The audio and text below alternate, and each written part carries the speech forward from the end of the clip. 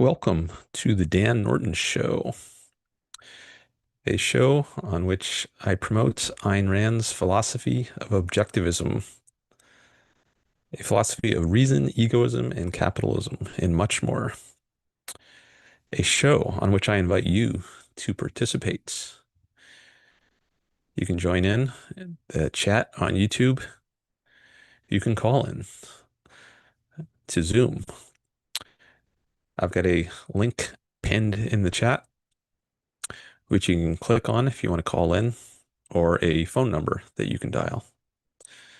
And I'm happy to discuss, debate, etc. Last show, we did a marathon show. I went for over 7 hours, and that set a record for my channel. I'm not sure how long I'm going to go today, but we will see. It is an adventure, and it's a choose your own adventure. I said in the title, today's show, I titled it Adventures in Promoting Ayn Rand. Here, let me bring that up on the screen. I like to share my screen. Glad to see we've already got several people here. I think we have might have set a record there. S says 7 waiting. Actually, the show is going live now, so it should say 7 watching if I refresh this page. Let's see. Oh, 6 watching now. There we go. Okay. So I think that's the most people I've ever had at the beginning of a show. Um, maybe that's because I put out an announcement much earlier than I usually do. Instead of just announcing the show the same day, the morning of, maybe an hour or two before it starts today, for today's show, I put out an announcement almost 24 hours in advance. So maybe some people saw that, and that also might have helped me get some likes to start the show. Thanks to those of you who've given it a like. I see Robert is here. He got us started in the chat with his strawberry there. He says life is either a daring adventure or nothing at all. And he says that's a Helen Keller quote. Um, Another adventure begins. So Robert, he said that this strawberry is some inside joke, or maybe not inside joke, inside story, which I didn't get. I never heard, but it apparently goes back to his days when he was appearing regularly on the Ayn Rand Center UK channel. That's all I know about it because he said that in the last chat, in the last live stream, I think. So maybe we'll find out some more about the history of the strawberry.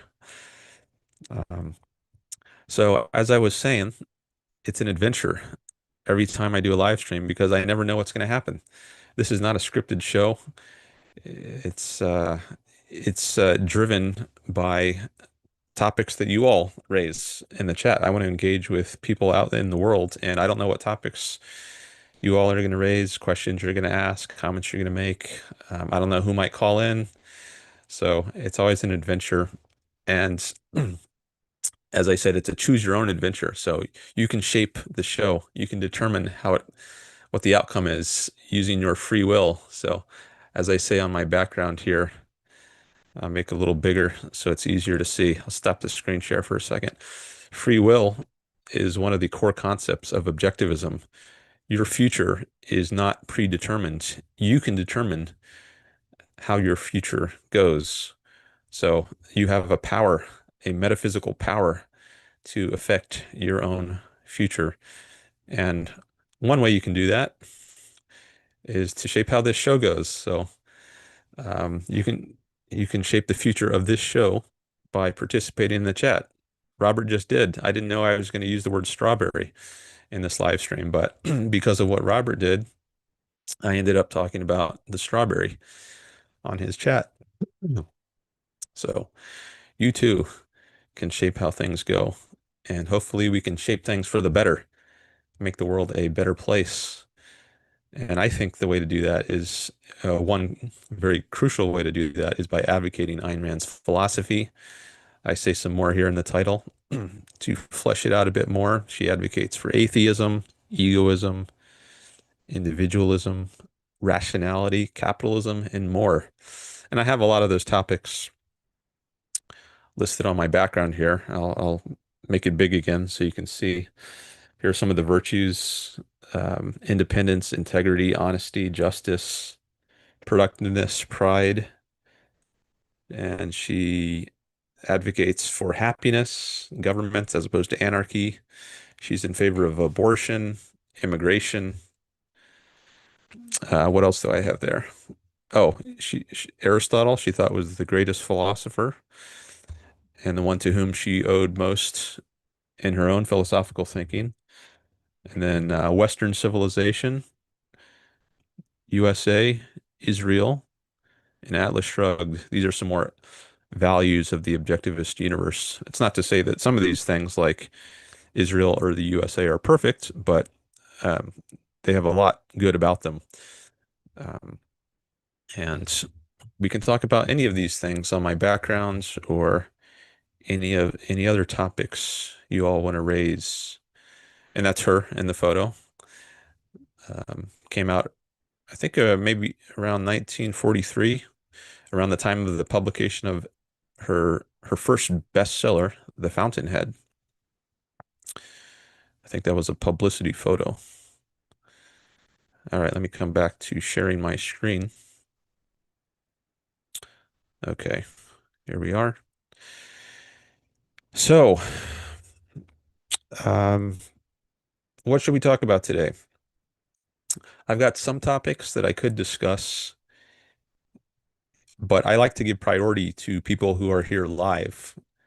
So, if you want to raise a topic, I will give that priority. Otherwise, I'll talk about some other things. So, since I don't have anything coming in just yet, I will say one thing I've been learning about recently is Nick Fuentes, or one person I've been learning about. Nick Fuentes and the Groyper movement. Someone asked about that in a recent live stream, maybe one or two live streams ago. Someone asked if I knew anything about the Groyper movement, and I said, not much. Well, over the last day or two, I've been reading about the Groyper movements and Nick Fuentes, who is the leader, and that's been interesting. Uh, I've got a pretty negative opinion of him.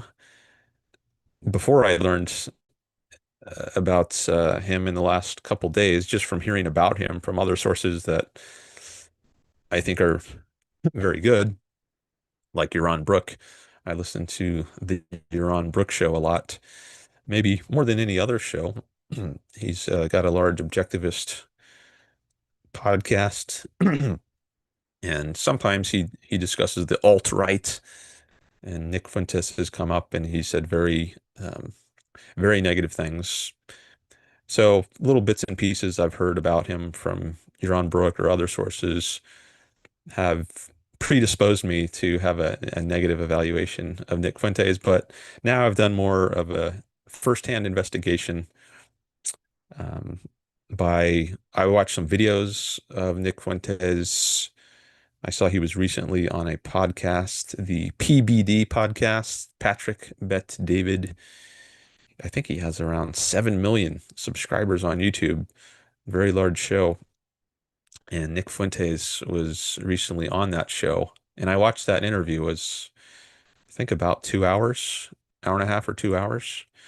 So I got to know him better there. I watched some other videos he was in, some debates, and I read the Wikipedia article on him, as well as the article on the Groypers. So I have a much better idea of what he's about, and I think it's very bad. So maybe I'll go over some of that today. Maybe I can open up the article, show you some quotes about him. That might have been prompted in my recent show by the Charlie Kirk murder. I don't know if that's what prompted one of my chatters to mention the Groypers because there was some speculation shortly after Charlie Kirk was murdered that maybe the murderer was a Groyper because there's been a feud between um, Charlie Kirk and Nick Fuentes um, for a number of years, I think going back uh, at least to 2019, maybe before then. But I think there was something called the Groyper Wars in 2019. I think that might have been when Nick Fuentes first started to make a big push for his audience to troll Turning Point USA, that is Charlie Kirk's organization, and show up at his events and ask these trolling questions, try to disrupt things. So there was this Groyper Wars in 2019. So at least going back that far. And I think the Groypers and Nick Fuentes, they criticized Charlie Kirk in Turning Point USA for being too too pro-Israel. I think that's one of their criticisms, and maybe too pro-immigration, which might seem surprising. Um, but I think for a long time at least, there's been talk about how, oh, we're not against all immigration. We're just opposed to legal immigration. And I think that might be the stance that Turning Point USA has taken. Um, However, Nick Fuentes and the Groypers, I think they're more on the side of let's not have, I don't know if they would say let's not have any immigration, but at least I think it's not merely illegal immigration that they oppose. They're worried about white people being displaced, something like this. And by non-whites, and he says many times in his videos that I've seen, America doesn't look like it used to look like, and uh, he thinks that American identity is being eroded because too many people who aren't like Americans have been allowed to immigrate.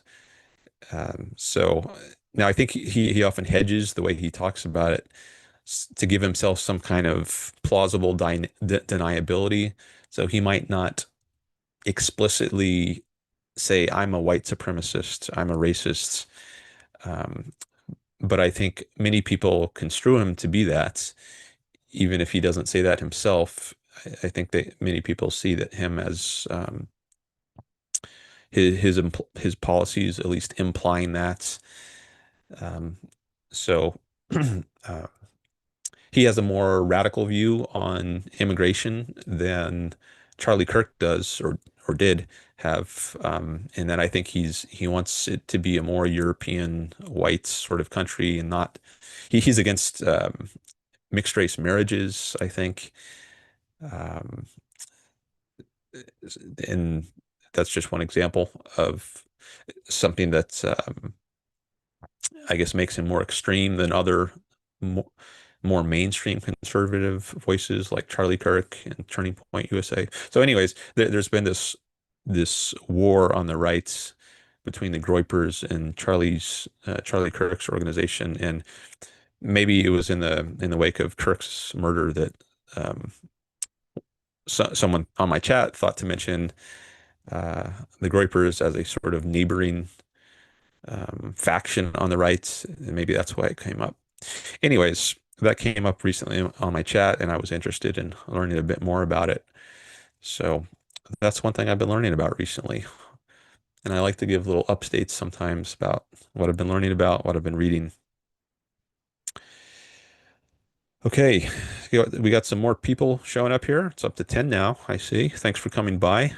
I think the likes here, they don't always update as quickly as they do on my back end screen. See if I go to this other tab here, it might show a different number of likes. Yeah, see here, it's up to 7 already. The number of viewers has been updated here. So I think this screen with the black background is more up to date. It updates more quickly than the the public watch page that you can see. So sometimes I like to come over this page to this page to see more updated analytics. This also tells me the number of people who have come by in total. Oh, it's up to 11 now. See, it updates very fast. Maybe if I go back to the other screen, it's still going to be at 10. Let's see. Oh no, that just updated too. Okay. Um, I saw a new chat from Robert come in when I was on the other stream, but it's, oh, actually, yeah, why doesn't it update here? Is this it takes there's about a 15-second delay, I think, between when I say something and and when you hear it. Saw a chat from Robert here, which isn't yet showing up on the other screen. I'm not sure why, but I'll just read it from here.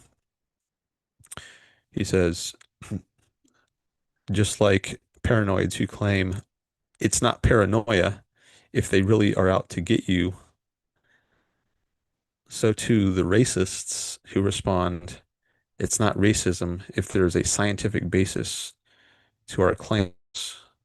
Disgusting.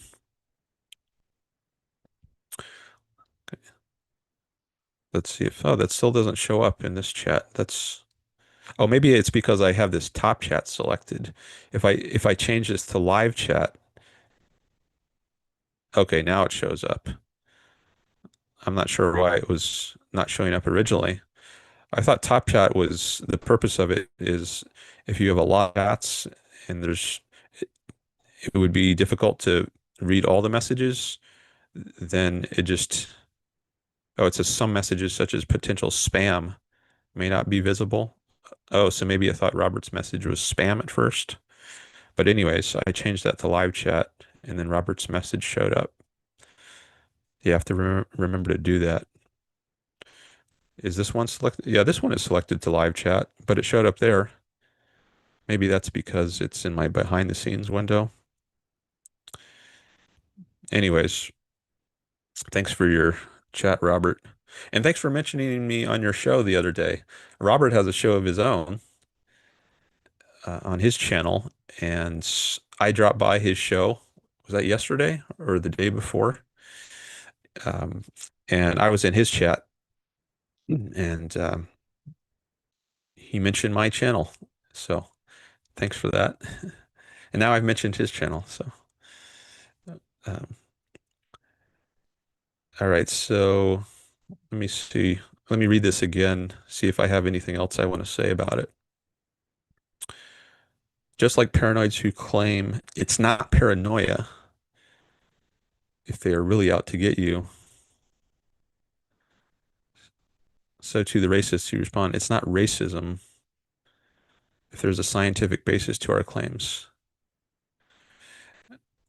You might be, you might have in mind something like The Bell Curve, that book. Who was the author? Charles Murray, I think. And I think that book argued for the idea that there's a difference in IQ between the races, and allegedly there's a scientific basis for that claim that I don't know what it is. I don't know if it's the Jews are smarter than non-Jews or whites are smarter than non-whites or I don't know exactly what the claim is, but I know there's some claim about race and intelligence, and I think some people on the alt-right use that as a justification for their anti-immigration policies. Um, I think maybe they see it as grounds for excluding um, non-whites or non-Jews or well, it wouldn't be non-Jews because I think they're quite anti-Jewish. Um, but as a grounds for excluding some groups on the basis of they will lower the value or the intelligence or the value of our culture or something. Um, and they claim there's a scientific basis to their claims about IQ. But even if it's true, I don't think it matters. Um, Uh, so your intelligence is not your level of intelligence isn't what should determine whether or not you are free to immigrate somewhere. What matters is um, respecting freedom. So I think if respecting freedom means people should be able to do as they choose. They should be able to act on their own judgment and not be forcibly stopped from doing that. And if their own judgment tells them it would be good for them to immigrate to some country like the United States, they should be free to do that. And to forcibly stop them, I think, is to interfere with their freedom. And many people on the anti-immigration side will claim, well, the country has a right to stop people from coming in. Um, I don't think that's right, though. I think that might be a collectivist way of looking at things rather than an individualist way of looking at things. If you own some private property in a country, then you have a right not to allow anyone into your private property. But I don't, the country as a whole is not private property. And so I don't think it makes sense to say that the country or we United States citizens have a right to keep people out of our country as if it's some big piece of property that belongs to all of us. It's not. It's a geographical area which has certain borders, boundaries, which limits the jurisdiction of the United States government. But the role of the government is properly, the role is to protect people from force. It's not to limit their movement. So if an immigrant peacefully wants to come into our country and he's not coercing anyone, like say I want to invite him onto my property or I want to hire him to be my employee, I should be free to do that. And he should be or she should be free to take me up on my offer. Neither of us are coercing anyone. It's just a voluntary exchange. Um, so as long as you're not forcing anyone, then you should be free to act as you choose. And simply immigrating somewhere does not involve coercing someone. Again, if someone is going on your property, if it's your private property and someone goes onto it without your permission, then they're trespassing. They're doing something without your consent. And that's wrong. And you can say that violates your rights. But simply coming into the country is not a violation of anyone's rights. It doesn't involve coercing or initiating force on anyone. Uh, so um, this was just going back to the issue of intelligence. I think it's irrelevant, really, to the issue of immigration. All that should matter for whether someone can immigrate is whether they're respecting people's rights. There's plenty of people in the United States who have low intelligence, but that's irrelevant. That doesn't mean we should deport them from the country and not allow them to marry and have children, and we should euthanize them or something. No, that's crazy. Um, that's a violation of their rights. So intelligence is irrelevant to the issue of rights. Um, and I'm not even saying it's true. What these claims that are made sometimes about different races having different intelligence, I'm not taking any stance on that at all. All I'm saying is it's not relevant politically. All right, I see we got some more chats coming in here from Robert. Thanks for those. Let me read some of those. He says Nick Fuentes and company is a rabbit hole or sewer I've successfully avoided so far since a recurring theme on 5 minutes. That's the name of his show, 5 Minutes with Robert and Amy. I think that's the title of it. Even though the show actually is longer than 5 minutes, I think it often goes for longer than an hour. Um, his show is called 5 Minutes with Robert and Amy. He says, He's successfully avoided this rabbit hole or sewer so far, since a recurring theme on his show is the right sizing of our attention on news and evils. Okay, so not giving too much attention and time and thought to bad things in the world. I think that that makes sense. I don't think it's good to think about evil. Well, there's a quote in one of Ayn Rand's novels. So one of the characters says, "Don't think about evil a minute longer than it is necessary to fight it," or something like that. I don't think I got it exactly right, but evil should not dominate your life. It does exist, but you should do what you can to get rid of it and then go on to pursuing positive values, um, achieving happiness and success in your life. That's really what makes life worth living. That's what it should be about. And only dealing with evil as far as is necessary to get it out of the way, um, so that you can focus on good things in life.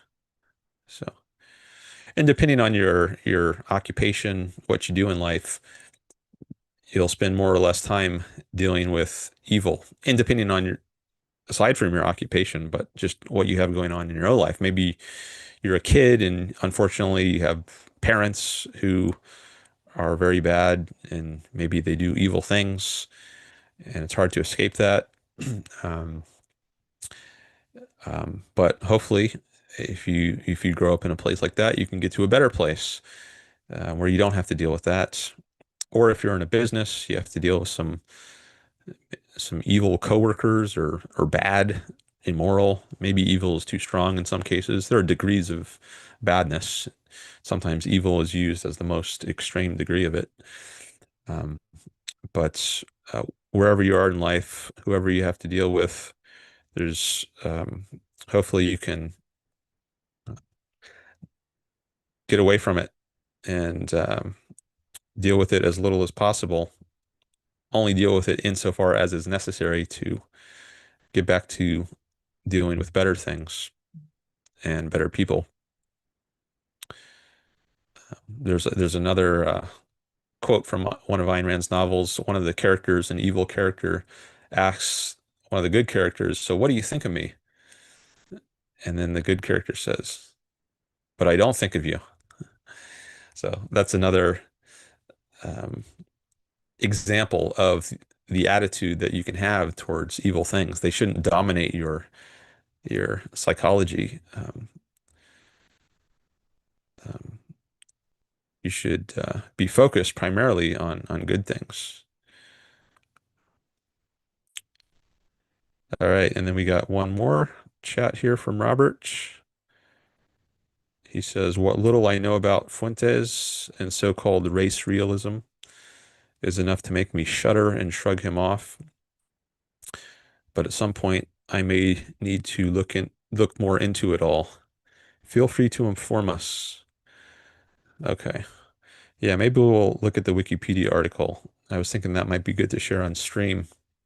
So if you're a commentator on the news, or you do a podcast on cultural, political events like Yaron Brook does, or like I do sometimes, I don't entirely just do politics, but it's part of what I do here. Then you might have reason to spend some more time learning about these things because it's relevant to what I do as a podcaster, as a YouTuber. Whereas if you're not commenting on cultural, political events, maybe you're a dentist and you spend your time mastering the art of dentistry. Well, do you really need to know about this stuff? Maybe not. I mean, politics affects everyone, so like healthcare law might affect that dentist. Right now, I think dentistry is relatively less regulated than non-dentistry medicine. Certainly, veterinarian fields, I think, is less regulated than human medicine. So, depending on the field you're in, what's going on politically um, might affect you more or less. But maybe politicians will try to expand the law.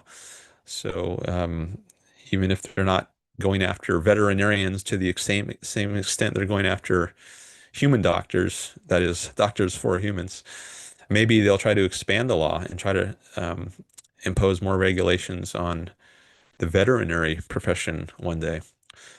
Hopefully that doesn't happen, but what's going on in politics can affect you, no matter what your occupation is, no matter what you do in life. So I think it makes sense for everyone, or maybe not everyone, but for many people, even if it's not your profession, to deal with politics, to know something about it, because it might affect you. But it's going to vary radically from person to person on how much it makes sense in your life to stay tuned on what's going on in the world. Because you don't want to just hear about this for no reason. Like I used to avoid the news. I used to I wouldn't ever keep up with the news, or very little, very little, um, because it would just depress me every time I read the headlines and see the latest terrorist attack or murder or um, school shooting or something. And I just didn't want to be depressed all the time. And so much of the news is bad. Often there's that saying, if it bleeds, it leads. So the worst news is often what gets the most, um, what has the most um, time on the headlines. That's what's blasting your faces. And I just did not want to see that. So I avoided it for a long time. These days, I'm still not a news junkie by any stretch. I don't. I know much more about what's going on in the news, but I don't follow it like Yaron Brook does. His show is different than mine. He typically covers the news, and his show titles reflect that. Like he's often, I'll give an example of, or I'll go to his show, and you can see some of his titles on YouTube.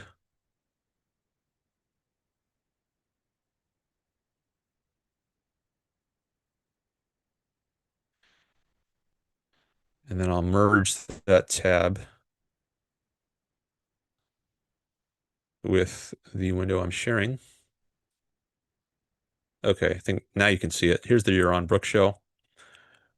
So you can see, look at some of these titles. He's talking about the Charlie Kirk Memorial, H-1B visas, free speech attacked, New York Times lawsuits, weak Democrats, Taiwan versus China, Jimmy Kimmel is canceled, CEO's cave, Israel isolated, Saudi power plays. So he's commenting on what's going on in the news on a daily basis.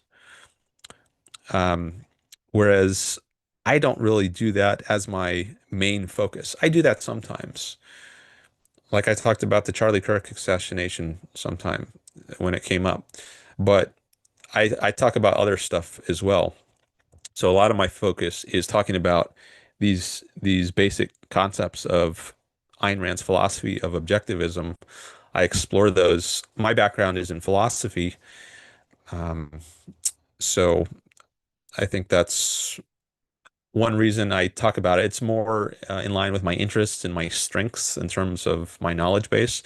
I'm not nearly as up to date on the news as Iran is. So even if I wanted to talk about the news that much, I wouldn't be as qualified to do that. Maybe I'll get more qualified, and I am learning more about the news as I'm doing this podcast. So maybe in the future I'll comment more on the news, but a lot of my time now is spent talking about just philosophy as such, rather than its application to what's going on in the news. Um, so I have a different, there's a difference in emphasis, I would say, in the kinds of shows and topics that I cover versus Euron's. Um, but as I said, that might evolve over time. All right, let me go back to sharing that screen.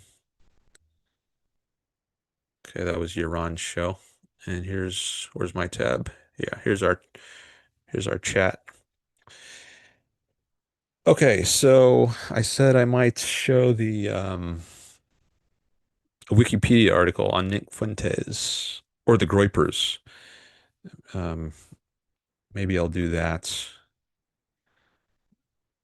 But I could also, let me see some more of these chats. I think these might be on different topics. Well, let me just quickly at least read these. So Robert says, you've got to know enough to take actions on your behalf, from buying insurance and personal protection items to supporting organizations fighting on your behalf, from police and fire departments to think tanks and political organizations. And who to vote for, I'll add that one in, or what policies to support when you vote. Sometimes there are refer excuse me, referenda that you can vote on. Um, there are things you can do, Robert says. The important thing is not to churn, to make oneself miserable without purpose and to no end. Right. Yeah, there needs to be a purpose. Don't just wallow in bad news um, without any purpose. Um, do it because it serves your life in some way. Like maybe you can make money from it if you're a podcaster. Then it's life serving. Yeah, I agree with that. Okay, so maybe I'll bring up the Wikipedia article on Nick Fuentes, and we'll go through some of that. Unless I see some chats, feel free to jump in at any time with the chat and raise any topic you'd like. Um, and for now, though, I'm gonna open this here. Let me open it in a different window first, and then drag it in. Here we go. Here's the Wikipedia article on Nick Fuentes. And also let me plug in my laptop. It's getting low on batteries. Just a moment.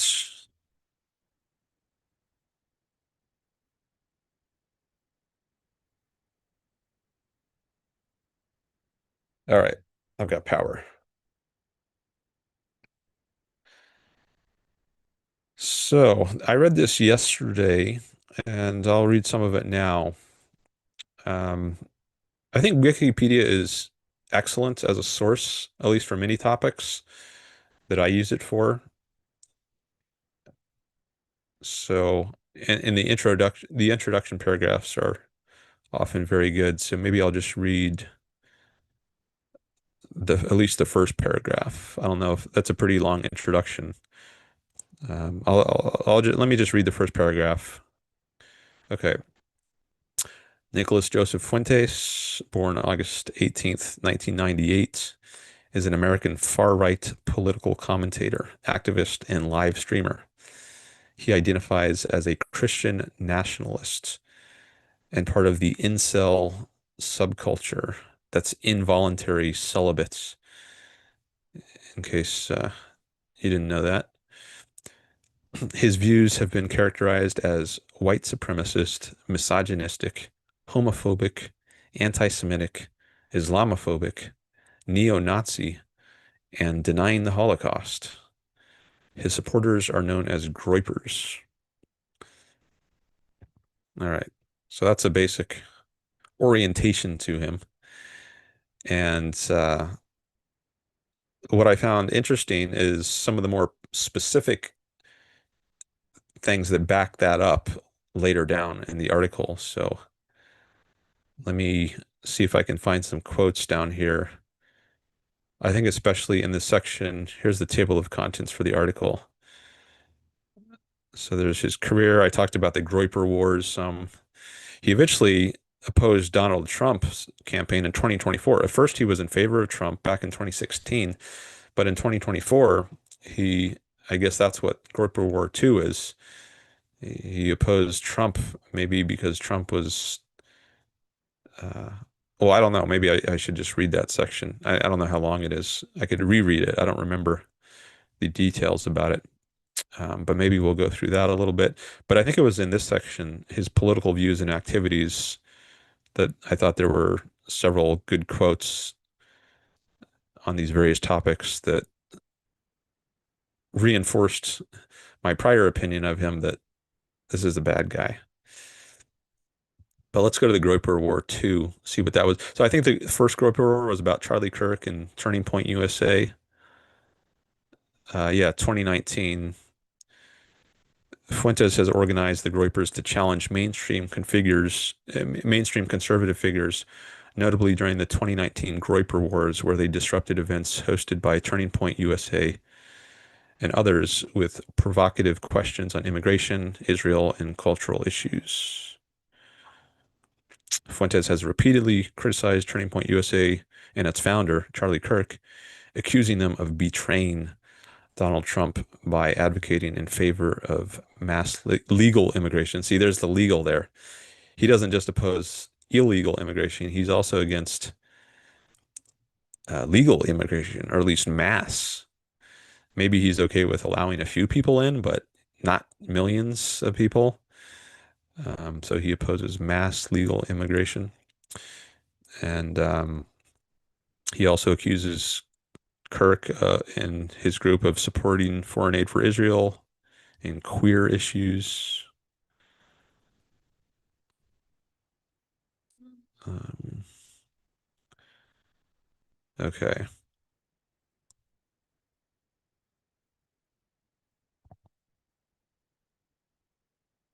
Okay, I guess I'll read some more of this. I'll read the rest of this section, get it on the record.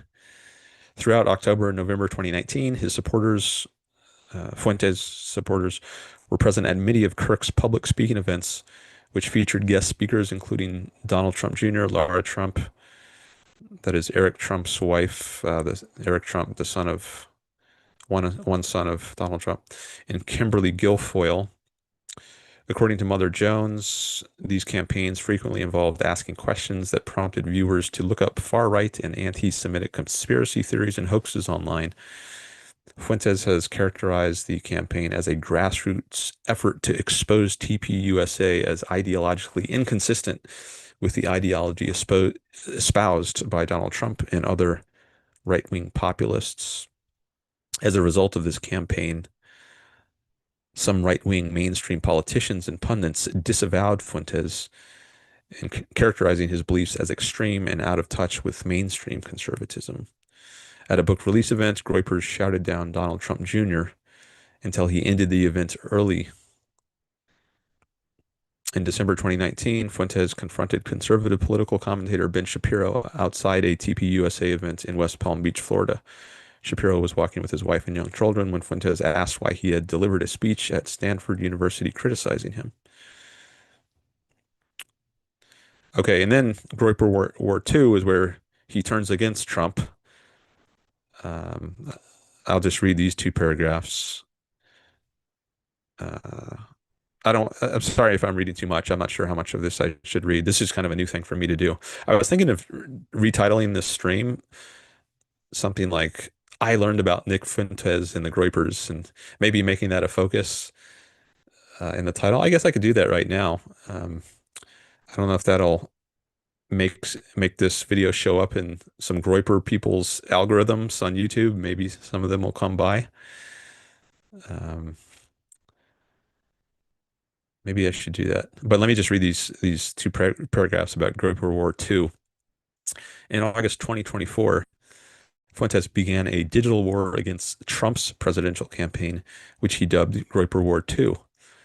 The Daily Dot reported that after poor polling for Donald Trump, Fuentes began calling on his followers to, quote, bring the energy with memes, edits, replies, and trolls, unquote, aimed at pressuring Trump's campaign to adopt further right positions on race and immigration, as well as urging Trump to fire his campaign advisors, Chris LaCivita and Susie Wiles, in addition to directing his followers to make their demands trend on X, formerly Twitter, and Truth Social. Fuentes threatened to escalate pressures in the real world, urging followers to withhold their votes and protest Trump rallies in battleground states. Shortly after initiating this effort, Fuentes took credit for Trump's rehiring of Corey Lewandowski as a senior campaign advisor. J.D. Vance said Fuentes was a total loser and indicated the Trump campaign would not listen to him. All right.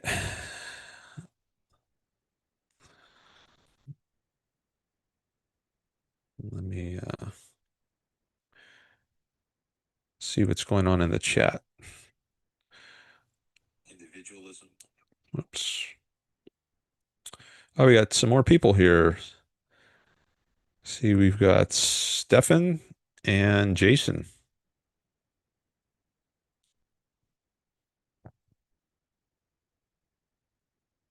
And we got some more people watching. Thanks for coming by. So here's the recent chats. And if I scroll down on this screen, I can see here how many people are here. But the likes is usually behind. As I mentioned before, on this page, the likes are more up to date. And this also, I think, is more up to date. So that it's constantly fluctuating. Um, so maybe I'll go back and forth between the chat and this article I'm reading. I don't like to get away from the chat for too long because I do want to engage with people who are here live. I appreciate you being here live. Um, but let me just go through some of the quotes that I thought were interesting about Nick Fuentes, some more details, um, and then I'll come back to the chat. So it was down here in this section on his political views and activities. So let's see if we can find some good quotes here. Good, not in the sense that the views being espoused are good, but in the sense that they give us a good idea of what he's about and why I think he's not a good guy.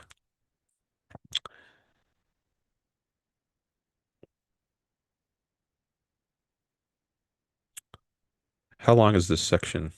Would this be too long to just read? Um, yeah, I don't think I want to read this whole thing on stream, but let me read part of it. So what would be good parts? Maybe the first section, alt-right, anti-immigration, white supremacy, religion, foreign policy. Yeah, Taliban. Gosh, there's so much. Okay, I'm just going to start reading and then maybe I'll read the whole section. Maybe it'll take like 5 minutes. But anyways, if you haven't read this and you're interested in this topic, might be good for you to know this anyways. So I guess it can't do much harm, and maybe it'll do good to read this. Okay, and maybe it'll give you ideas of things you're interested in talking about more in the chat. Okay, so here's his views on the alt-right, or views that are relevant to the alt-right. Fuentes calls himself a reactionary, stating that he wants to turn the Republican Party into a truly reactionary party. The Southern Poverty Law Center and Anti-Defamation League say he hopes to have the alt-right displace conservatism in the GOP and has criticized mainstream conservative groups, stating that, quote, Christian Republican voters get screwed over, unquote, because, quote, the GOP is run by Jews, atheists, and homosexuals, unquote. Maybe I'm not going to say quote every time I get to a quote because you can just see on screen here that it's a quote. If you're just listening and you're not watching, then just realize that some of what I'm reading might be quotes from Fuentes. And if you want to see what it is exactly, you can watch. All right. It goes on. Fuentes strongly opposes immigration, which he believes is a demographic threat to the United States. All right. And then in the section on white supremacy, Fuentes has spoken positively of a tidal wave here I'll put it in quotes. Sometimes I think it's important to emphasize it's a quote. Fuentes has spoken positively of, quote, a tidal wave of white identity, unquote, following his attendance at the 2017 Charlottesville Unite the Right rally, and sees America's, quote, white demographic core, unquote, as central to the country's identity. So I'll just pause, making a side comment. So is that correct? Is someone's race, is there being white, is that core to a country's identity? Is that really essential to who we are as Americans? Is it that we're white people? That's what makes us Americans. Well, it seems like that's Fuentes' view. I would say not at all. What matters is individualism, um, treating people not by the color of their skin, by the content of their character, as Martin Luther King said. Everyone, regardless of the color of your skin, has the rights to life, liberty, and the pursuit of happiness. And race is irrelevant to that. Being white is irrelevant to that. So I think Nick Fuentes has a primitive tribal view of identity if he thinks being white is core to the country's identity. And I think he has a grave misunderstanding or evasion of what truly makes up the country's identity. It's the principles of individualism, freedom, and rights. It has nothing to do with skin. All right, but continuing this section, it reads, according to the Anti-Defamation League, Fuentes has repeatedly discussed the white genocide conspiracy theory on America First. That's the name of his podcast, America First, which I don't think is a good name because it implies that he promotes America and puts America's interests first, whereas I think he's destroying America. He's by the ideas he's advocating. Okay, continuing, it says Fuentes said the term white supremacist is an anti-white slur. Southern Poverty Law Center states that Fuentes wants the United States to be a white Christian country and has specified that it is not a Judeo-Christian country. So I guess he's against the Jews. So many religious people will say this is a Judeo-Christian country, but that's too much for him. He says we can only say it's a Christian country, I guess, not a Judeo-Christian country. On the podcast, Fuentes stated, quote, Jews are running society. Women need to shut the fuck up. Blacks need to be imprisoned for the most part. And we would live in paradise. It's that simple, unquote.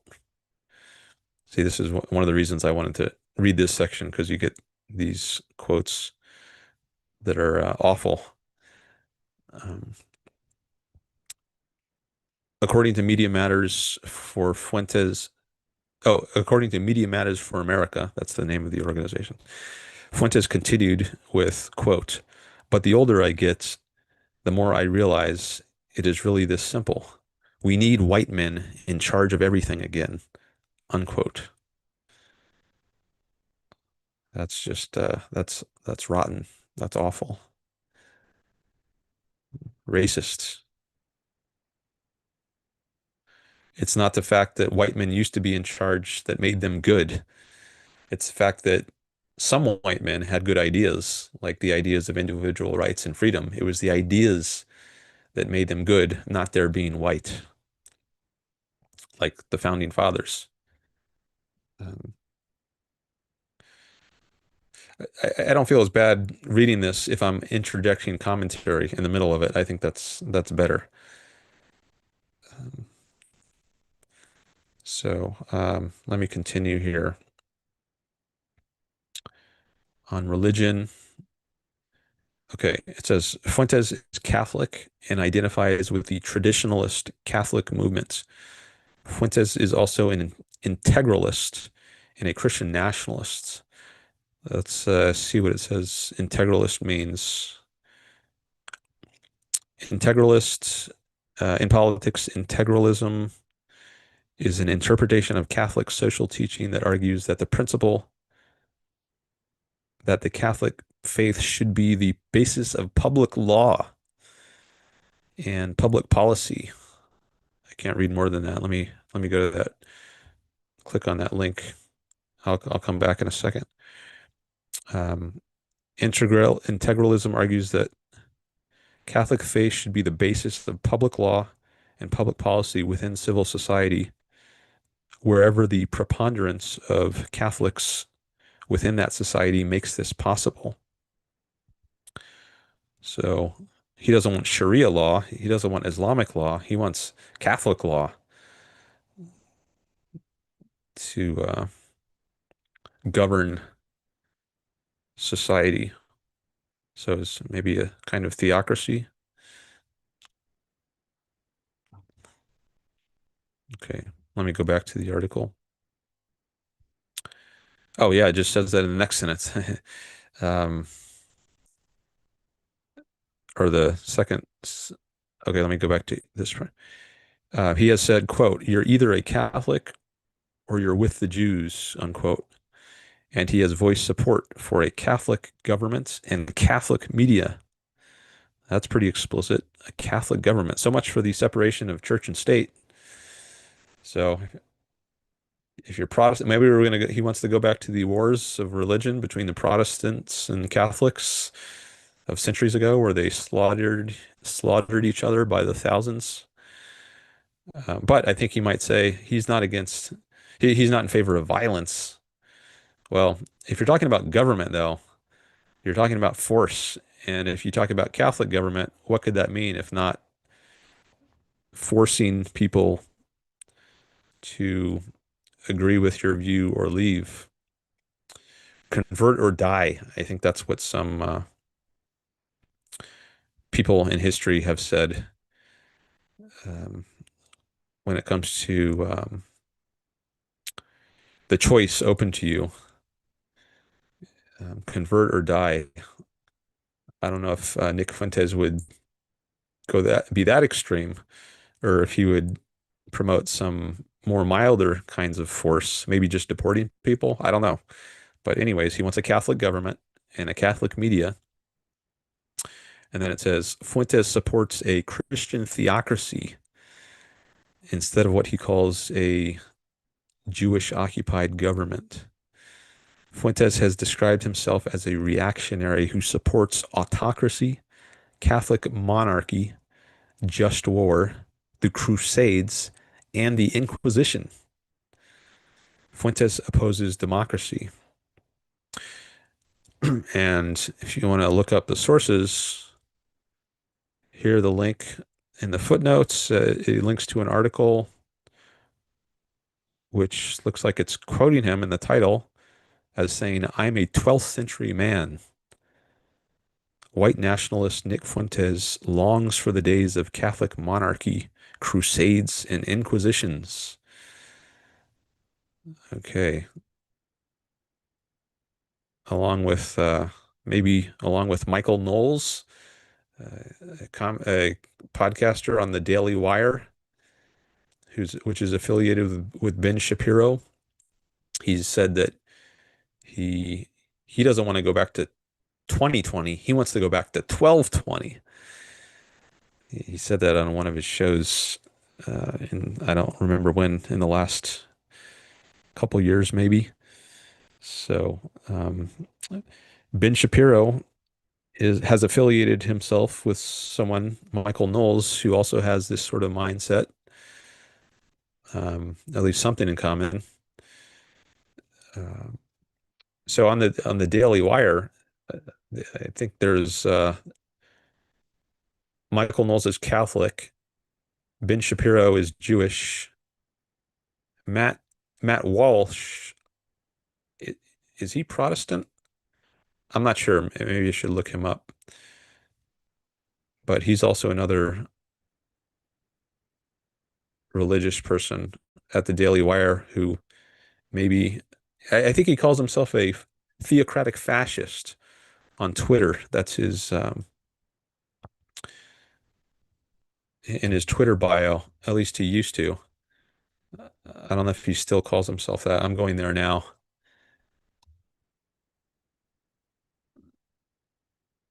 Matt Walsh. Yeah. Here, I'll share his Twitter page, Matt Walsh. See, that's the first thing in his bio, theocratic fascist.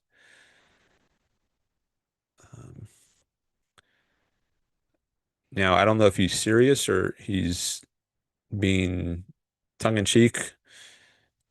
Um, I wouldn't I wouldn't doubt it though if he's serious. Let me I just want to quickly look at his Wikipedia page to see if I'm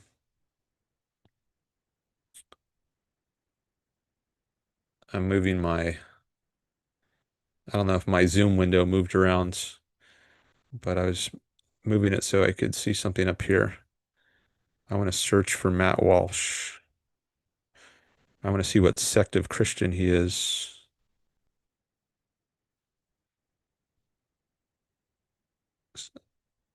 I thought maybe he was Protestant. Sometimes it says here what religion someone is, but I don't see it there. Um,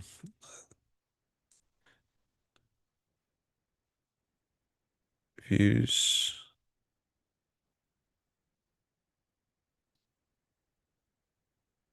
Here, I'll Google it in a different window.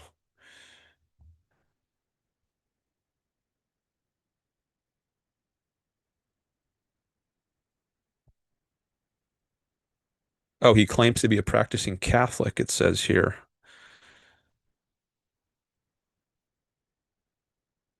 Okay.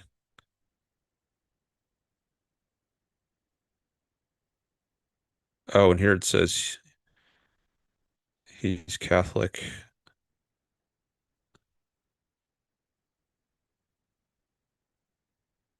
Here, I'll share this. This is some post on X. He says, as a traditional Catholic who believes in the church's social teachings, I am not welcome to speak at a Catholic church. That's where we are. Okay.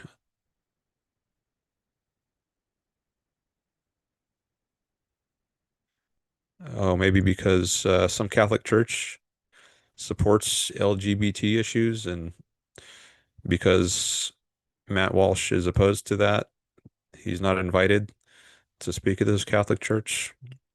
Okay. Anyways, um, I was just curious what kind of Christian he was, and I got my answer. So I'm going to go back to that Nick Fuentes article. Here I was down here in the religion section.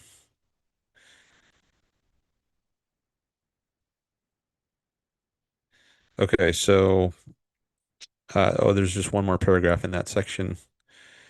It says on Nick Fuentes, Fuentes holds anti-Semitic views and denies the Holocaust. He has also promoted anti-Semitic conspiracy theories against Jews and called for a holy war against them. Fuentes frequently praises Adolf Hitler. Okay. Um, During his speech at AFPAC, that's America First Political Action Conference, which he's the leader of, which is a competitor to CPAC. You might have heard of CPAC, the Conservative Political Action Conference, but I think he's barred from that because from the mainstream conservative conference. So he started his own conference, the America First Political Action Conference. So in his speech at AFPAC 2022, Fuentes bestowed giggling praise on Hitler. He described the religion of Islam as a barbaric ideology that wants to come over and kill us. Foreign policy. On March 10th, 2022, Fuentes praised Tsar Putin for the Russian invasion of Ukraine, which he claimed was to, quote, liberate Ukraine from the great Satan and from the evil empire in the world, which is the United States. How how awful is that? That's a quote. So some of these things that are said in this article are they're just links. Like here it says he opposes democracy, and there's a link to something else. Well, it gives you a quote there in the title of the article, but here it's not just a quote to some article about him. It's actually purporting to represent his own words. Now, I haven't chased down all these links. If you were to do a very thorough research on something, you would need to find the original sources, I think, and verify that all these quotes and views that are attributed to Fuentes actually are his own. Um, and I'm not going to dig up all the links, but at least the presentation of them in Wikipedia um, makes him look quite bad. Um, okay, then on China, he says Fuentes would support a Chinese invasion of Taiwan, saying in 2022, I want China to take back Taiwan. I want Russia to take back Ukraine, if for no other reason than it's time for America to be humiliated, unquote. On Israel, it says Fuentes is a vocal critic of Israel. He stated that the United States should withdraw support for Israel because, quote, we're European, they're ethnically Jewish, unquote.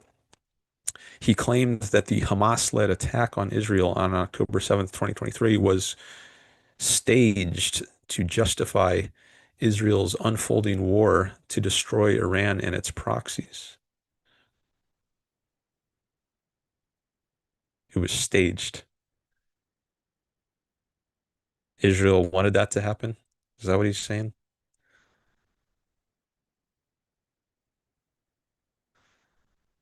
Okay, on the Taliban,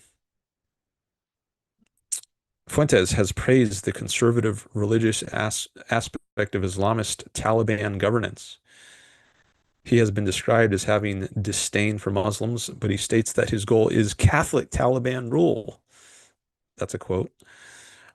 In the United States, Catholic Taliban rule. After the Afghan government fell to the Taliban while American forces were withdrawing in August 2021, Fuentes posted on the Telegram messaging service, quote, the Taliban is a conservative religious force. The U.S. is godless and liberal. The defeat of the U.S. government in Afghanistan is unequivocally a positive development.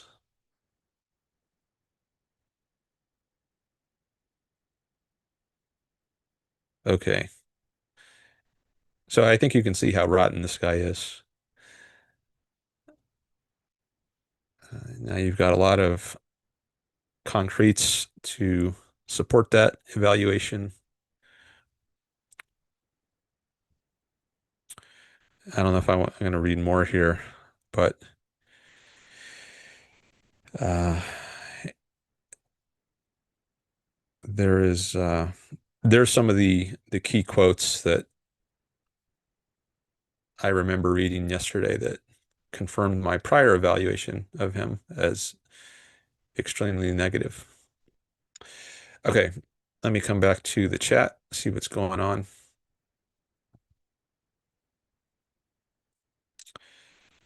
Greg is here. Hi, Greg. Greg, Jason, Robert, and Stefan. Those are the chatters we have so far today. Let me go up here to the scoreboard. Not that I'm really interested in keeping score on how many points people have, but I just like to, it's nice. You can see all the chatters here in a list. So Stefan is the new chatter for today. Um, I've seen all the other chatters before. I'm gonna take a quick look at your channel, Stefan. Sometimes I like to go to the channel of new people to see if there's anything there. I don't see any content there.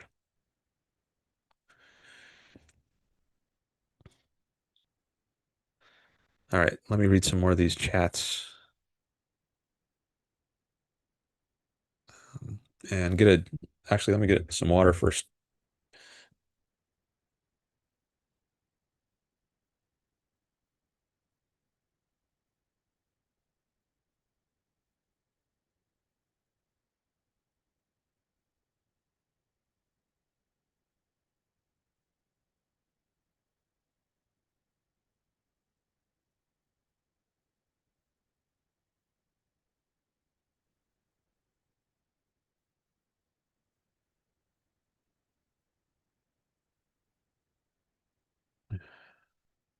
And let me take a quick look at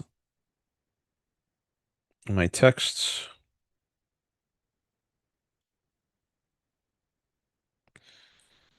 Okay.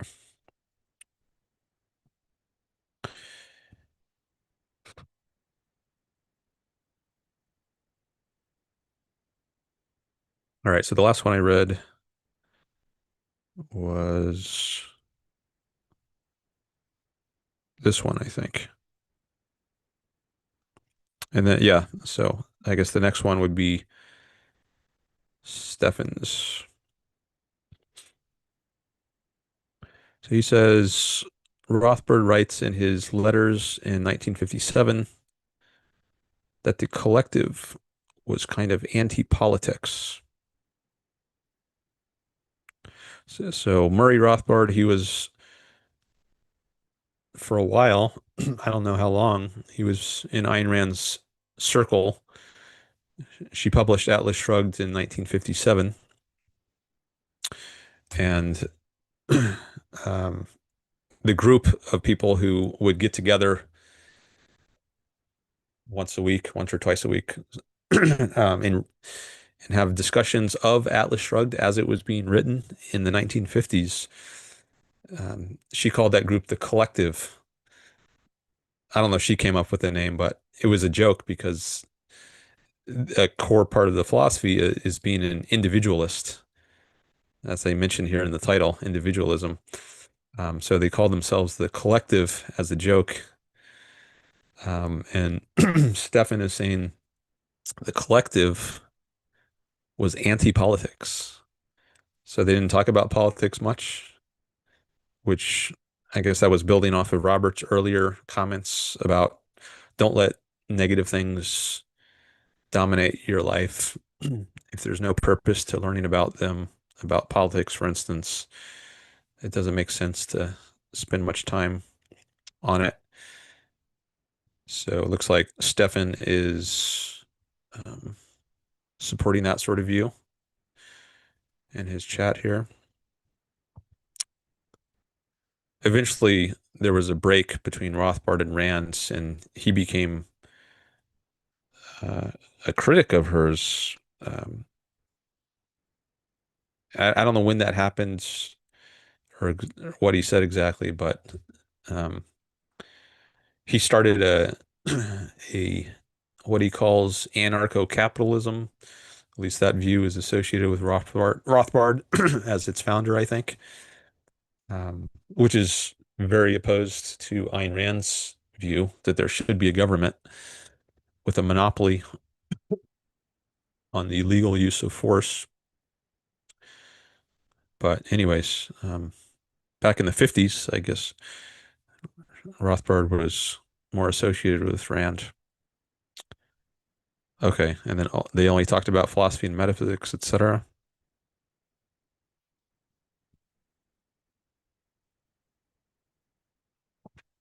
Jason is here for a bit multitasking.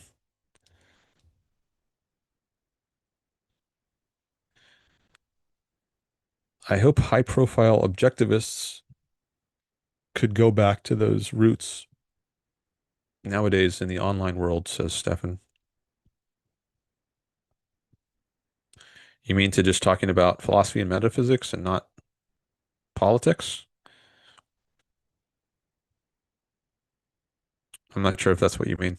I don't think we should, I don't think we should avoid politics. I just think it shouldn't be the only thing we talk about, and it shouldn't dominate you um, to the exclusion of everything else, and such that it just makes your life negative and miserable and unhappy. I mean, if you're a political commentator as your profession and you really enjoy that, then I think it's fine for politics to be a central part of your life. But only if you actually enjoy that and it contributes to your happiness. Robert says, sounds reasonable, but what would that look like? Perhaps ARC UK getting back to more philosophy and culture, less war shows. Yeah, they made a big turn right after October 7th, 2023. It seemed like they exclusively were talking about the war in Gaza, the Israel-Hamas war, and maybe related issues. I think they've since started to include some other topics again as well, but maybe it still dominantly is discussing the Israel-Hamas war. I'm not sure. But Robert goes on, Yaron, of course, has current events as his format, so that won't be changing. Sometimes he does other shows on non-political issues. And actually, he's got a members section. So if you're a member of his channel, which you can do if you have a if your channel is monetized, one of the things you can do is have a section, a members only section.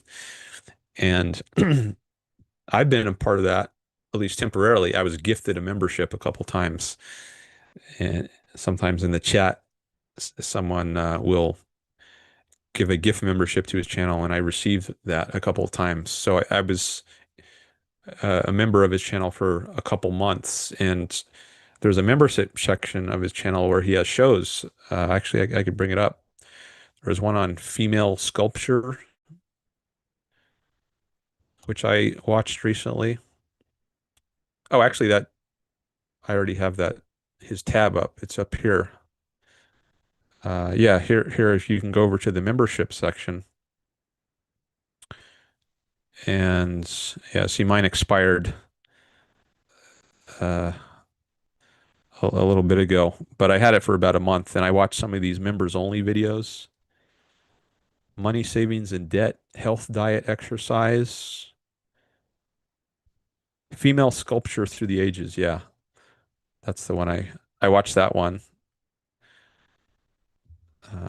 Westerns, Western movies, that is, in American art form. So he does talk about other things, but yeah, I do think his show is mostly it's more on politics than on other issues. Um, as you can see in the topics. Well, here, like culture, art. I mean, he does mix in culture, but there's definitely more of a political focus on his show than on my show.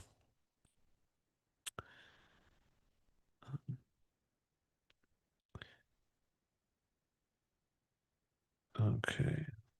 Robert is doing yard work. It's autumn in Motown. Okay. I knew you were in Michigan somewhere, but I didn't know you were in Motown in Detroit.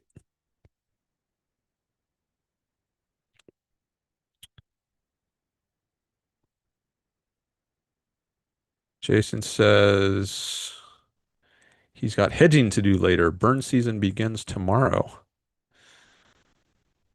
Now I need to capture a video of a test of me installing a privacy extension on Edge. So I got to turn the audio off for a bit. Okay.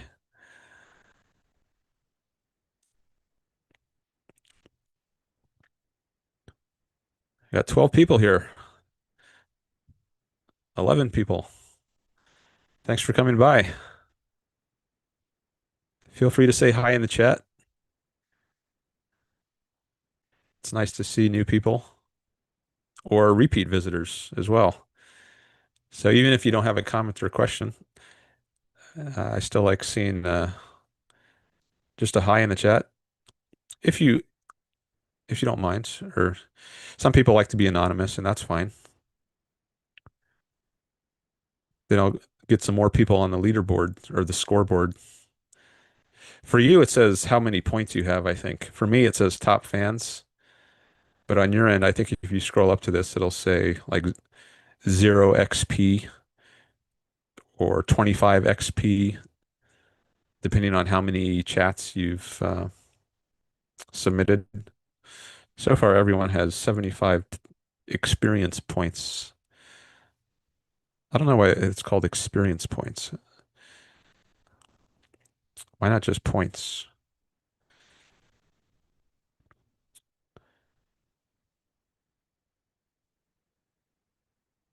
Anyway, um, oh, Florida Nick said hello. Hi, Florida Nick. Now he's going to be on the leaderboard for this. Yeah, shows up as Rational 863. See, he only has 25. If you do one chat, that gets you 25 XP. So I guess that's the smallest amount of points you can get.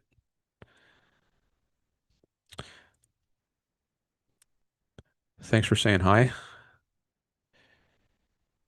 Greg says, integralism, the Catholic version of Islamic Sharia law.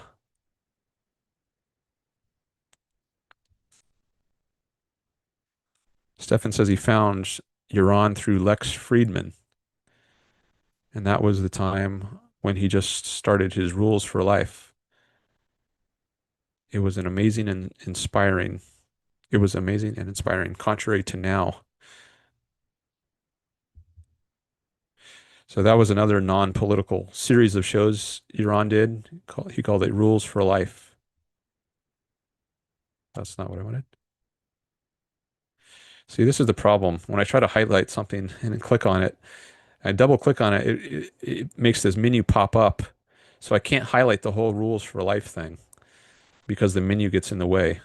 See, I would go like this and try to highlight rules for life, but maybe if I don't know how to, there's probably a way to do it. Like if I start out here outside, or maybe if I start from the right and drag to the left,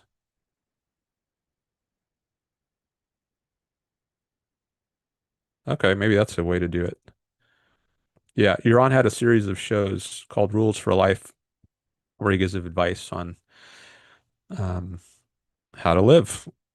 For example, um, be independent, practice these virtues that I have on my screen back here. Be independent, have integrity, be selfish, etc. I don't know if that one is behind. Let's see if maybe there's a. I don't remember if that's behind a paywall in the. Oh, here it is. Rules for Life. Looks like you can listen to it. View full playlist. Euron's Rules for Life. Part one, part two, part three, part four. Fear, courage, risk taking. Don't stop moving. Be a seeker of truth. Dealing with setbacks. Being positive. The power of good. Health, wealth, and pleasure. Living by principles. Okay, so there's some non-political content on Neuron's show, which you don't even have to be a member for, it looks like.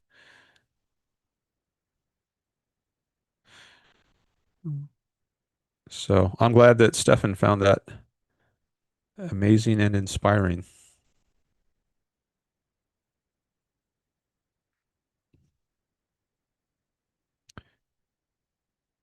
What's the point of talking nonstop about others, especially when you are powerless?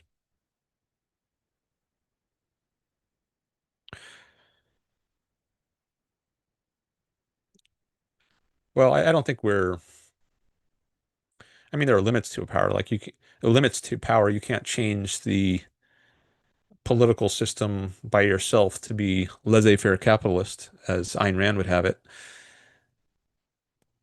But maybe you can make small steps in that direction. First, we have to change people's ideas. We can't get the political system we want if we means objectivists or supporters of laissez-faire capitalism.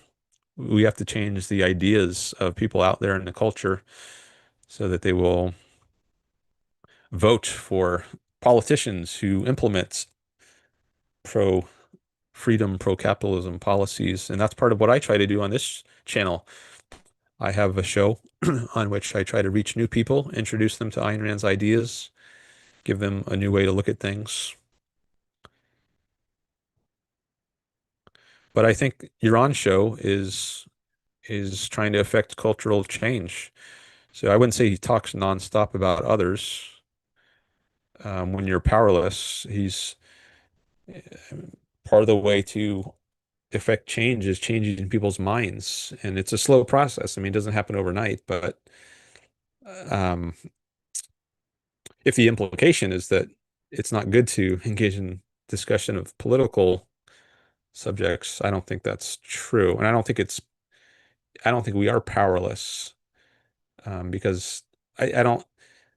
I mean, I think you could say we're powerless to affect overnight change, but that's true of any political faction, um, whether you're Democrats, Republicans, Libertarians, Green Party, or you're not going to get your agenda through overnight.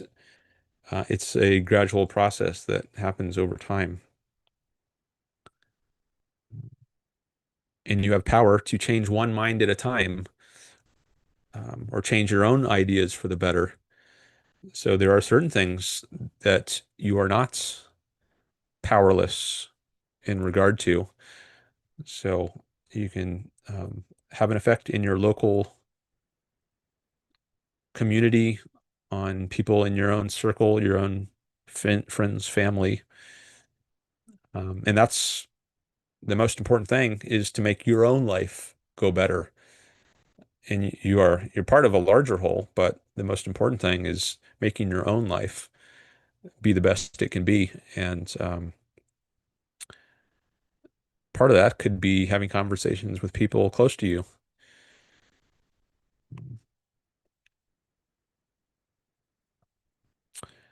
I see another comment from Robert just came in. He says, okay, had to put the weed whacker to comment. Had to put down the weed whacker. If the state of the world has you angry or in despair, ask yourself this: what would you be doing differently in an ideal world? And he puts that in all caps.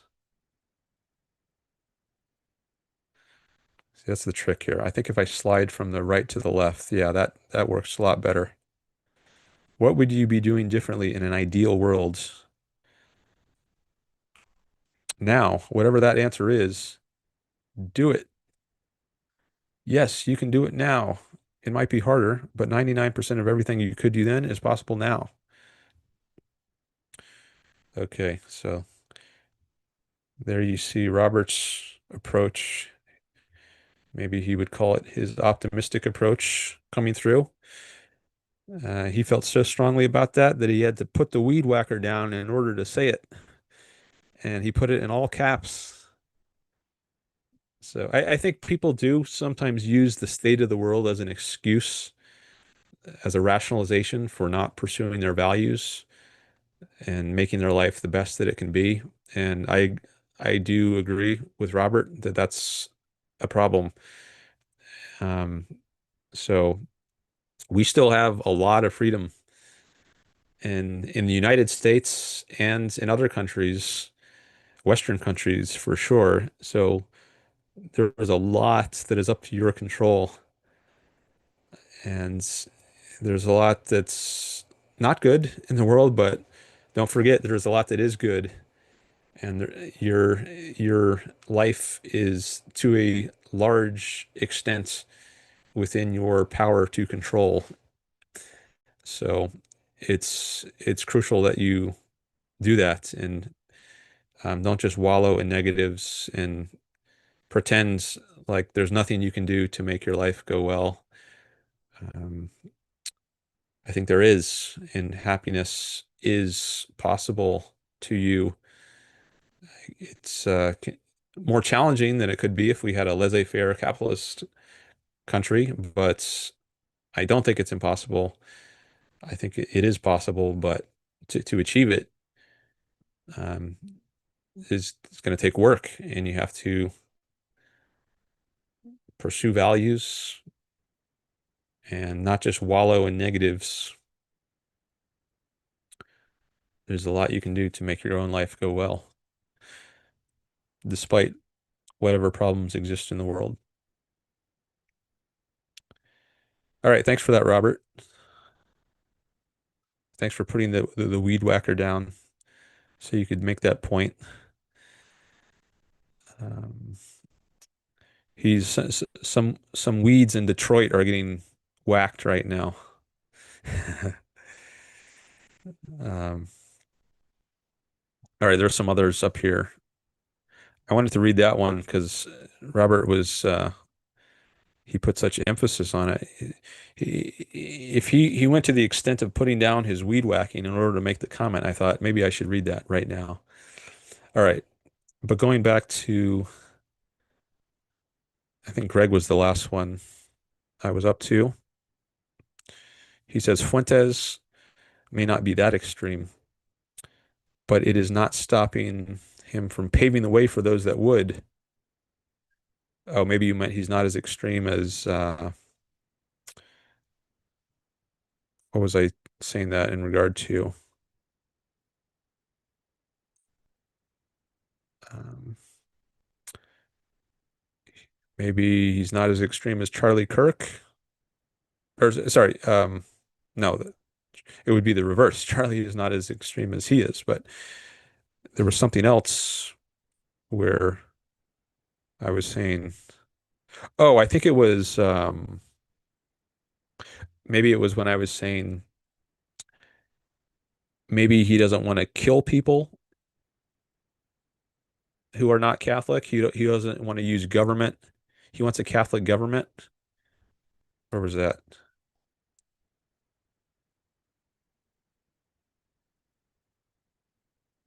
He has voiced support for a Catholic government. And oh yeah, I was saying maybe he wouldn't go as far as saying he wants people to face the choice convert or die, but maybe like happened in the Middle Ages, I think. But maybe he would say convert or we're going to deport you or something. And maybe it was in relation to some comment like that that Greg was saying maybe he's not that extreme, but it's not stopping him from paving the way for those that would say those more extreme things. Oh, theocracy, says Greg. Okay, yeah. So even Fuentes is not the most extreme person there could be, but um, he might still be paving the way for those who are, um, maybe by getting people more used to the sorts of ideas he advocates, then the next over ideas don't seem as extreme as they used to, since now people are used to hearing about Fuentes's ideas. Um, there's a moving window, the Overton window, it's sometimes called, of ideas that seem not beyond the pale, but that Overton window can shift over time so that what used to seem beyond the pale no longer does.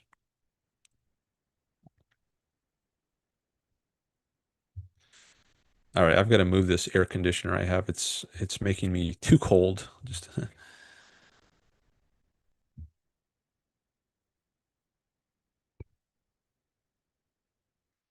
I do appreciate air conditioners, which I would be less likely to have if we had a theocracy, a rule of brutality. and coercion is not good for a high standard of living. All right. Then Greg says it is to provide some backgrounds as Fuentes was brought up in inquiry on the last show. Oh, I guess he's replying to Stefan here. What's the point of talking about Fuentes? That's what this is asking about. A previous chatter, yeah, as Greg mentioned, the Groypers and Fuentes came up in uh, in the last show or two, and I didn't know much about him, so but I was interested to learn more about him because he has some influence in the culture. He just showed up on my YouTube feed recently in this podcast with 7 million subscribers on it, and he was on that. So, um, if you're gonna fight for your values, um, it's sometimes good to know thy enemy, so you're more better equipped to fight for your values against those who would destroy them. Greg says, I disappeared momentarily. Hmm. All right. I'm glad it was only for a moment.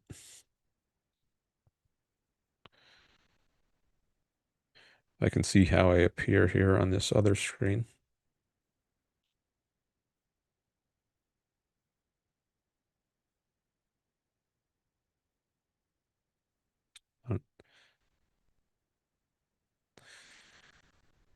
Oh, to deal with the air conditioner. Yeah, it was a little out of reach. Um,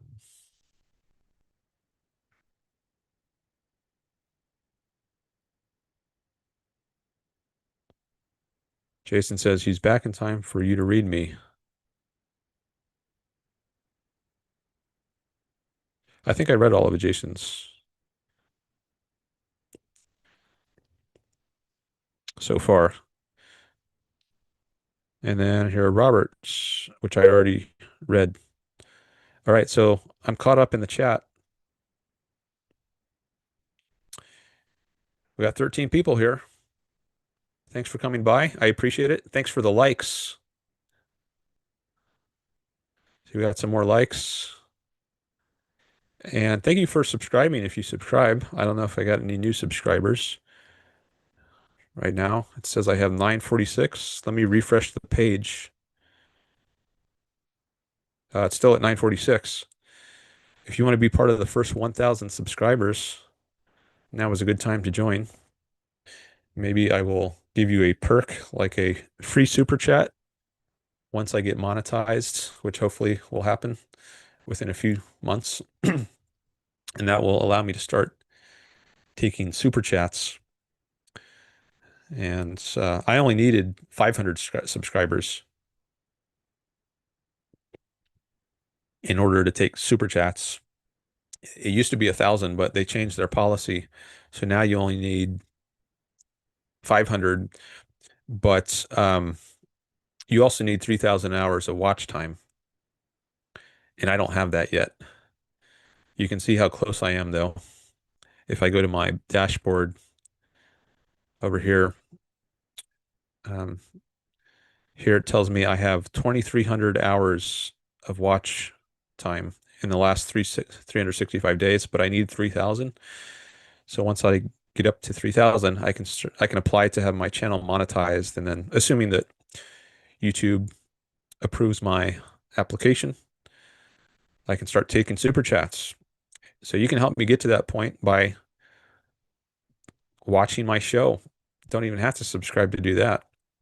But to get fully monetized, I do need 1,000 subscribers. So that's this higher threshold down here.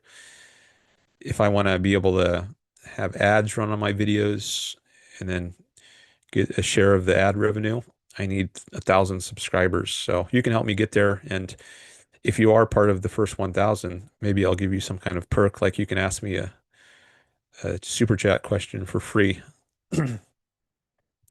once I start taking super chats.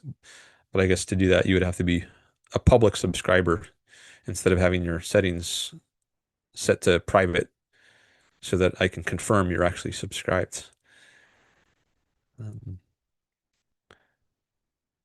Thanks to you who have subscribed. I do appreciate that.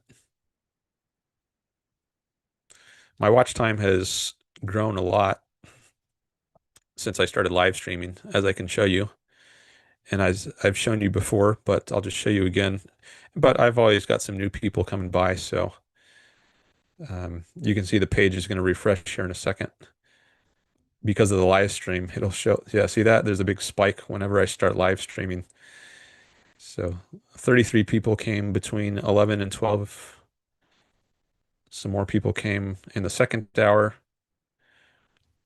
And if I go over here to my watch time, this is in the last 28 days, but I can set it to the last 365 days. See that? 2,500 hours of watch time. And it started growing back here in March when I started live streaming. Um, it was much lower before that. Oh, this is the views. Sorry, I'm not even showing the right one. I need to click on this tab. This is the, yeah, I guess both views and watch time has gone up, but I think watch time even more. See, it says 94% more than the previous 365 days, whereas views, it's gone up 29%. So the most dramatic change in my channel since I started live streaming is in my watch time. And I'll show you the lifetime view. My channel started 6 years ago in 2019. See there, it's maybe you can see a little better. So here's when I started live streaming in March of this year. And there's been, um, it's like a solid blue wall of increasing watch time. My last two live streams were over 6 or 7 hours.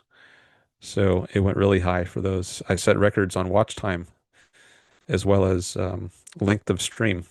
And of course, those things are going to be correlated. All these metrics, they grow and fall together at different rates.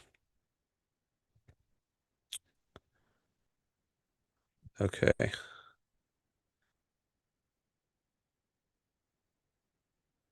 But don't see any new chats.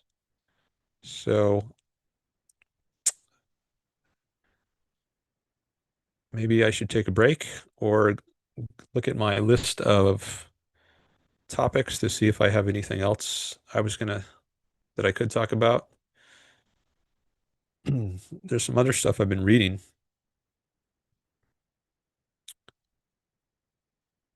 which I could talk a little about in history. I'm taking a look at my notes.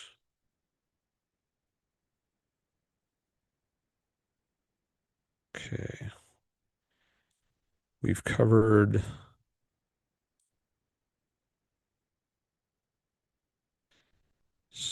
some of the stuff. Okay, here's one thing we didn't cover. Right, the AI summary of my video. I said we could do that. I always I make a description for my videos. Here, let me go back to let me share the screen again.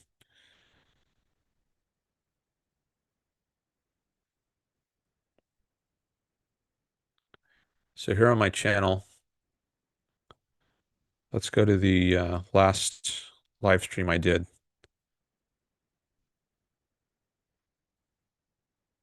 We had a transgender person call in. We talked some about deviant sexual practices. Necrophilia and incest came up. Someone said a chatter watched a debate where those topics came up and he wanted to get my take on them. He talked about egoism, altruism, religion, happiness, general evolution as opposed to biological evolution. And what I was going to show you here is this description, which I made. So I re-listened to the entire 7 hour stream and I created some timestamps and a list of topics. But I didn't think I was going to have time, or I didn't know if I was going to have time to re-listen to the whole thing. Turns out I was able to do that in the next couple days, within a couple days of the original stream.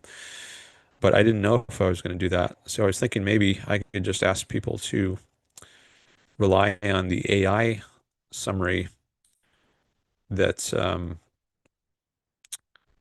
YouTube offers, but I don't see where to click on that. Sometimes there's a button that says ask. I don't think it's, yeah, it's not in there. Um,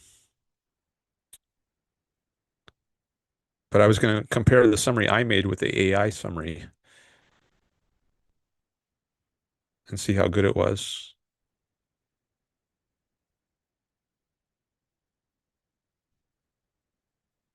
We talked about that in the stream about whether I should create descriptions of my own or use the ones created by AI. I might do that going forward. It depends on how much time I have to re-listen to the stream. If sometimes I'm motivated to re-listen to it, and if I am, then I'll just take advantage of that. And while I'm listening, I'll create this list of topics and some timestamps. Um, but if I don't have time for it, then I'll just rely on the AI. But I want to see what the AI did. It says you can see a transcript, but that's not the AI summary. Yeah, maybe if I refresh the page, it'll give me that ask button. There's some videos on English history I was watching. That's why these are in my recommended list. Um,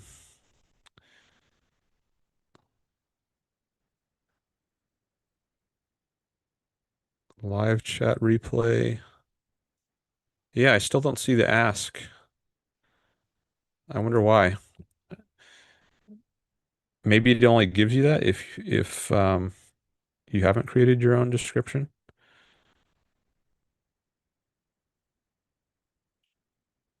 Hmm. I'm looking on my phone now to see if it's got that AI summary option.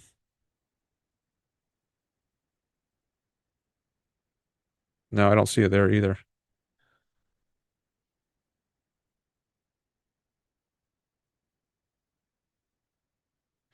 Okay, well, if I do see that pop up later, I will compare it to my description.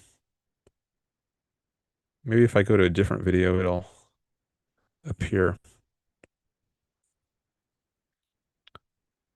Let's try this screen before that. Actually, let's go back to this one. This one is much shorter.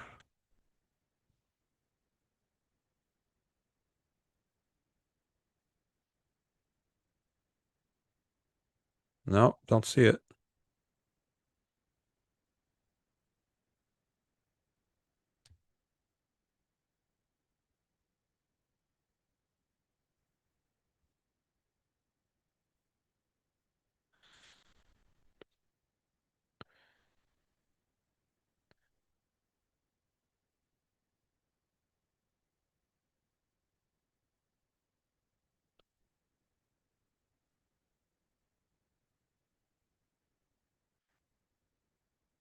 I detached the tab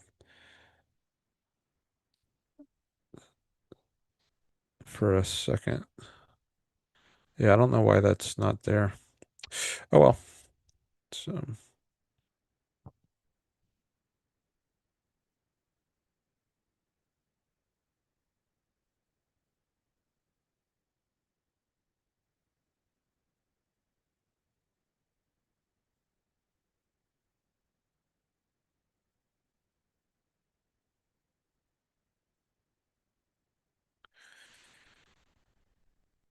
Okay,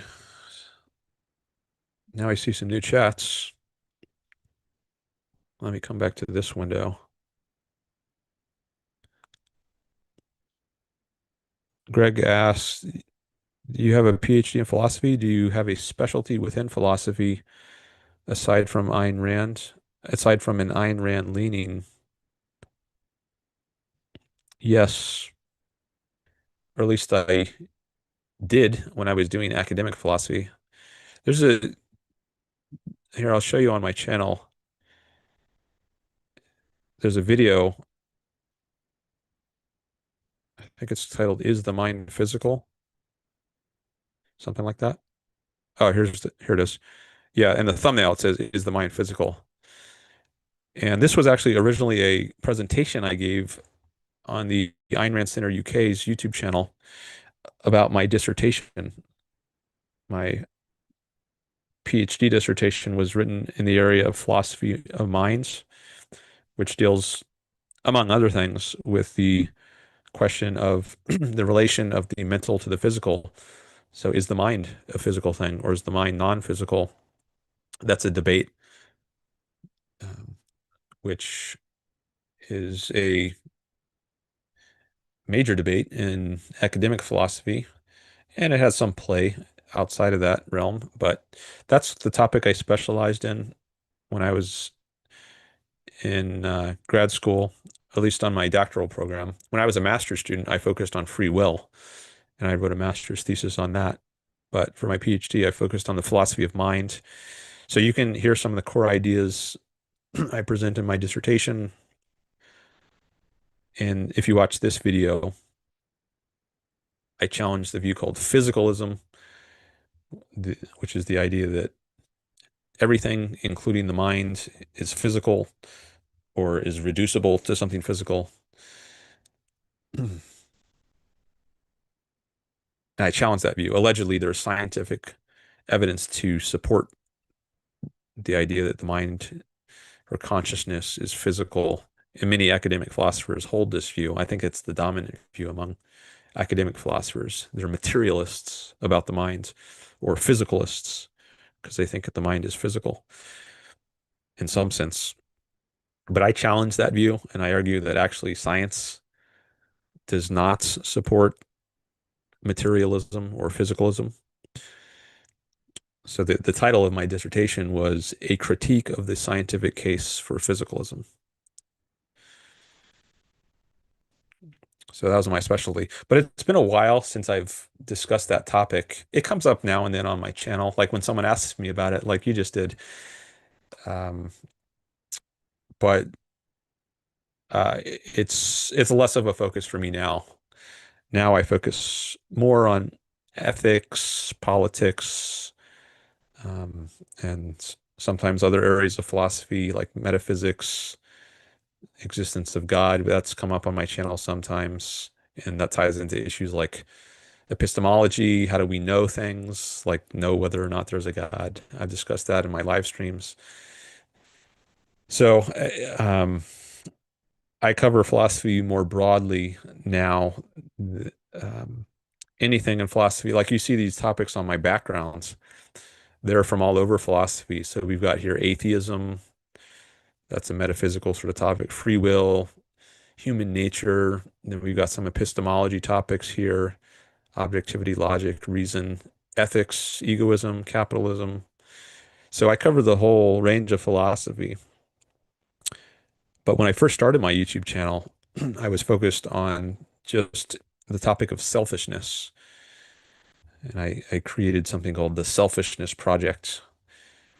I would do lots of interviews, talking to people about the topic of selfishness.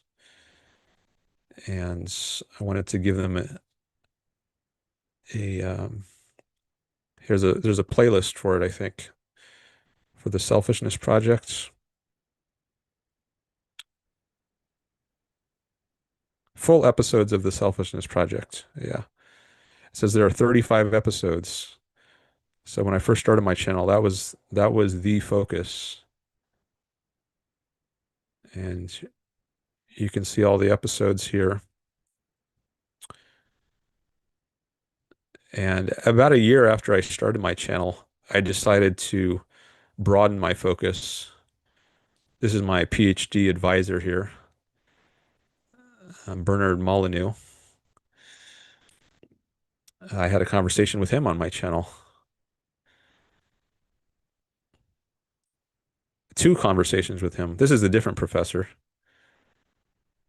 but here's my second conversation with Molyneux, and some other random people I just ran into on the street. I struck up conversations and had a little chat, or sometimes a long chat. You can see sometimes they're just a few minutes long, sometimes they're over an hour. And eventually I just moved to Zoom. I don't do street conversations these days.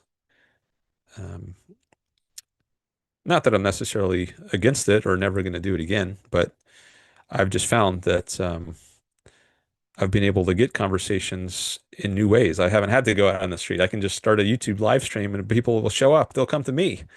I don't have to go out to them and seek people out for conversations because I've built up an audience, and now you can just call in, you can chat with me. So I've modified my format over the years.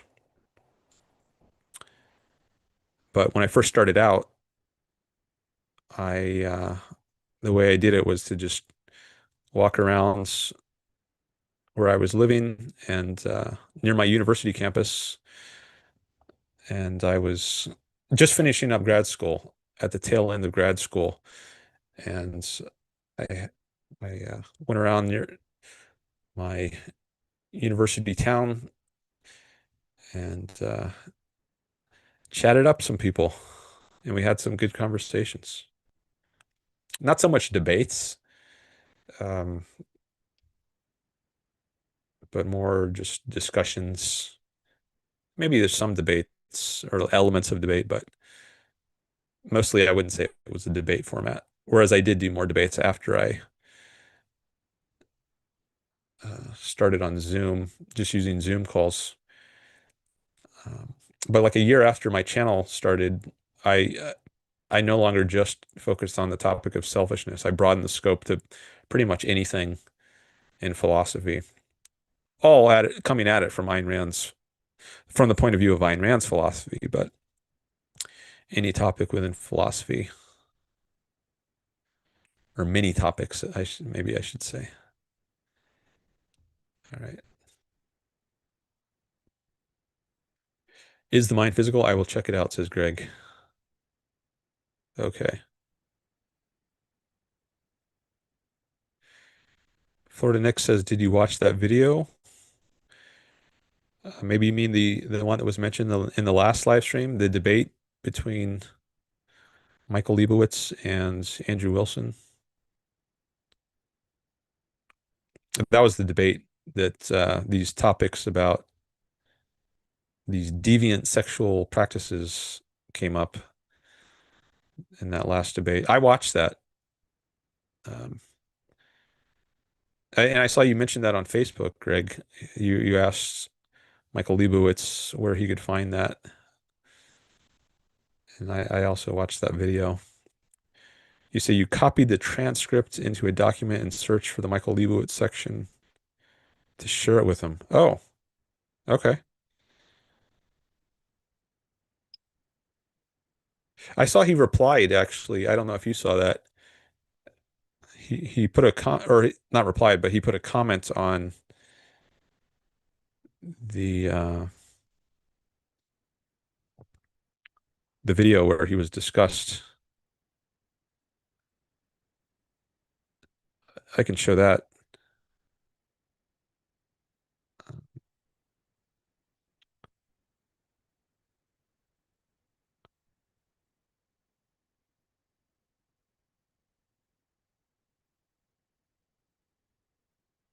Here it is. So again, this was the last live stream where one of the topics was deviant sexual practices, in particular necrophilia and incest. And that had come up in the chat. Um, Maybe I can find that quickly in the transcript, the way Greg found it.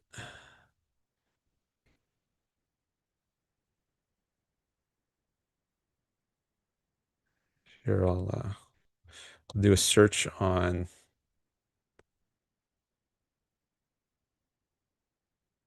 um, Leibowitz. Oh, it doesn't show up in the, why didn't it show up in the, maybe I have to scroll through more of the, oh, I thought I had it. Maybe it's because it's so long. Let me try now to do or maybe I have to click on the transcript section. Or maybe it doesn't recognize the name Leibowitz, so it doesn't spell it in the transcript correctly. But if I put in another word like, oh yeah, here's the section. So if I click on this, 426.33. So then that takes us to, should take us to the point where I read that.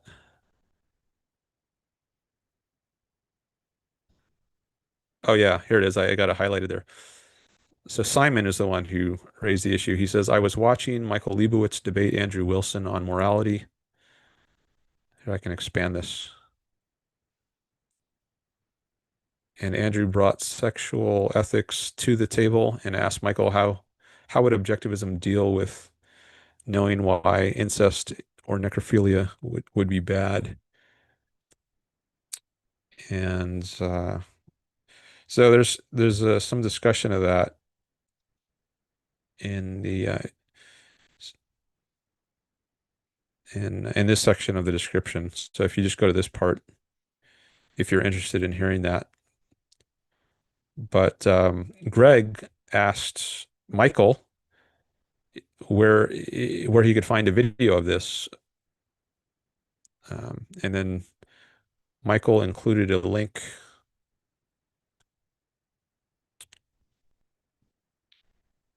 Maybe I should pull that up. Uh,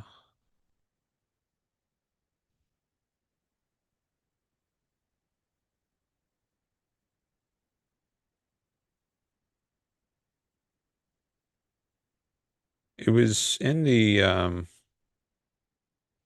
actually I showed it on screen before. It was PIB nurse. That was the name. Yeah, PIB nurse.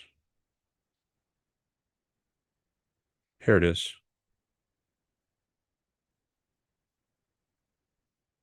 All right. Now you can see it. So if you go to this channel, youtube.com/@PIB nurse, and I think it looks like it might be the first video on that channel. But anyways, this is the title if you want to search for it.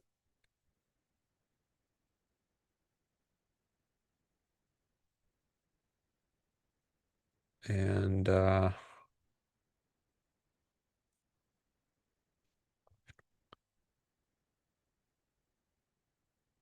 so Greg sent a transcript to Michael of the part where I discussed his video. Oh yeah, I was going to show the Michael's comments. Um, yeah, so after maybe after Michael heard from Greg that I had discussed it in my last live stream, Michael went to my channel and he put this comments here. Michael Leibowitz says, the questioner didn't get my exchange with Wilson. Wilson began with an ad hominem against Ayn Rand's. Yes, he did.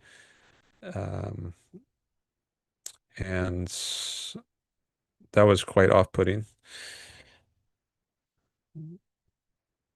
I don't think I would debate Wilson after what I heard him say. And the kind of debate tactics he uses, I don't think he wants a civil, respectful sort of debate. And I doubt he's good faith in the sense of, really just wants to get to the truth, and as opposed to just trying to make his opponent look bad. Um, but let me continue reading here from Michael's quote. He says, Wilson began with an ad hominem against Ayn Rand, misrepresented her views, and then misrepresented my opening statement. When I called him out on it, he ignored me and then told me to prove non-reductive incest was wrong. I told him I had not thought about it as it doesn't impact my life. I tried to bring the discussion back to the standard of morality, but he persisted. He went on to ask about necrophilia, sex with animals, etc. This was easy to answer, as all such practices are harmful to the person who engages in them. Importantly, the debate was supposed to be objectivist ethics versus Christian ethics. He never made this his case. He also mischaracterized the naturalistic fallacy. Andrew Wilson is a Christian, an Orthodox Christian, I think. So that's what Michael wrote.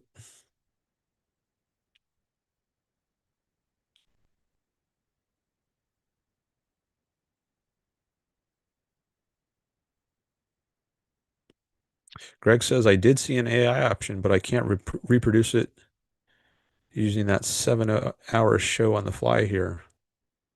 I think I might have seen the option before myself, but I did not see it just now.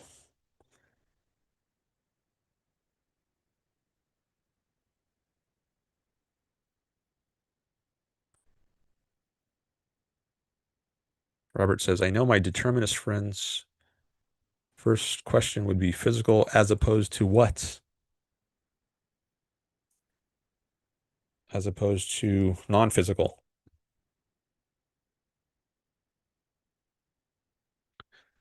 Or you could say, well, you could say as opposed to mental, but the whole question is whether the mental is physical.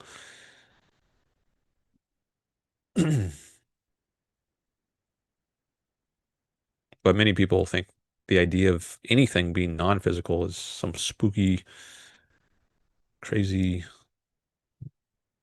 idea.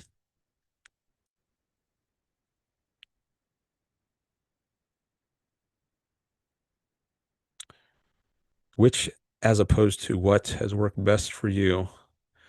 In reply, asks Greg to Robert. Nothing works, says Robert. The real answer that it's not physical per se, it is sui generis, its own thing. It is unsatisfying to such types.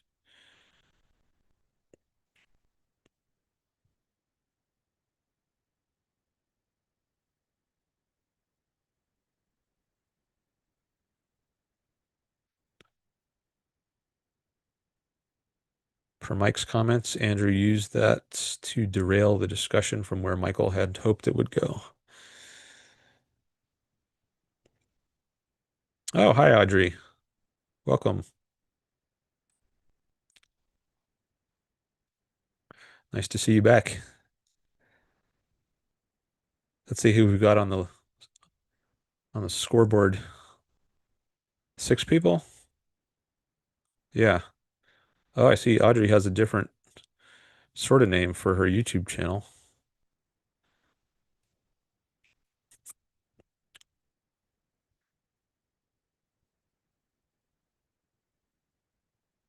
Greg says I shared the time where the discussion took place so Mike could zero in on it. So Mike could zero in on the section without having to listen to the first several hours to get to the meat and potatoes. Yeah, I remember that.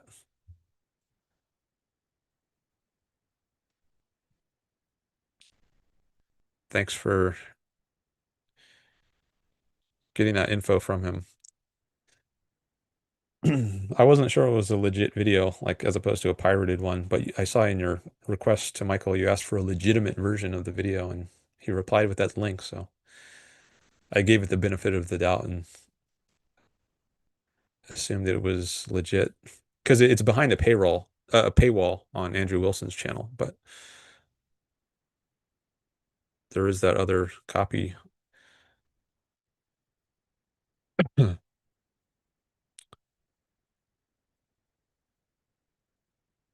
Robert says Yaron has recently referred to consciousness as an emergent property, but I've heard that term loaded in conversation with a lot of physicalism baggage, so I'm not sure that's the best term.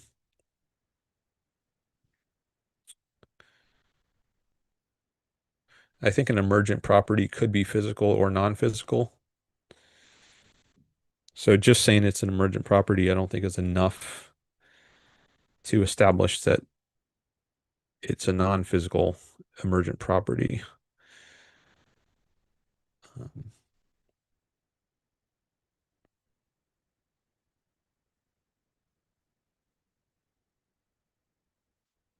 what sort of baggage? Asks Audrey. So what would be an example of an emergent property that is physical? Well, let's say you have the whole meaning of what physical is. What does physical mean? That can be a big discussion unto itself. But if we assume that, let's say, um, a rock is a physical thing, and that its its mass is a physical thing or is a physical property. Let's say a given rock has the property of having a mass of 10 kilograms. If we now smash the rock into two halves or cut it in half, now a new property has emerged. We now have a rock with that has the property of being 5 kilograms because we cut it in half. So is being 5 kilograms an emergent property? Well, it's a property that didn't exist before, at least in this. Uh, and if we've got a delimited area, like maybe somewhere else in the universe, there's something that's 5 kilograms, but within let's say on the table in front of us, we've got this rock, and there's nothing on the table that has the property of being 5 kilograms in weight. And now we cut this 10 kilogram rock in half. So now there is something on the table. In fact, there's two things on the table, both halves of the rock, that have the property of being 5 kilograms in mass. So this property of being 5 kilograms has emerged somehow, but it's still a physical property. So just because it's an emergent property doesn't mean it's a non-physical property. So if consciousness is a emergent property that is non-physical, then you have a counterexample to the physicalist. If it's just another physical property that's emerged, then although it's an emergent property, it's not a counterexample to materialism or physicalism. So it would have to be a non-physical emergent property. So what does it take to be a non-physical emergent property? That's a big discussion. Some people have tried to define what is the essence of being physical. Like, does it mean you have location or length, certain properties?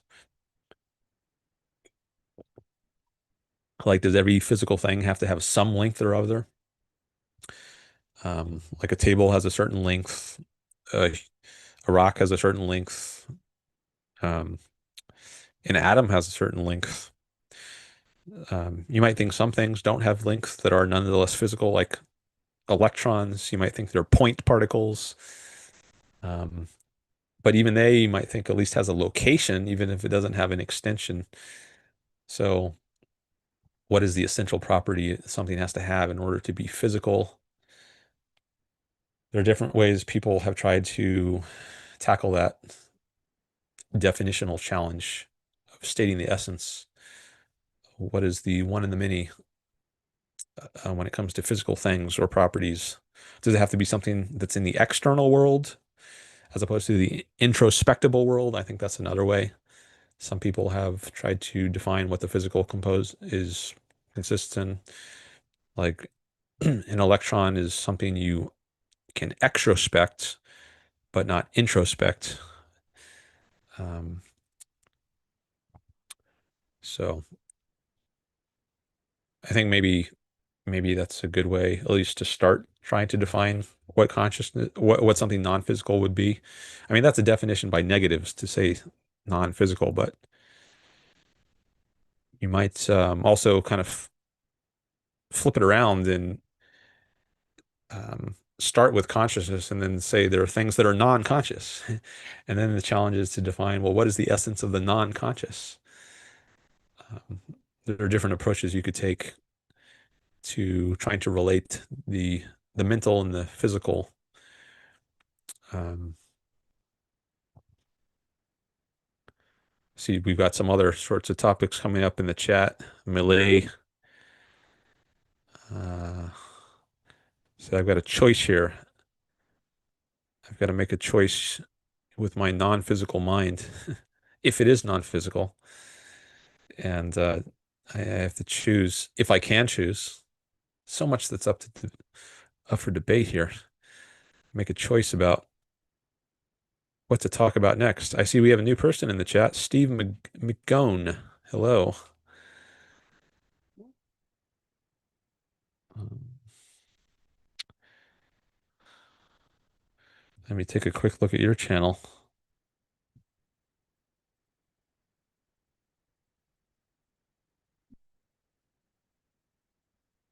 Okay. And since you're new, I'm going to jump to your chat, see what you have to say.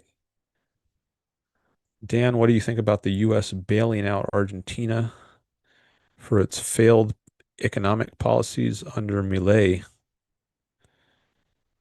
I think it's a good case study for the failure of libertarian economics. Okay. Well, I'll start by saying I'm not a libertarian, or at least I don't call myself that. Because libertarians often are anti-state, anti-government, and I'm not. Ayn Rand was not. She was pro-government. She just thought the government should be limited in its function to the protection of individual rights, which means there should only be basically a police force, an army, or a military, and a court system. But it shouldn't do anything else, at least if it involves initiating force. For instance, taxing people, regulating people. And it shouldn't redistribute people's wealth via programs like Social Security and force you to fund other people's retirement or health care. And with programs like Medicare, Medicaid, no public education. Um, but I would not call myself a libertarian. But as for bailing out other countries, I don't know if the US actually did bail out Argentina or that um, there were failed economic policies of Milei. From what I've heard from other people who know more about this, like Yaron Brook, he's discussed Milei and his progress in Argentina and how he's made things significantly better. And I think he's faced some opposition in recent weeks or months. And it looks like maybe I think he's going to face re-election in October, if I recall correctly. And it looks like he has less support or diminishing support, less support than he used to have. um, but I don't think necessarily because his policies, his economic policies have failed, but maybe just people have ideological hostility towards his views, even if his views are economically good. So I wouldn't concede that his economic policies have failed. I would want to know why you say that. And I also don't know that the U.S. has bailed out Argentina. Um, I haven't heard about that. Maybe Maybe there's some news you can point me to, or I could Google it. But I hadn't heard about anything that about that yet. I don't follow the news too closely, as I said earlier in the show. Unlike Yaron Brook, I'm not as news focused. So sometimes stuff happens and I don't hear about it until later, quite a bit later sometimes. But we can still talk about this issue on some level at least.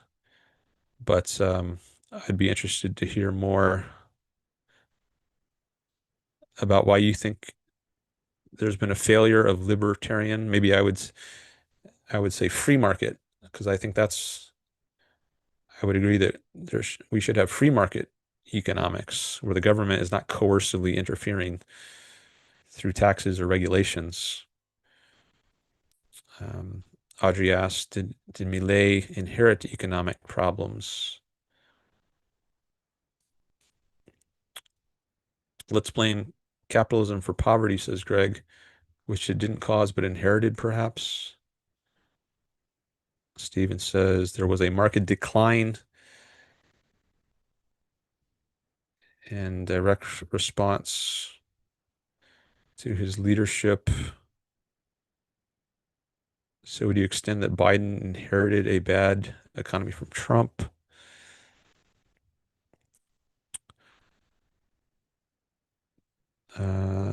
I'm skipping over the physical, non-physical topic for a bit. Maybe I'll come back to that, but I want to be on this topic for a little bit more at least.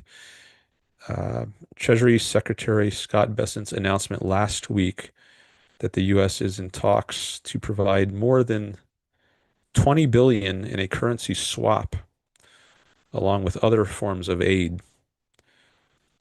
Okay, and that's a quote.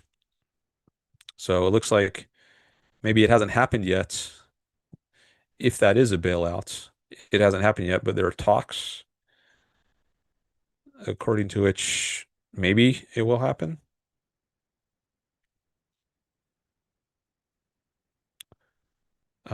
Well, I don't think it's good for the U.S. to coercively do anything. So I think individuals should be free to support Argentina by voluntarily sending their money to Argentina if they want, or if we didn't have compulsory taxation, if the government could be a middleman, and if we knew that the government was going to send some money to Argentina, or maybe it set up a fund to help out an ally. I don't know if Argentina would be considered an ally like Israel is considered to be, but if a country is an ally, it could make sense sometimes for a government to establish a fund to help out that country. And but it's still all going to be voluntary. So you could contribute money to this fund to help out some ally.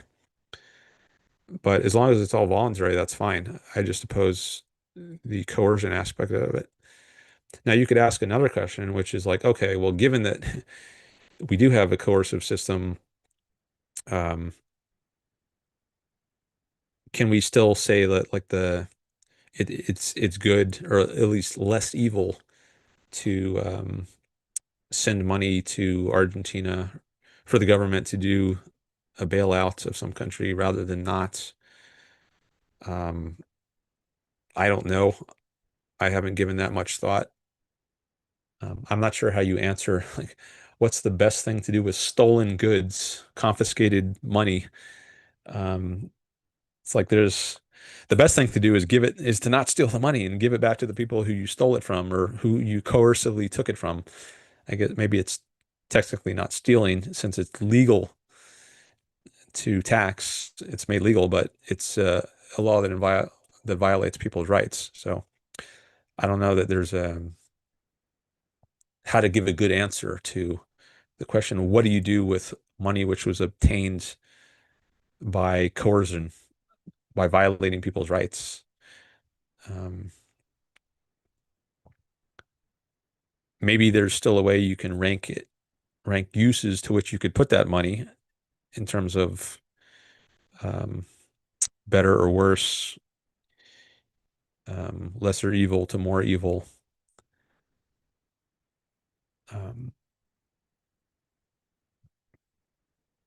like maybe if Iran was about to attack America, and we knew that Israel was well positioned to attack Iran. Maybe we could say that it makes sense to give money to Israel to provide Israel with some aid, even though that aid was coercively raised through taxation. Um, Maybe it's good to give Israel that aid in order to attack Iran, because a greater evil than the coercive taxation in the United States is allowing the US to be destroyed and have lots of people killed by an Iranian bomb. So maybe you could say that's a lesser evil, um, is to give Israel that aid. That's that's less bad than letting Iran attack us. S- Um, so maybe a similar kind of analysis could apply in the case of helping out Argentina. Maybe it's less bad than the alternatives, or maybe not. I don't know. I haven't thought about this. Um, but let me come back to the chat, see what else we have in here. Um, Dispel Marketable Archive is here. Um, Robert says Argentina's economy was in free fall, and fixing it will take a lot of short-term pain. Milei is up against a global news network and consumers who have no such patience. All right. So maybe Robert's been following Argentina much more closely than I have. Um, okay, Dispel says discussions of emergency by objectivists is a Trojan horse for transhumanist skull guns. Oh, emergence. You meant to write discussions of emergence by objectivists is a Trojan horse for transhumanist skull guns. Okay, I'm not sure what that means. It sounds like it's not something good though. Um, I don't know what you mean there. Do you want to elaborate?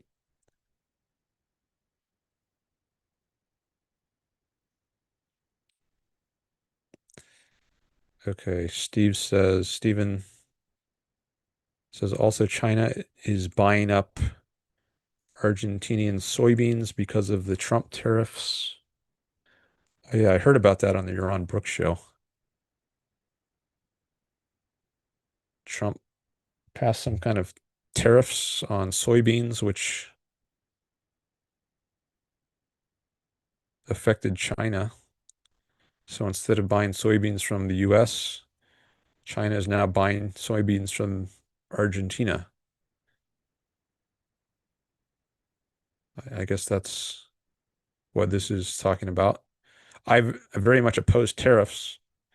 Tariffs are a kind of coercion, just as taxes are. Well, I think tariffs are a kind of tax. They're a tax on imports.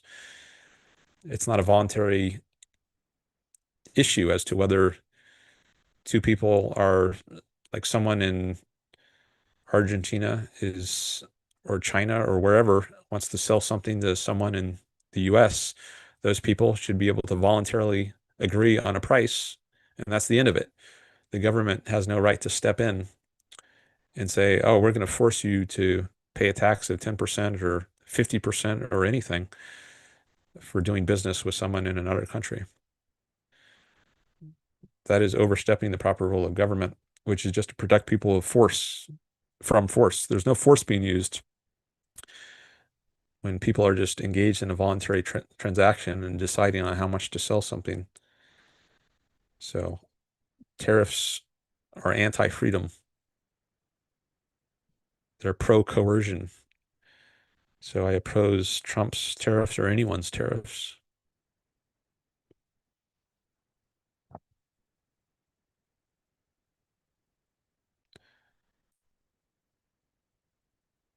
Jason says invest in the fund would be optimal, even with public-private type bailout. Is there not land in Argentina or something we can get when we give?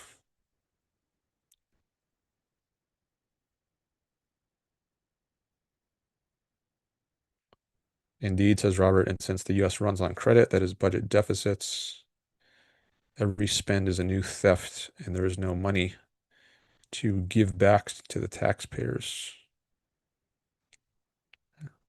Yeah, it's all spent.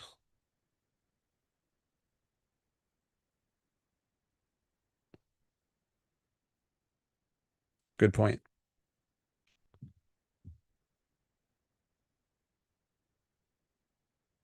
It has rational moral implications that are not addressed well by altruistic moral approaches, says Greg.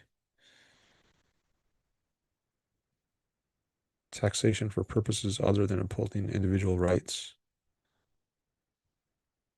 Not sure I follow that.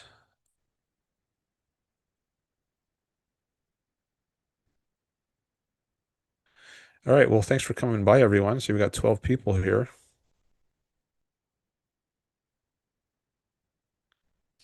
And we got some more likes. We're in the double digits now, up to 11 likes.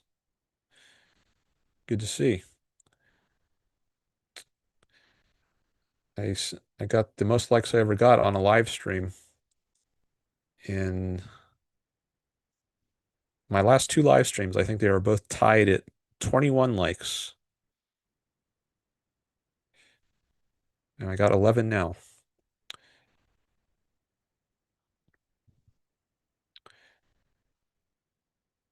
Where's my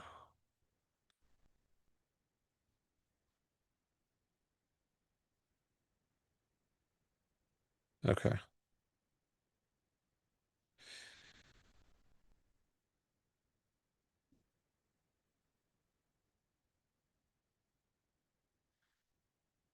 Okay, so I could go back to the physical, non-physical topic, or we could stay on this issue of taxes. I don't know. What do you think about all that, Steve? So you started your first chat was about Milei. You think it has demonstrated the failure of libertarian economics.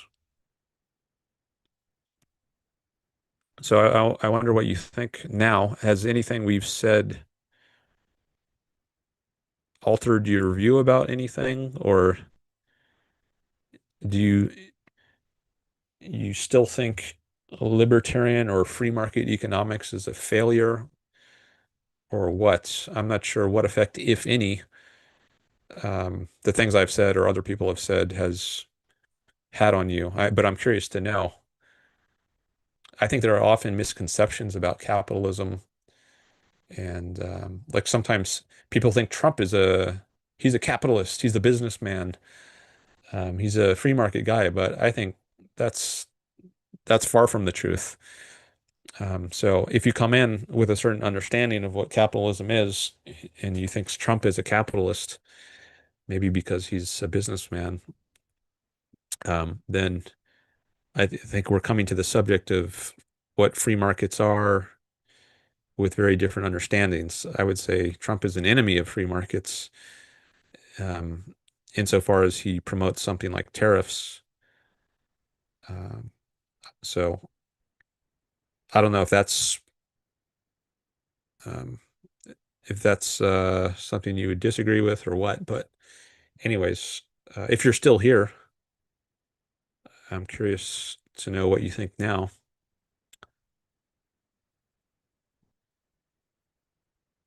And also Dispel. I haven't seen any additional chats from Dispel, but I don't know what he means when he says this thing up here.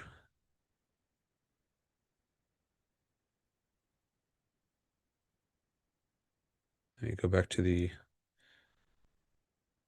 list of chatters. Maybe I'll call it the list of chatters instead of the scoreboard or the leaderboard. Because I'm not really I'm not keeping score, as I say. Um, I just like this because it's a good way to see everyone together who's been in the chat. My list of chatters.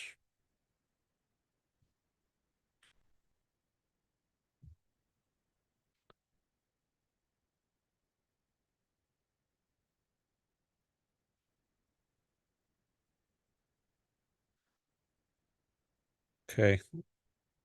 Steve says, I think neoliberalism has largely failed as a project. Okay. We should go back to the New Deal consensus, says Stephen.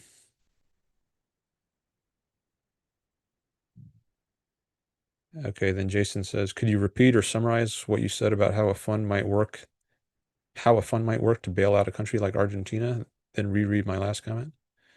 Okay, maybe I'll do that. But first I want to engage some here with Stephen.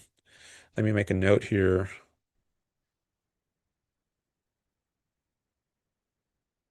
to maybe come back to Jason. Jason's comment at 1:36 Pacific.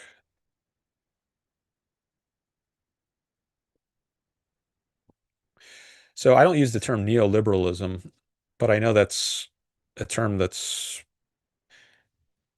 become more used in recent years. I think sometimes people might use it for capitalism as another term for capitalism. Um, but I don't know that we need to talk about that term in particular. Uh, maybe I can engage with different aspects of what you say there. You think we should go back to the New Deal? Well, so FDR's New Deal, that which established Social Security among many other things. So I don't think you have a right to tell me how to spend my money. I don't think you have a right to force me to spend my money in certain ways, like spend my money on other people's retirement, which is what happens when you have a program like Social Security. So if you think you have a right to coerce me to force you, sorry, to support you, then I object. And I want to know why do you think you have a right to force me, if you do think that, or force anyone? Or do you think if a majority votes for something, does that make it okay? If a majority of a country votes to enslave a minority, is that okay? Um, is it just unlimited majority rule? That's often where this discussion goes. So I'm trying to lay out some of the initial steps that are questions that are relevant when someone supports something like the New Deal. I want to reduce it to the fundamentals. I want to identify what the fundamental issues at play are. So the fundamental issue here, or at least one fundamental, is the issue of coercion or force. The New Deal involves coercing people, specifically a program like Social Security. It involves coercively making some people support others, their retirements. And I think that's wrong to force anyone to initiate force against anyone. All right, I see you just put in a new chat. So let's see what you have to say. You say rights are constructed, they don't exist in nature. We came to a democratic consensus that Social Security benefits human life, unlike chattel slavery. All right, well, there are a variety of things I could respond to in that chat. Um, so I don't think Social Security benefits human life. I think it's destructive to human life. I don't think it benefits my life for me to be forced to take care of others. I think that makes my life worse. Chattel slavery, that is putting people in chains, that's also bad for me. Even if I'm a slave owner, it's not good for me to have slaves. It's better for me to relate to people in a voluntary way. And we can talk more about that if you want, but I guess it's not controversial because we agree on that. You say you're trying to draw a distinction between chattel slavery and other types of coercion, but I'm saying all types of coercion are bad if coercion here means initiating force, which taxation does. So if that's our point of disagreement, we can focus on that. Um, you say you have had previous callers that have argued with this over this, so I don't want to get into it. Okay.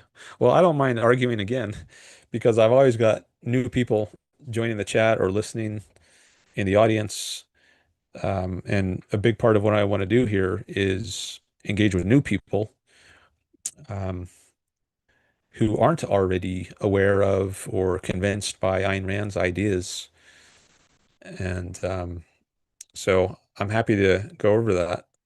And it's I think even for people who are already familiar with Rand's ideas, it can still be of value to them because they can, for instance, they can think in their own mind, like, how would I engage with this person? How would I answer this question? And they can actually do that in the chat. Other people can also engage with you, and they can maybe learn some things themselves, maybe how to effectively engage with people who don't share their views. They can see what works, what doesn't. So it's fine that you're that I've already engaged with others, and I always am improving my own way of engaging. I always learn new things about how to communicate effectively. Um, so I'm happy to have this chat for the I don't know how manyth time. Um, you say you'd be factually wrong that Social Security hasn't improved levels of elderly poverty and child poverty. So you're factually wrong, even if your ideology says you're correct, but you'll never agree. Yeah, I'm not going to be convinced by Rand, so I'll shut up, LOL. Well, um, I mean, it's up to you. I'm happy to have a little debate here. Um, but if you don't want to, then we don't have to. But I think I'm at least going to say some things in reply to what you've said.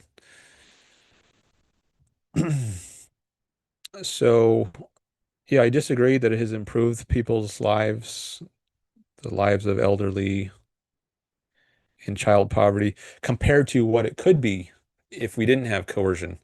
So I think you can't just look at the effects something has in isolation from the counterfactual, the alternative, which didn't happen, but could have happened. Like if someone steals my money, some mugger on the street, he steals my money, and you could say, "Oh, look at all the good things he's done with his theft. Now he can buy himself a car and a cell phone or whatever." Yeah, and now look at how I'm worse off, right? You're not considering the counterfactuals if you only focus on how someone benefits in some narrow kind of way. And if you look at the entire system-wide, large context sort of effects, then I think you can see why programs like Social Security are bad, or at least that's one way to see that they're bad, is to not just consider, oh, now this person is getting a check in the mail, and so they're not as poor as they used to be. Okay, but what about all the other kinds of effects? Like, if you do you encourage people to become parasites by having a program where they can just live off of others? What would have happened? What would the world be like if people knew that they had to be responsible for their own retirement? Maybe they would be much better off.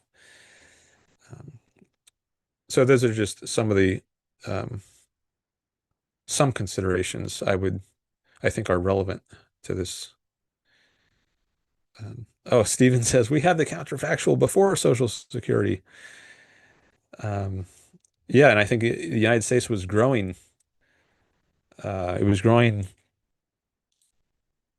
fast in the 19th century, especially the late 19th century. And it was attracting people from around the world. Millions of immigrants were coming here for more freedom and opportunity, not for free handouts for the government. We didn't have Social Security. We didn't have handouts from the government at that point. We didn't have a welfare state in the US. Yet people were coming here in large numbers. And as Jason just says, we had mutual aid societies before Social Security, right? There were free market solutions to the problem of some people's poverty. And I think there's much less need for charity in a free market because there's just so much wealth produced.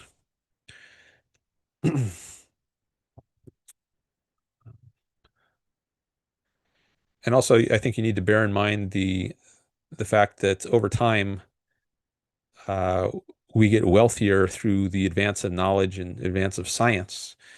So, like if you just go back to caveman days, for instance, say, well, look how poor they were uh, in caveman times, and they didn't have Social Security. So, and now look how wealthy we are, and we do have Social Security. So, Social Security must have been the cause of people's rise from the cave to their modern standard of living. I think that would be a very bad causal sort of analysis. I think what matters is the principles on which the caveman is living. Is the caveman living by reason or by force? Is he engaging with his fellow cave people in a voluntary way, or does he just engage with them by coercing them, by trying to steal their stuff? Um, if he if he lives by force, by coercion, he's never going to rise beyond the cave level and get to a modern state of society. But if he grasps and accepts the principle that it's good to deal with people in a voluntary way, he will eventually be able to rise from the cave. He will become wealthy. And insofar as he abandons that principle, he will retard his progress, slow down his progress, not grow as fast or as if he could grow. Um, as it, he wouldn't grow as fast as he could if he abandons that principle and starts resorting to coercion. So you can have societies that depart from freedom for a while, uh, but then they don't progress as much. So I think that's happened with the United States. We used to have more economic freedom, but then starting with programs like the New Deal, we had less freedom to control our own income, our own wealth. And I think as a result, we have grown much less. I think we would be much further ahead. Maybe we would have flying cars and be able to, take trips to the moon for vacations and so forth. Who knows? It's hard to imagine how wealthy we could be if we had consistently stuck to the sort of principles of freedom that were embodied in the late 19th century. And if we had stuck to those, I think we would be much further ahead. And Steven says there are so many studies that disprove your hypothesis. Okay. And I think history is a good thing to study. I think if you look at history, you compare places and times which have been more free and less free. I think that's a good study. I think a lot of so-called studies are probably not a good way to go about assessing or finding an answer to these sorts of issues, like political philosophy issues. Um, I think a lot of what passes for studies, I don't think, or I'm skeptical of them. I think like history is a laboratory for philosophy. It's been called that. If you study the vast sweep of history, you can see, like, look at what happens in the Middle Ages versus the Renaissance. Look what happened in East Germany versus West Germany, or the Eastern Bloc versus the Western Bloc. Look at what happened to China after in the 1970s. after it liberalized its economy somewhat under Jinping. There are many, many examples from history that support the idea that when you free up a society, it makes more progress. And when you stifle it with coercion and authoritarianism and totalitarianism, it stagnates and decays and retrogresses. And aside from just the evidence of history, the mountains of evidence of history, there's just thinking about it in terms of, well, what happens philosophically when you coerce someone? Um, it removes their motivation. Like if I know that 100% of my income is going to be taxed away to the states, now am I going to work as much as am I going to be as productive as I were if I knew that I could keep 100% of my earnings and I have the freedom to to choose how they are spent? There are thought experiments like this, which I think support the idea that freedom is good, coercion is bad. Um, there's, but let's see. I want to see what more Stephen has to say. Read the NBER reports for next time and come back to me because we're coming from different knowledge bases.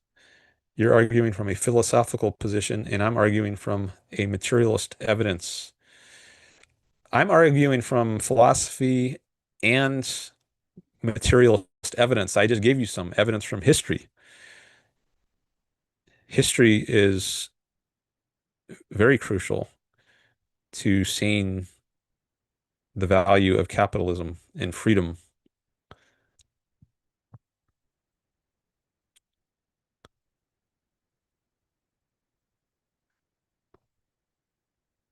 And I'm sure there's been many studies, so-called, from statist economists, which allegedly show problems with the free market. There's also been free market studies. So you could look at free market economists like Milton Friedman or Thomas Sowell. So I don't think the best use of my time is to look into a bunch of studies. And for every study you cite, I could probably find a counter study from a free market economist that shows something opposite. Um, so I think maybe the more productive sort of thing to do, at least on my show as a philosopher, is to have a philosophical sort of discussion. And I can appeal to history as well, because history is maybe my second most studied area of knowledge. Um, but we can talk about the philosophical issue. Why do you have a right to coerce me? Do you think it's good to coerce people? A lot of times when I've asked that question on social media, people will try to avoid it because that's an implication of their view. And but a lot of people don't want to say straight up, yeah, coercion is good. Um, so maybe you could answer that question. Do you think coercing people is good? Can you just give me a flat yes? Would you say that?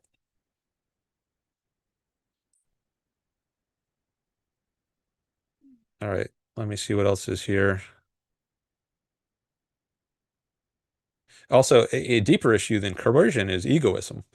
Like if you're anti-egoist, which I think most people are, in some ways at least, it makes sense to support coercive systems because you're not in favor ethically of doing what's best for yourself. Now, I think if you do think it's good to live for yourself, to pursue your own life and happiness, then I think you have a good ground to oppose other people coercing you, forcing you to live in ways that you think are bad.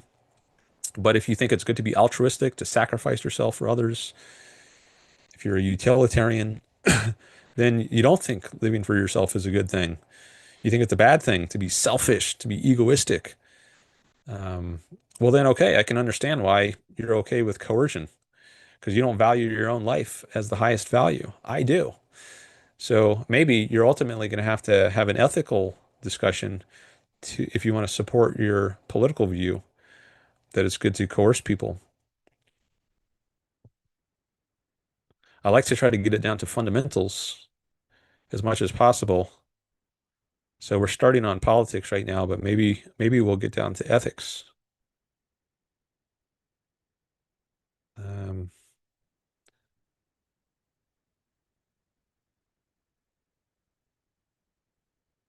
all right, see some other people engaging here with Stephen. Okay, Stephen says coercion can sometimes be good. Yes, I think you'd agree that some excise taxes are good. Nope, I oppose all taxes.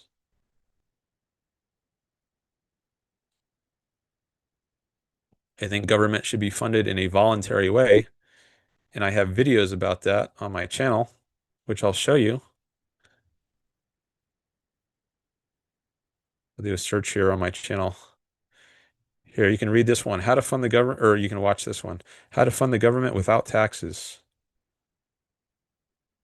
And there's another one here, Voluntary Funding of Roads, Firefighting, and Police.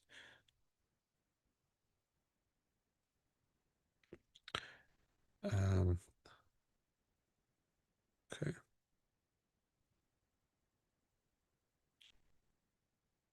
I'm curious how you found out about my channel too. If you know, sometimes people just watch some video and then at the end of it, it recommends my channel. I guess if you're interested in political issues, I certainly talk about that a lot. So maybe in debates, maybe that's also because I think I have in my description here, there's a hashtag. Oh no, it doesn't show that. I used to have a hashtag for debate. Oh yeah, there it is right there. So maybe if you like philosophy, debates, politics, maybe that's why YouTube recommended me to you in your algorithm. So yeah, I'm going to be consistent here. Unlike some people who are conservatives, they just want lower taxes. I say no, there shouldn't be taxes at all. We should have a voluntary system. Okay. Audrey says, Dan, how do you define coercion? Is it initiatory force or does it subsume retaliatory force too? If the latter, some retaliatory coercion can be good. I usually just define it in context. Like I might use the word at first. I'll say I oppose coercion, and then I'll say at some point in the conversation, and by coercion, I mean initiating force. Um, he says I came up in his algo. Okay. Yeah. So a lot of times early in a discussion, after I say I oppose coercion, they'll say, "Oh, so you're against government laws require coercion? What about like, so you don't want any laws?" And now I say, "Yeah, I do. I do think there should be laws, but they should be laws that involve stopping the initiation of force. So there should be laws against murder, laws against rape, laws against robbery, but these laws are retaliatory force. So if I have a law against um, robbery, it's a law that's stopping someone who has initiated force. So the robber is using force to take away someone's property. But if we have a law in the books that says you can't rob people, then that's a law that implements retaliatory force. So I usually just have to say somewhere early in the conversation, I'll give a little more flesh on the bones of what I mean by coercion. Um, Thanks for all the hearts, by the way. You can see these hearts floating up on the side. Um, Maybe that was someone who liked, maybe that's Audrey, or maybe someone who liked what I just said. Anyways, yeah, you can put those little emotion reactions, emoji things, they'll float up. Thanks for whoever did that. Um, but yeah, so um, I guess at some point in the conversation early on, I will define coercion as the initiation of physical force. Jason says retaliatory force is not coercion. No one coerces you not to murder. Now, you could say that the government forces you not to murder. Like the police, they do use force when they stop a murderer or stop a robber or stop a racist, they use physical force to take that person off streets and throw them in jail. But it's retaliatory force. So I don't know if coercion, actually, we can look up coercion. I'll Google its definition, and then we can also see how Ayn Rand defined it. Let me do a Google search first. Coercion is the act of forcing or pressuring someone to do something against their will using threats, intimidation, or physical force, thereby violating their autonomy and free will. It removes a person's ability to make a genuine choice, leaving them with no reasonable alternative but to submit to the demands. So that doesn't distinguish between retaliatory and initiated force. Um, which you need to do at some point. I mean, maybe just a charitable interpretation um, should involve someone understanding by coercion. When you say I'm against coercion, I think it's wrong to force people. Maybe that is best understood, most charitably understood as meaning you're against initiating force. Um, but maybe just to be completely clear, it's good to just spell that out early in the discussion. Here's another dictionary definition. The practice of persuading someone to do something by using force or threats. Well, persuasion is opposite to coercion. So it's like you got to be a little careful with some of these definitions. They can be a little tr misleading or tricky sometimes. But um, if you persuade someone, then they can walk away um, without penalty. But um, I wouldn't call it persuading. Like if someone says, I won't shoot you if you give me your wallet. And then I give him my wallet because I don't want to be shot. Now, would we say he's persuaded me to give him my wallet, or would we say he coerced me? I mean, if you say both, like now contrast that with he doesn't say, give me your wallet or I'll shoot you. He'll say, give me your wallet so I can maybe it's someone you trust, it's a friend. He says, give me your wallet so I can put some money in it that I owe you. Let me see your wallet. I owe you $50, so give me your wallet. Because I want to put some money in it that I owe you. Now that you could say he's persuaded me to give him my wallet. There's no penalty if I don't. He's not going to shoot me if I don't give him my wallet. Whereas in the other case, there is a penalty. So I think it blurs things a little if you use persuasion in the context of a definition of coercion. So I doubt this is a good definition of coercion. There's probably other ways to define it that don't involve using the word persuasion. Like if we click on Merriam-Webster here, let's see what it says for coercing. To compel, that's just like a synonym. To compel to an act or choice, to achieve by force or threat. See, there's no distinction here a bit about doing it versus by initiating force versus it doesn't say to achieve by initiating force, but I think that's often how it's understood. So you might just have to rely on context. Here again, there's no specification of initiated force. It just says force. You might just have to rely on context to figure out what the person probably means. Like if Ayn Rand says somewhere that she opposes force and she doesn't put in the qualifier in a given case, she means initiated force. We know from having read Ayn Rand that obviously when she says she opposes force, she means initiated force. She doesn't always necessarily have to spell it out fully because it's obvious given the entire body of her work what she means by that. But we can also go to the Ayn Rand lexicon and see what she says on coercion. Here's the Ayn Rand. Let me share the Ayn Rand lexicon. Coercion. Oh, it says see physical force. So we have to go to the entry on force.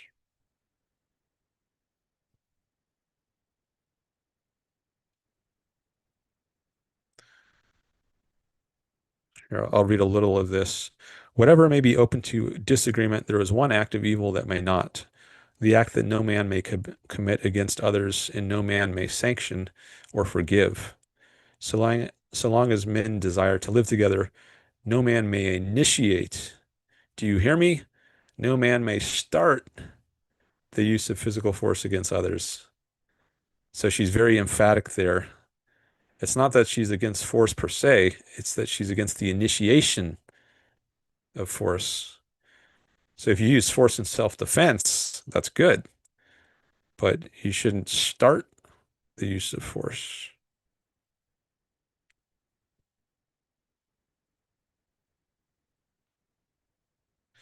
The basic political principle of the objectivist ethics is no man may initiate the use of physical force against others. She's very emphatic again there. She italicizes the word. Now here, she doesn't say initiate. And in this article, The Nature of Government, she says man's rights can be violated only by the use of physical force. She didn't say by the use of initiated physical force.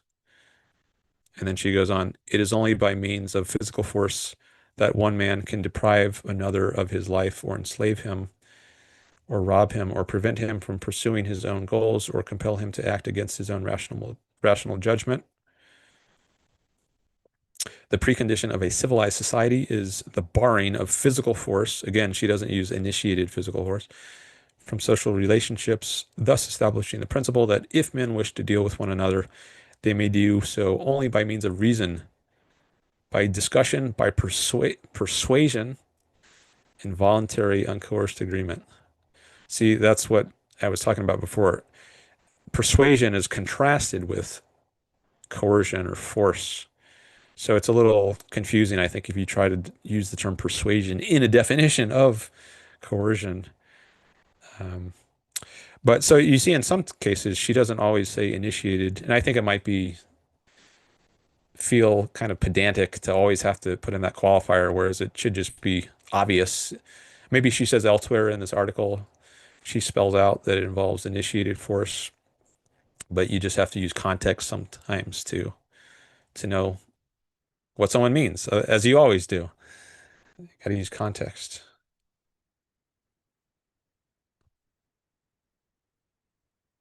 All right. We got some more chats here.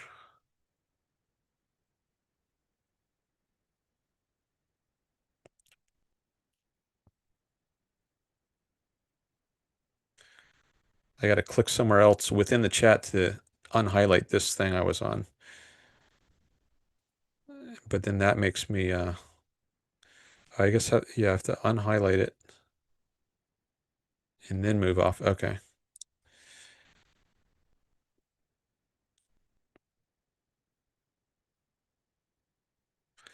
All right. So that was mostly replying to Audrey's comment. Thanks for that chat, Audrey.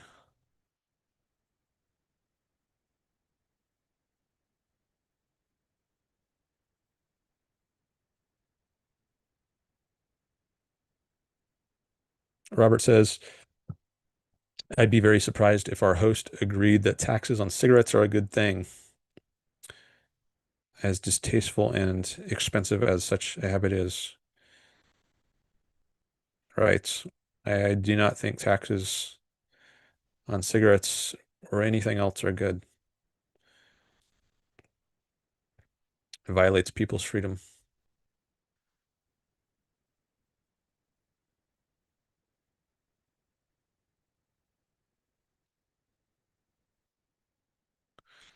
Audrey says, I find it challenging to define coercion slash force. I think the definition that coercion slash force is a relationship where it's not voluntary for all parties, for all involved parties is a good start. Unfortunately, it's too broad because the parent-child relationship is also involuntary, but it's not coercion slash force.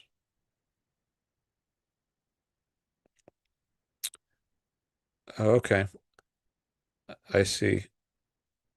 So can parents force their children to do things? Can they coerce their children to do things?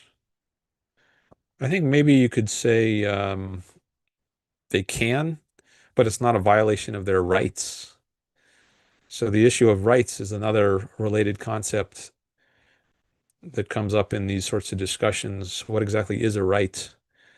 So if you think of force in a sense that it involves a rights violation, then it wouldn't apply in the case of a parent forcing a child to do certain things, at least. Um, like if the child wants to um, take a bath or something, then you could forcibly stop the child, say, no, it's not time. It's not a good time right now. We have to do something else right now. You could forcibly stop the child from doing that, but it's not a violation of the child's rights. Um, so you don't come to have your rights are held in trust while you are a minor. So the issue of children does complicate things. But if we just specify the context of adults, then um, it's maybe you could say, well, the idea that it's wrong to initiate force is applicable in that sort of context. So, what gives rise to this issue of rights or force? I don't think it's primarily, this is a question Ayn Rand often asks about various things to help figure out what is the right way to understand something. What gives rise to the discussion of rights? Is it primarily the relation of parents and children, or is it the issue of how um, mature adults interact? I think it's primarily the latter. And then after, so it's primarily about how should they interact with each other? It's not like how should you behave with your infant, right? I'm violating the infant's rights because it did not consent to me carrying it around all the time in my arms. What a rights violation. I'm just trampling on this infant's rights. No, that's not really the sort of scenario which gives rise to a discussion of coercing people and violating their rights. It's, there's the government is passing this tariff and they're forcing me to fork over all this money, which I didn't want to do. Um, why should I have to do that? Is that right? Is it proper for me, a mature adult who's engaged in this consenting act with some other adult who just wants to trade with me? Is it right for the government, some third party, to step in and interfere coercively with that? Um, I think that's more the context where the discussion of rights has to begin to be understood. And then later you can see, okay, well, how do we extend it in some way to deal with infants or small children or teenagers? Maybe it applies in some different sorts of ways. So I think if you specify the context, then that that cuts the rug or pulls the rug out from a lot of the sorts of objections that you might encounter. Um, so I think it's fine to say things work a little differently in the context of parents and children, but that doesn't mean that in the context of adults, this is a bad principle. Um, let's see what else I have here.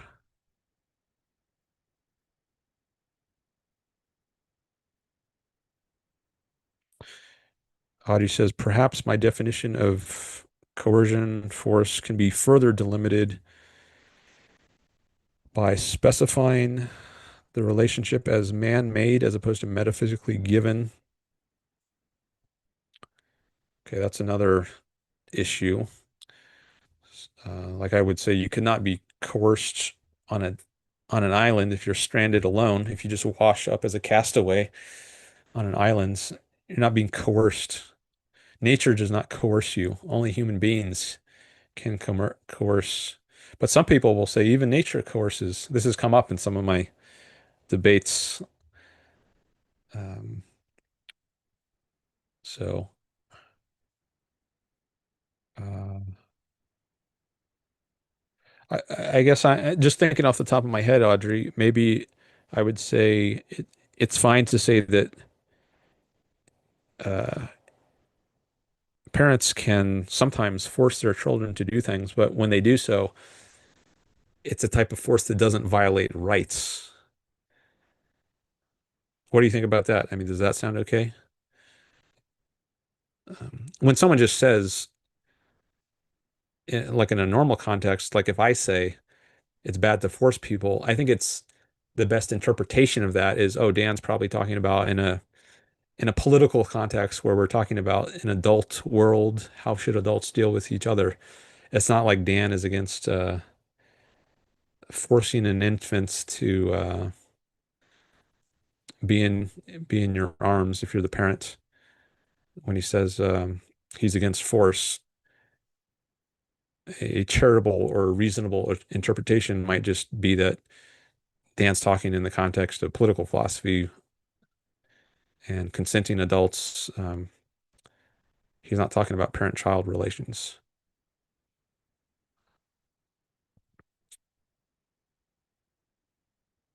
I mean, there's ultimately nothing you can do if someone wants to be a troll and just try to take your words out of context and do anything they can. If someone is not going to be reasonable in trying to interpret you, then there's no like ironclad definition you can give that's going to be satisfying. They'll find some way to try to corrupt what you're saying into something you didn't mean. So there's a limit to the lengths you should try to go, I think, in trying to construct an airtight definition, which no one is going to be able to pick apart, no matter how dishonest or ill-motivated they are. Just have a discussion with someone, and if they're sincere, honest, good faith, um, I don't think it should be much of a problem.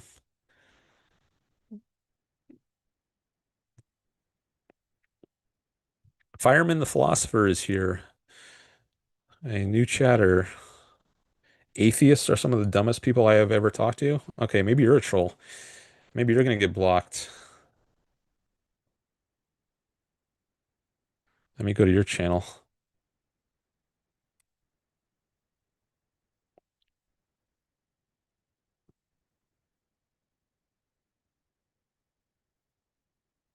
I'm clicking on the link from my phone because I don't want to go to your channel on screen and show something I might not want to.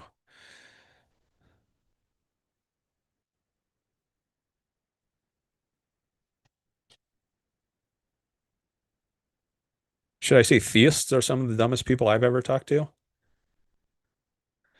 If you have a disagreement with atheism, you could say what it is, and maybe we could debate it.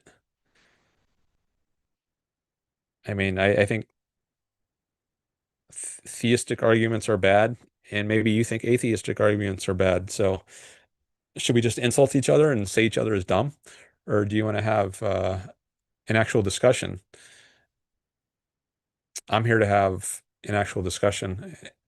I think it's a waste of time to just hurl insults. What's wrong? You butthurt, he says. Okay, yeah. I think this person is not worth talking to, so I'm gonna block. First time I think I'm gonna block someone on screen where you can see it. Hide user. All right. This user's messages are hidden. Not worth engaging with some people. Audrey says block fireman. She is not interested in sincere discussion. Yeah, exactly. See now, if I didn't follow Robert's advice on focusing on the positive, then maybe I would just keep that person around and engage with trolls and dwell in a sewer of negativity. But I'd rather engage with good people, people who are not trolls and who do want to have a sincere, honest discussion, a respectful discussion, and try to reach the truth. He is here to inflame you. You can see the icon, probably AI generated bot says Jason.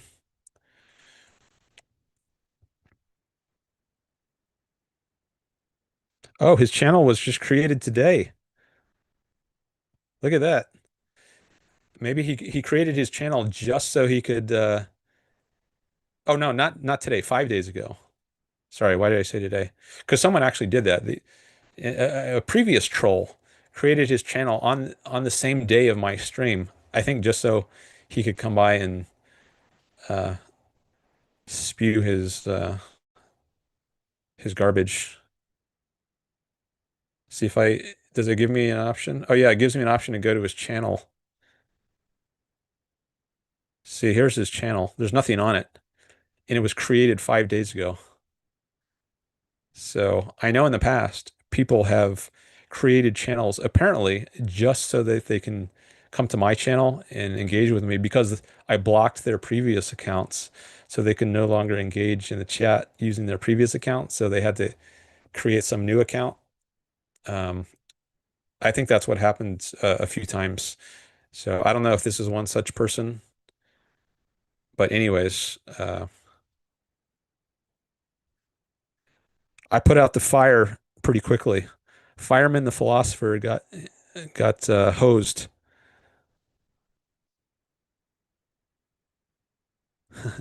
Robert says, nah, blocking trolls is the way to keep things positive. Yeah. A fireman in the Fahrenheit 451 sense, one who starts fires. Is that like uh oh yeah.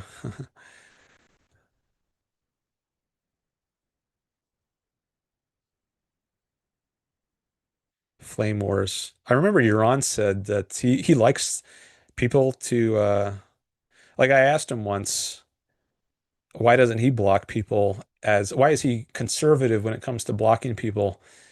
And I think he said he likes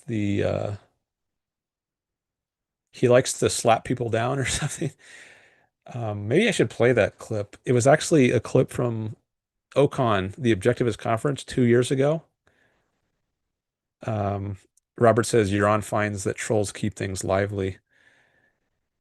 So I asked him a question, and he did a live broadcast from OCON a couple of years ago, and I asked him about his blocking policy, and I think he might have said something like he likes to engage with the trolls, and at least to a certain extent. Um, whereas I don't. I block them pretty fast. Um, I blocked one so fast I totally forgot about it in a few streams ago. Greg pointed out, he said, "Oh, so now you're blocking the second person. He blocked two people today." And I said, "Wait, I only blocked one person. I don't remember another person." And then later I listened to the stream again. I said, "Oh yeah, I went back and I saw that I did block a person, but he only lasted like less than a minute in my chat, and it was just so brief that I forgot about it." Okay, look at this. Fireman versus stupid atheist. So I wonder if this is a new account that he created just today, just so he could get back in the chat. He says, "You ain't put nothing out. I'm back. Let's have a conversation. I'm not trolling." All right, let me go to his let's go to his channel. Look at that. September 30th, 2025. So he just created it now. So he's gonna get blocked again. He went to all the effort to create a new account just so he could last another few seconds. I wonder if that's the same guy I blocked a few months ago, Darwin. He went by the screen name Darwin, and he had like I think five other screen names. Or maybe this is a completely neutral. Just take a screenshot of it. I like sometimes I like to um, have screenshots for my records. All right, now he's gone again. So I put that fire out even faster than the previous one.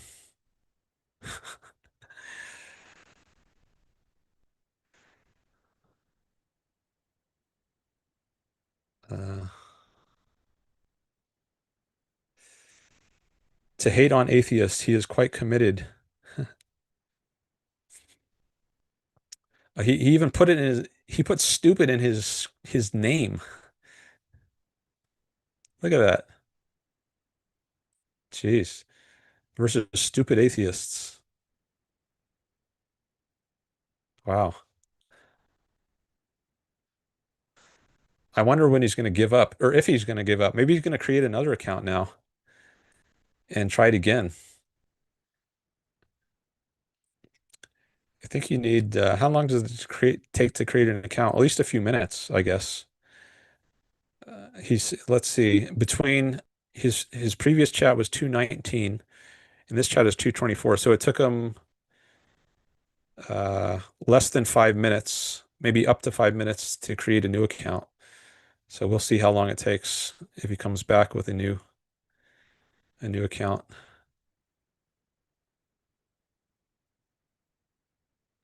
Robert says, really giving the poor, condemned, God-forsaken atheists a hard time. Man, that's harsh.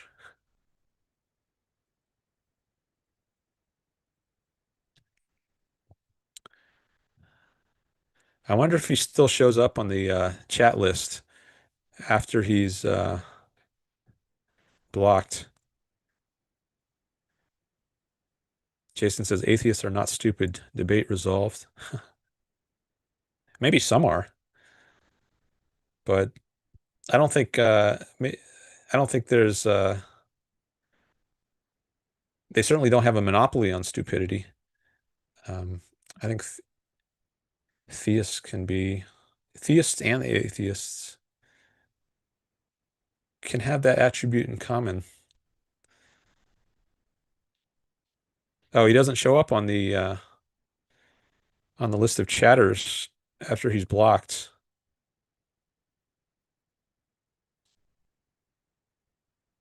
All right. Well, he at least he showed up on the screen for a few seconds, and his chats did. So that's he got at least that exposure.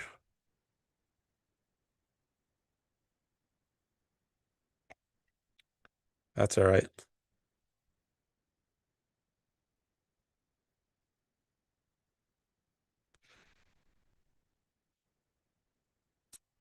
All right, got some more likes. Thank you for those. I appreciate it.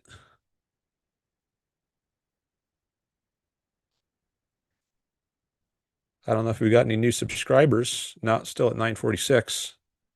You want to be part of the first 1,000? You might get a free super chat later if you're publicly subscribed.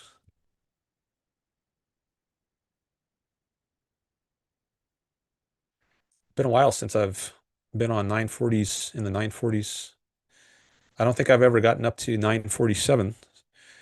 You could be subscriber 947. And that's another thing. But if you subscribe in the first 1,000, you can know what your number is exactly. If that is of any interest to you, you can say, I was subscriber 947 in the history of Dan Norton's show. Once you get up over 1,000, it's not going to tell you the ones digit. It'll just show you 1.00K or something like that. Florida Nick asks, Dan, have you ever believed in God? No. I have been an agnostic where I wasn't sure. Like maybe there is, maybe there's not. a God, but I don't think I've ever had a definite belief that there is a God. I think I might have prayed once, like, if there is a God, please do this. Like, I might have been in pain, some kind of pain, and since I didn't know if there was a God, I said to myself, like, if there is a God, please make this pain go away. But I don't I don't think I ever definitely believed, yes, there is a God. When I was growing up, I wasn't raised religiously, so um, it wasn't really an issue I thought about much as to whether there's a God or not. In high school, I started to think about it, and I was an agnostic for a year or two. And once I got, once I learned about objectivism, which was right after high school, I learned about its view on atheism and its view about the arbitrary and how you can dismiss the arbitrary. And once I learned about the epistemology of objectivism, and maybe also the metaphysics that convinced me that atheism was the right viewpoint. Audrey says, "Don't legitimize trolls by giving them the attention they desire. They do feed off of attention sometimes, so um, I do think it's good not to give them attention unless it's serving some value, like pointing out something of value." Hmm. Who got 666? Oh, uh, I don't know. I could look it up on my uh, chart though. Subscriber number 666. I'm kind of curious now. Um, it doesn't always tell me who the subscriber is. If your subscriptions are not set to be public, then I might just get a subscriber and the number will go up, but I won't see who it was. But I can look in my spreadsheet and see if it tells me. I don't know if I'll tell you though, because some people might not want it to be known that they are subscribers. Like if you're even if you're a public subscriber, I don't know if that means anyone other than the host or other than the person whose channel you've subscribed to can see that you're subscribed to their channel. It used to be that you could, I know, on YouTube, like you could see what channels other people are subscribed to, but now I'm not aware that you can do that. It would have been nice to have a respectful civil discussion debate about God's existence. I would have been happy to do that. It's too bad that he came in here disrespectful. Because I'm happy to debate the existence of God. But I think some people maybe they resort to ad hominems, insults because they don't have good arguments and think if they don't have those sorts of tactics in their arsenal of being rude, insulting, mocking, um, then they can't defend their view well. But um, yeah, it's too bad. Could have had a good discussion.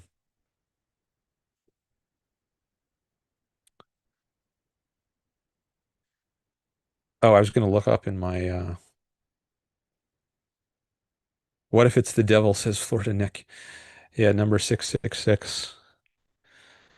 Let me go to my other let me go to my spreadsheet. Your number, it might also change. Like if people unsubscribe, which sometimes happens, the numbers go up and down. But like if you are subscriber 947, so if you subscribe to my channel right now, the number will go up to 947. But if someone else who is subscribed to me already unsubscribes, then it's going to go back down to 946. So then what number are you? Are you still number 947, even though I only have 946 subscribers now? Or are you now number 946 and everyone's got bumped down one if you subscribe to me later than the other person in the list who unsubscribed? So it gets a little complicated exactly what is your number. So maybe if you subscribe now, you'll make the my list of subscribers go up to 947, but you're actually maybe you're actually subscriber 1365. Because I don't know, maybe I've had that many people total subscribe to me over the years, but since I lose like a quarter to a third of subscribers over time, like I've done a calculation before, rough, and it seems like maybe around 30% of the people who subscribe to me at some point eventually unsubscribe. Um, but if you don't factor out all those people, if you keep them in, maybe the next subscriber is like subscriber 1365 if you count all the people who have unsubscribed, who are not, even if they're not currently subscribers. So it's a little complicated as to what exactly number you are in terms of the order of subscribers. But anyways, I looked on my spreadsheet and it's actually, it was during the question I asked Yaron Brook that I was just talking about a few minutes ago at OCON, when he did his live broadcast from OCON. I was at 665 subscribers. And then I asked my question and the next person. So whoever, maybe it was someone at OCON who is subscriber number 666. I think I should pull that up. Yeah, let me do that before I forget. I haven't shared this on my channel before, but I think it would be good to share since I'm talking about it. If I go over to the Yaron Brook show, is that still up here? Oh, rules for life. Yeah, that's what I was looking at. If I go to if I do a search for OCON live, maybe that'll bring up the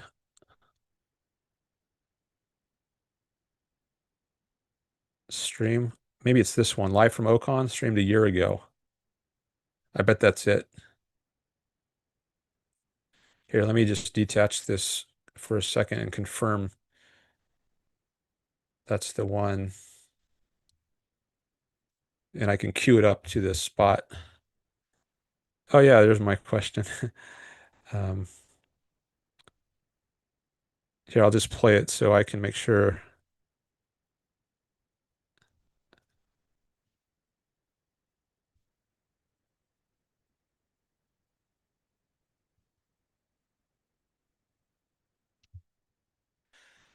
Okay, so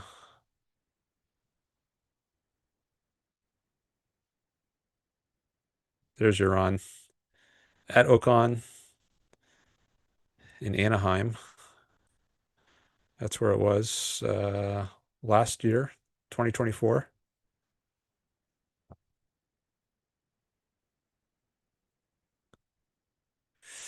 Okay, so I get up in the question line.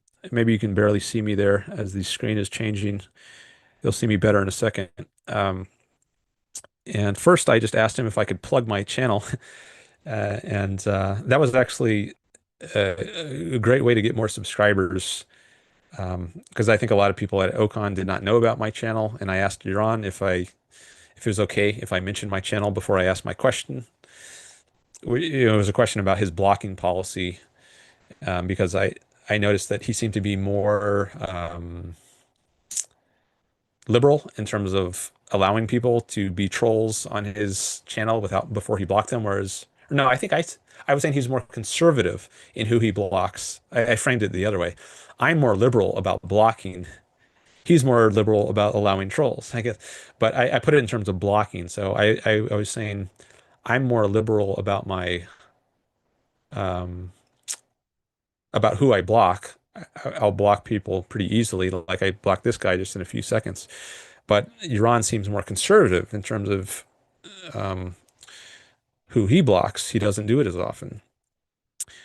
And that's what I eventually asked him. But before that, I asked if I could just plug my show. So I'll play the whole thing, and you'll hear it all. But let me. Oh, I think I have to share the sound. I didn't check that, so let me stop the screen share for a second and make sure I have the sound shared. Um,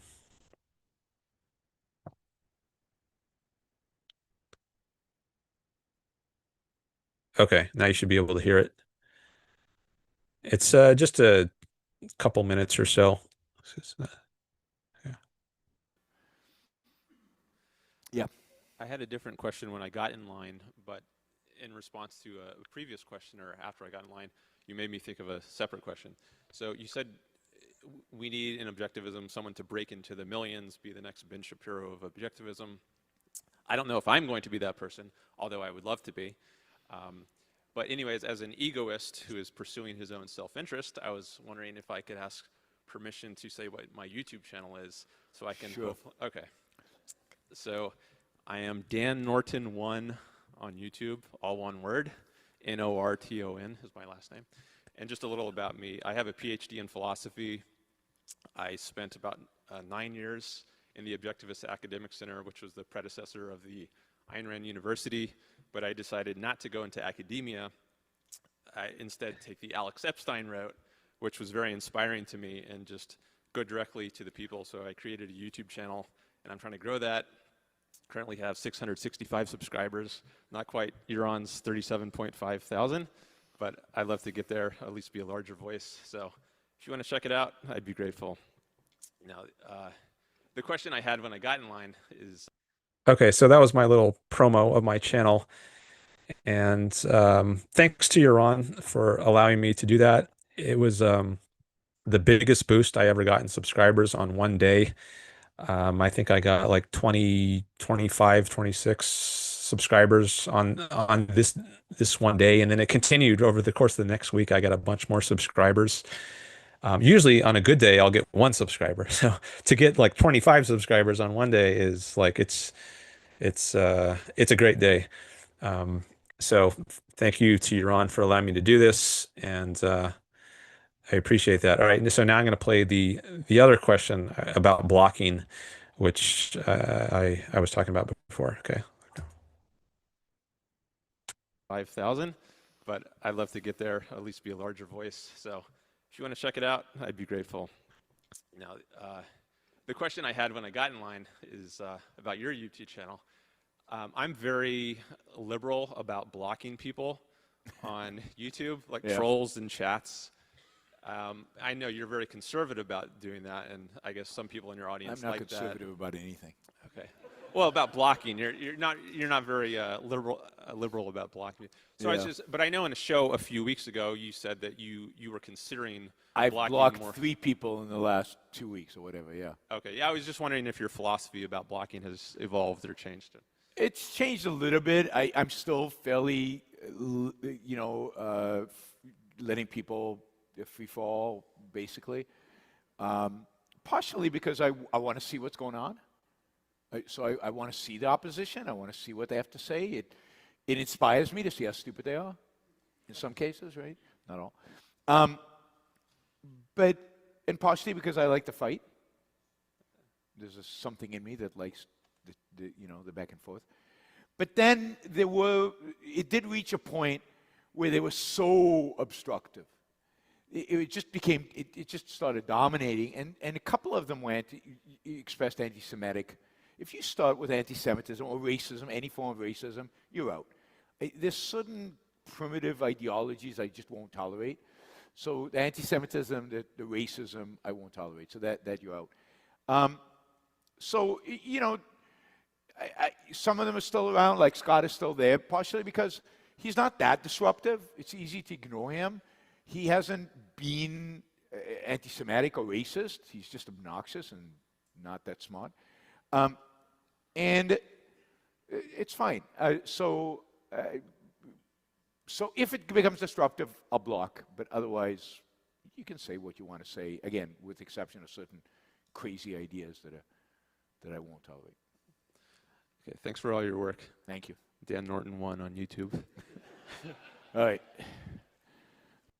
All right, so there's my Hey, Ron. Hey, Few minutes on Yaron's live broadcasts. So Well, you talk again, all talking right, about I played it until I left the screen, until you can no longer see me.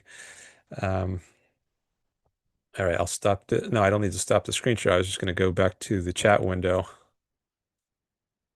here. Thornick says I had forgotten about Scott. Yeah, he mentioned Scott. Yaron mentioned Scott in that answer. Um, Scott Schiff, he was a frequent participant in Yaron's chat for a while, but he eventually got blocked. So I think at the time of this Q&A, um, he was not blocked yet, but I don't know. Maybe I don't know how long after that it was, but I think he eventually did get blocked. All right. But back to the chat. Um,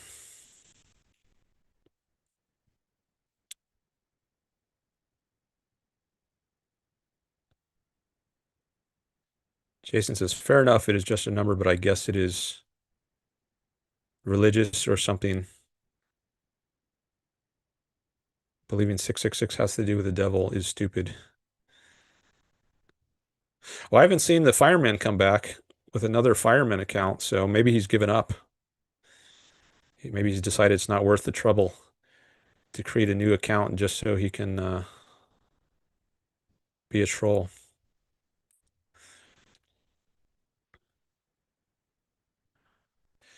Audrey says, I'm going to the Irreplaceable Spark Convention in October. All right. Yeah, it's another objectivist conference uh, in going on in Southern California, I think. Coming up soon, I think. Are you going to? I'm not planning to go to any objectivist conferences in October. I think that's when the Irreplaceable Spark is. Maybe I'll change my mind. But right now, I'm not planning to go to any. I mean, that's the only one I know about. But um,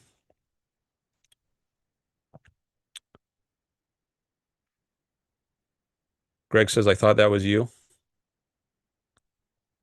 Oh, you mean when you saw me in the Yaron Brook video?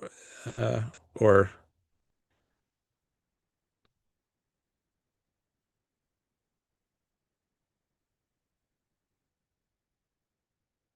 all right, I think I'm caught up in the chat.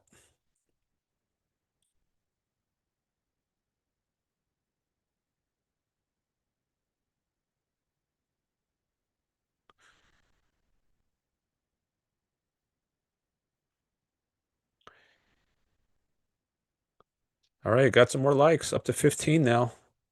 When did I start? I started at 11. So I've been going for close to 4 hours. Last time I went for 7 hours. And I don't know if I'm going to break that record. Maybe I'll break it again. We'll see. I'll probably have to take a break at some point, though, if I am going to break the record. And maybe we'll break the likes record too. I don't always break the likes record during the stream, but at least after the stream, it still goes up some.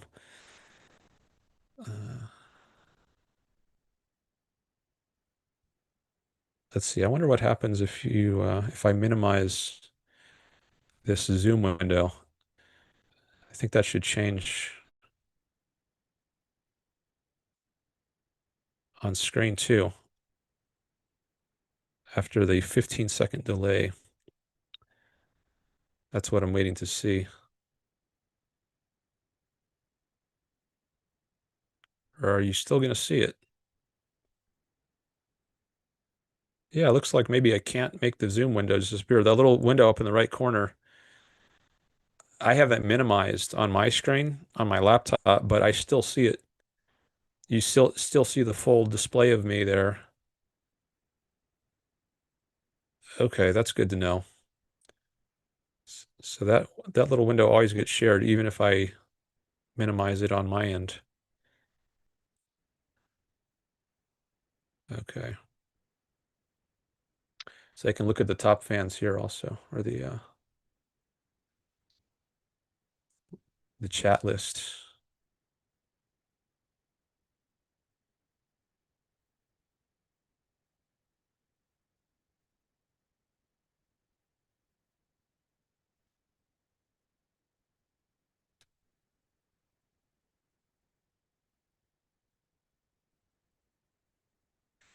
Okay. Any other topics people want to raise? Oh, in the OCON Yaron Brook recent release, Greg thought it was me.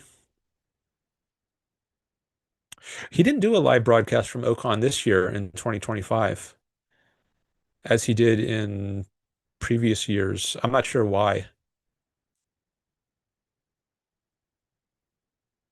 but if you're talking about I don't know if he did a broadcast at all, like maybe even privately from his hotel room.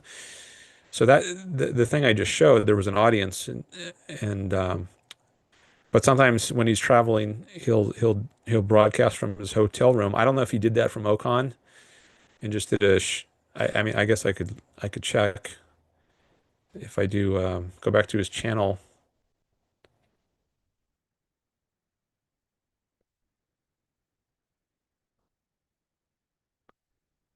Maybe if I put 2025, that'll so that would have been a few months ago, like a couple months ago. Live from OCON, that was 7 years ago, 7 years, 7 years, 3 years. I think maybe he didn't do a show this year during OCON. If it did, I think it would be showing up near the top because it would have been the most recent one. So I'm not sure what you mean here, Greg, when you say you thought it was me in the OCON Yaron Brook recent release. Have you tried sliding it to a different corner of the menu window? No. Let me try that now. All right, I just moved it down. It's now at the bottom right instead of the upper right, on my end at least.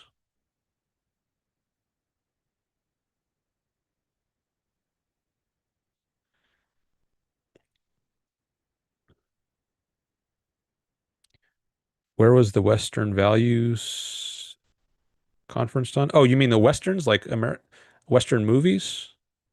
That's what you were talking about? That was in the membership section of his site.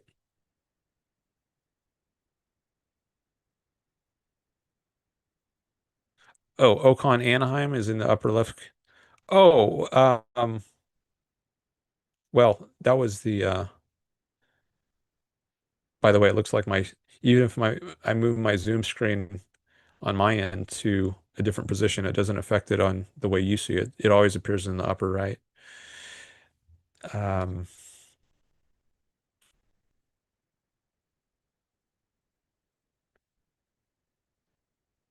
the Anaheim one, this one. About the next generation of objectivist intellectual to get 1 million followers. Last Yeah. 2 weeks away. So that's what Greg is talking about.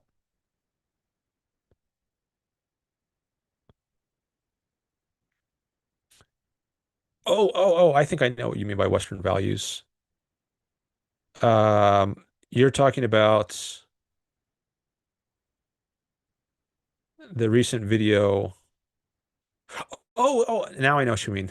That's right, because I asked a question in a different You're on talk as well. Right. Okay. Videos. Oh, is this on the Ayn Rand Institute channel? I think it's on the Ayn Rand Institute channel.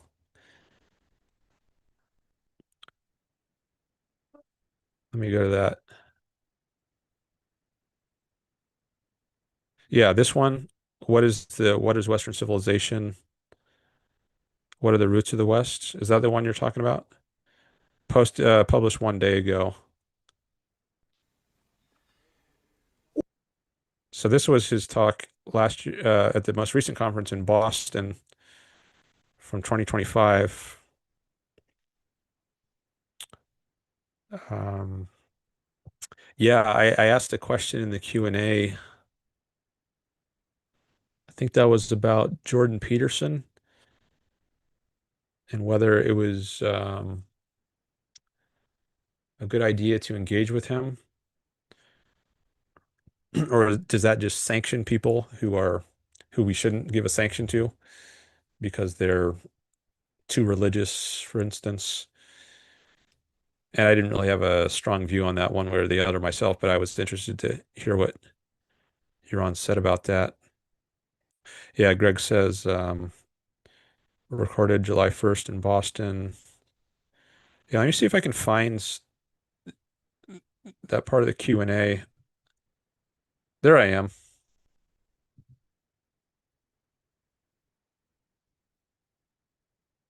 All right. I think it's just a couple minutes. I hope you could hear that. I turned the volume as high as I could.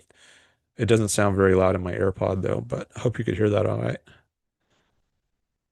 To remake, to change the world around us is just magnificent and beautiful and hard to imagine. I mean, and literally, I'm not a good. It's not good to ask me. You have to ask like a sci-fi writer.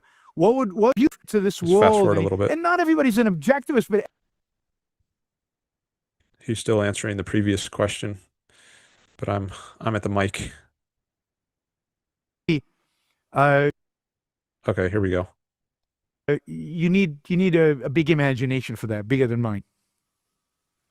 Speaking of Jordan Peterson, I know you recently said you gave a course for his academy. So I was wondering about the wisdom of doing that, if you thought maybe it gives him a sanction he doesn't deserve, or if it's worth it to reach a broader audience. Like if you go to university, I mean, we all go to we teach at universities and we go places. If the Peterson Academy was focused just on Jordan Peterson and his kind of accolades, I wouldn't do it. But he's saying it's a broad kind of university thing. They're going to bring people from different views, and I've seen them. Shermer was there, and they're bringing people from different perspectives, not just Jordan Peterson. I go and speak at universities. Universities are just as corrupt, right? In a sense of they have a particular agenda, and yet we speak and we teach and we encourage people to teach at these universities.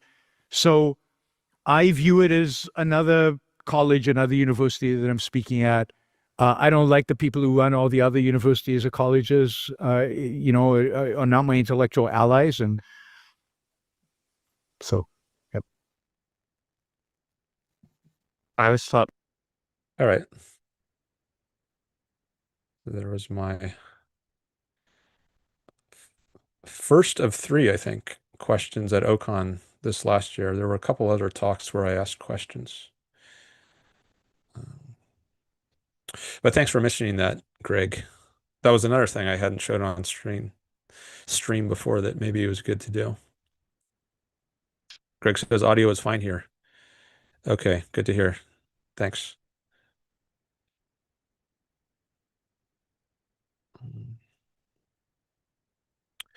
Well, I usually retitle my streams after I see what topics came up. So maybe I will say something about my OCON appearances since we talked about that a while.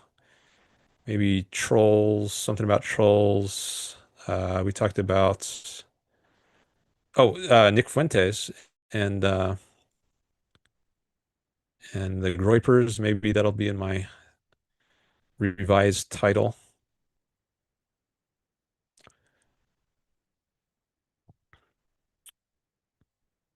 Got 11 people here. Anyone else want to step in, say hello, make a comment, ask a question?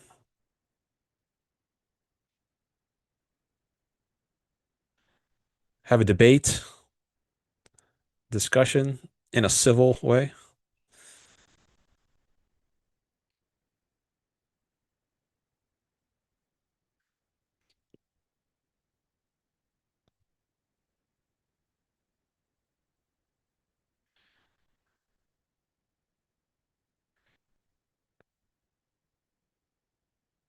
Greg says, I mistook your first question as being from this talk, having just returned from dinner. Oh, I see. Yeah, when I was showing that my first question, that was from the previous year's OCON 2024 in Anaheim. The That's the one where I plugged my own show and asked about his blocking policy. And then the next clip I showed was from this 2025 OCON in Boston. That was the one I'm asking about Jordan Peterson, because Yaron has given these talks to the Jordan Peterson Academy recently, I think within a few weeks of when I asked that question. So,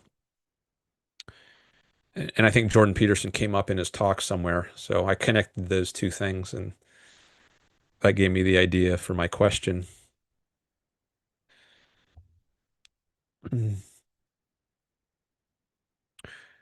All right, I think this is a good time for me to take a break and get a snack, and maybe y'all want a break too.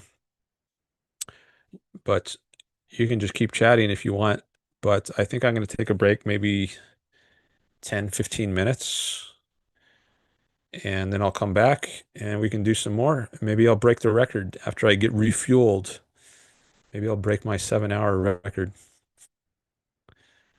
I do like streaming at different times because then that increases the chances that more people and more new people will be able to come by and see the stream.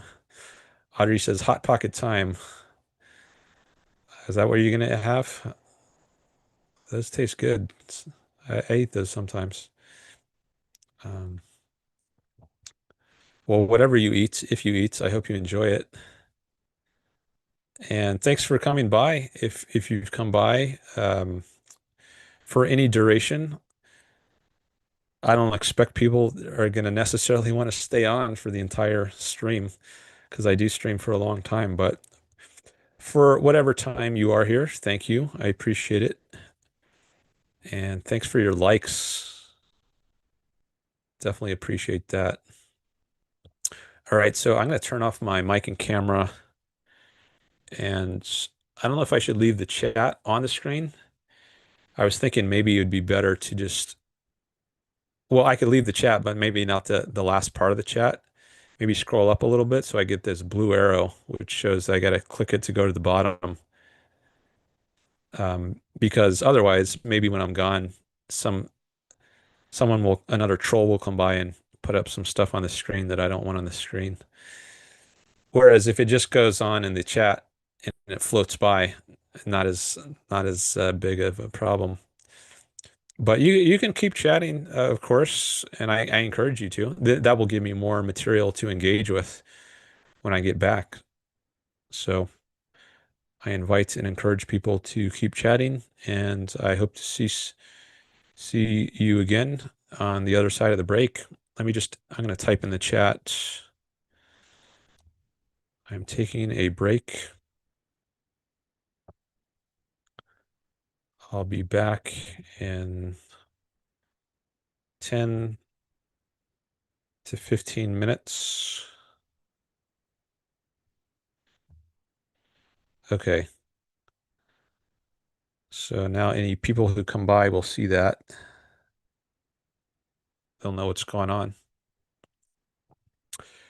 Oh, and I can also change.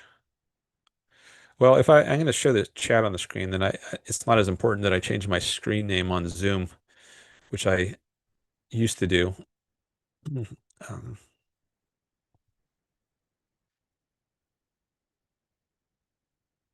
hmm.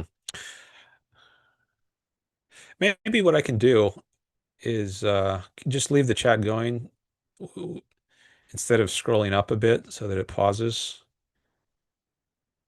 And then I could just check on it every few minutes during my break. So if something problematic shows up, then it doesn't matter so much because then I can. No, I'm just gonna leave it paused here on Audrey's message. That'll be the last one, and yeah, I'll leave it like that.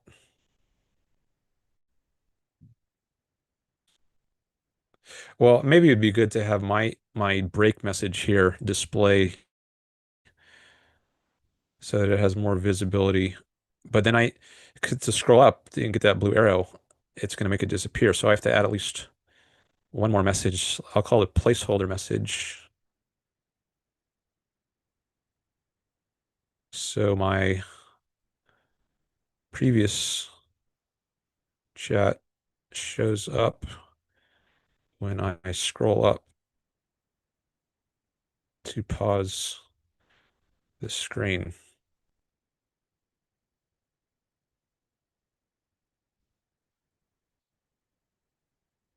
Okay, there we go.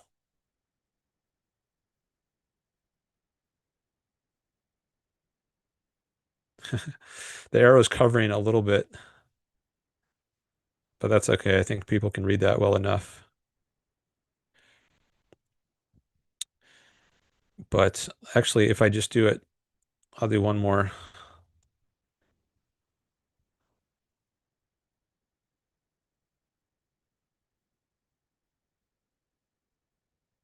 Now, if I scroll down, it's completely visible.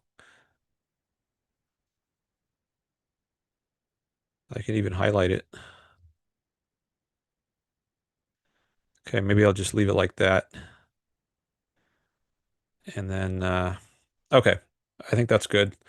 This is an experiment. I'm always tweaking things, but that's how I'm going to do it for today.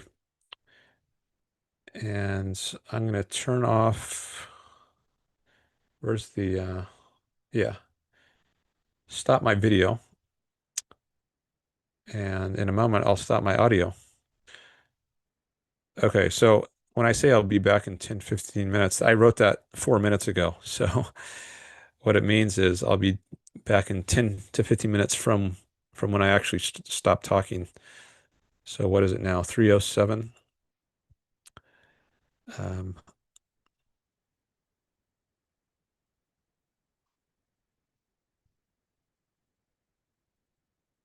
well, I'm not going to worry about it too much. I don't need to type out another message. Um, I don't think it's that important. So 10 to 15 minutes from now would be 3:17 to 3:22 p.m. Pacific. Okay. See you on the other side of the break.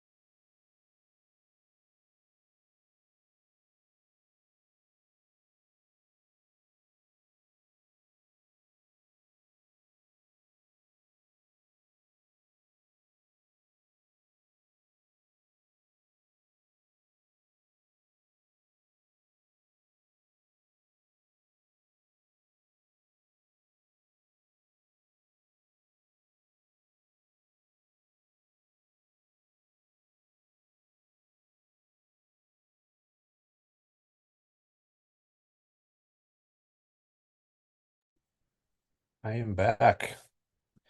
3:22 exactly. In some number of seconds.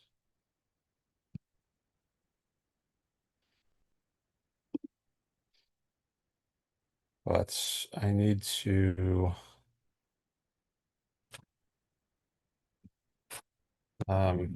make sure I'm sharing the right screen again.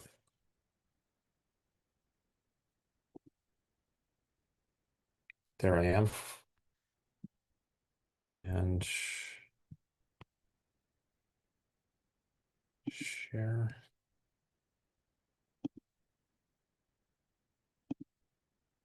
There we go.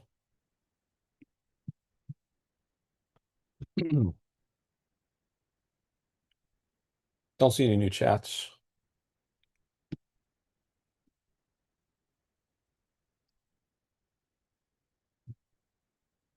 Looks like some people went on break as well. Because it was at, I think, around 12 people before I took the break, but now it went back to 7. It always happens when I take a break, understandably.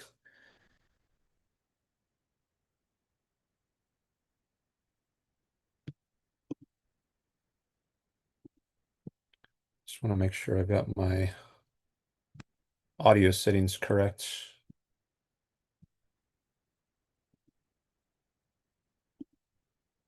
Because I saw you utterly. Oh, my AirPods are not connected. Let me fix that.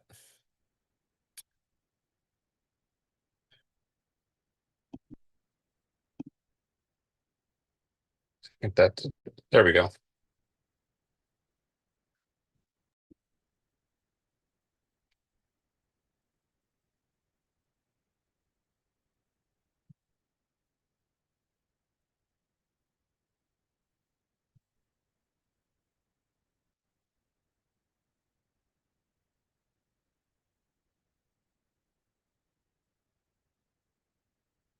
All right.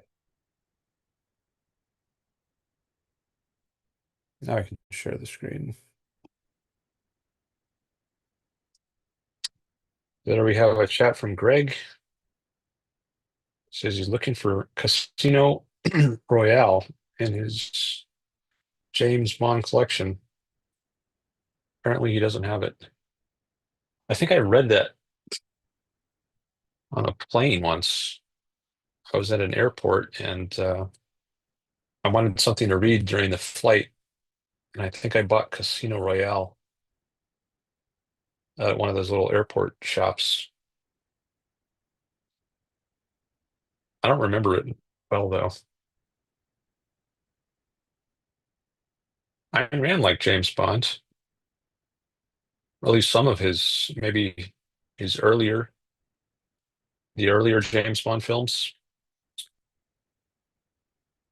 But then I thought she wrote an article, was it Bootleg Romanticism? I think that might have been the title of it, which eventually appeared in the Romantic Manifesto. And I think she might have said there that the later James Bond movies were smuggling in romanticism in a way. And they were sort of presenting it as tongue in cheek, or which is not good. Shouldn't have to smuggle in heroism or the good. I think she might have said something like that in her article, Bootleg Romanticism.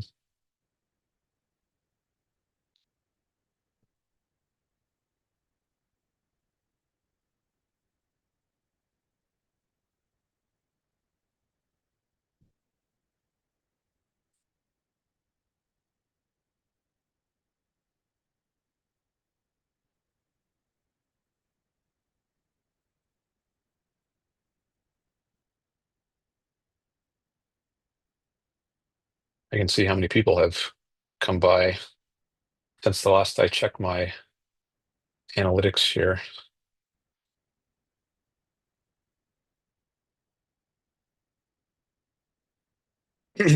Yeah, you see a big spike when I first went live, and then it continues to be higher than the baseline between streams. 83 people total.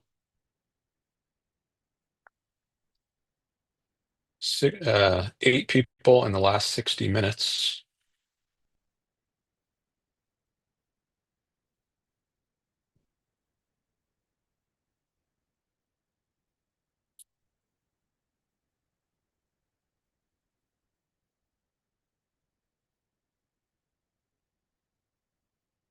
All right, so numbers are starting to climb back up a little bit.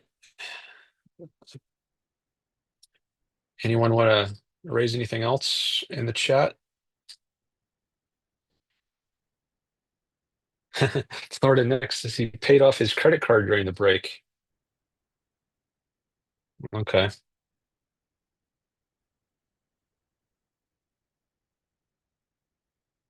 I did that recently, not during the break, but several days ago. I usually pay it all off. Actually, somehow I overlooked a recent payment, though. It's the first time in many years which I did that. I don't know how that happened, but I had to pay a little late fee because I didn't do the minimum payments that I need to do every month. But usually I do much more than the minimum. I just pay everything off so I don't build up interest that I have to pay off.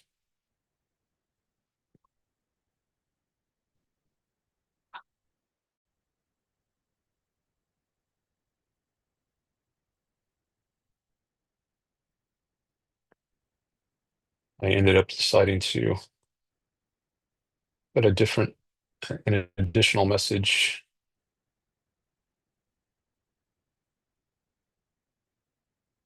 Is that part of capitalism? Credit? Something that freedom makes possible? There are people so wealthy they can help finance your life. So you don't have to immediately be able to pay for something. You can just get it on credit.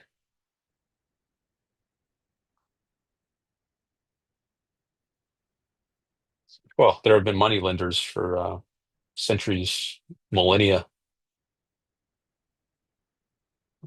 Jesus overthrew one of the money lenders' table, right? Didn't he do that when he in the temple? Um, or was that the money changers as opposed to the money lenders? Anyways, money lending is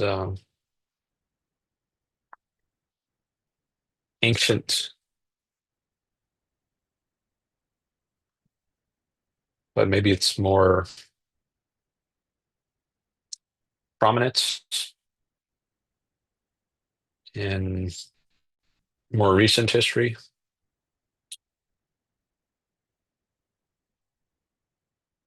Maybe more people can buy things on credit. I'm not sure. But I do think people are more financially secure now than, well, under freedom than without freedom. Because freedom can always evolve new and interesting, helpful ways to support your life.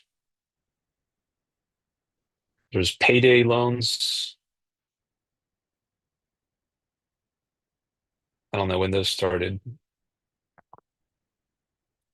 but I think some people want to get rid of those and make them illegal because the interest rate is too high.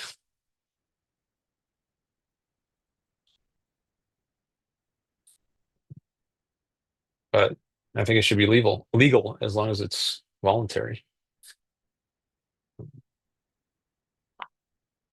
That reminds me of a topic I could raise, like the limits on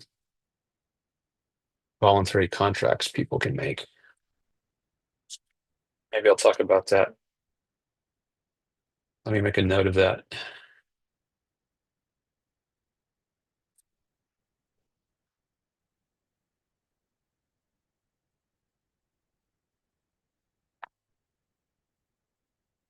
But I want to read some more of these chats first.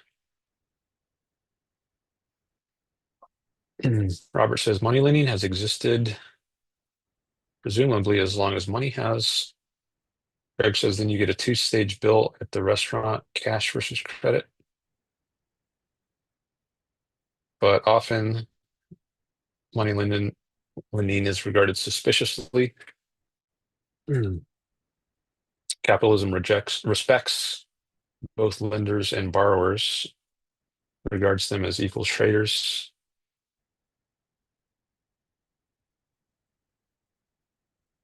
Greg says some other stores as well as the restaurant.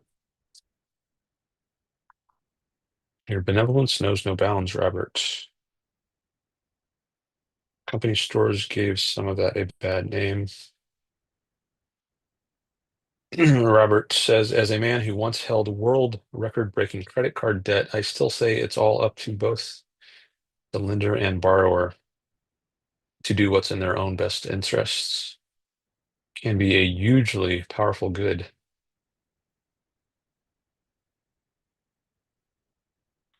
Florida next says, I don't want to know what a world record-breaking amount of debt is. I think Yaron Brook has said he often lives on, or earlier in his life, he lives on credit cards a lot. He built up a lot of debt. But he was in favor of it, allowed him to live a better life.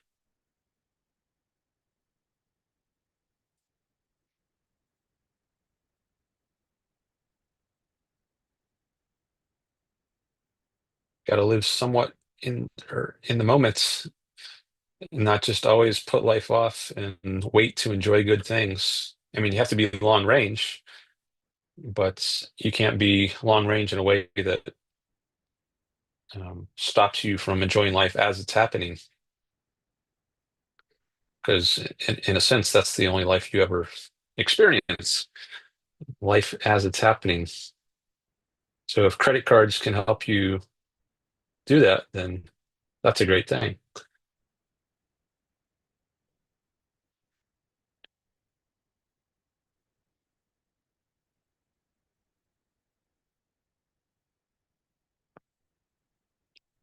All right, I'll raise this other topic and maybe we can, you can keep talking about this topic if you want, the debt, credit card, etc. But maybe I'll at least put on the table another topic and we can get into that some. Greg says, I think Uncle Sam has the world record amount of debt at the moment on the American Producer credit card. So the other topic I had in mind is the limitations of contracts. So I was saying that, like with these payday loans, even if they have a extortionate interest rate, or what some people might call that, which is why I used air quotes, um, it should be legal as long as it's voluntary. You know what you're signing up for. You know what you're getting into. You know the terms. So you should be free to do that. But are there any limits to what we should? Sorry, I'm just trying to move something off my table here.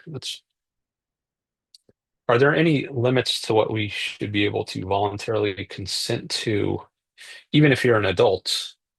Like, set aside the issue of children, as I discussed earlier. I do think it's appropriate for parents to impose their own will, to some degree at least, on their children. Like the child wants to touch a hot stove or something, the parent can forcibly stop it from doing that.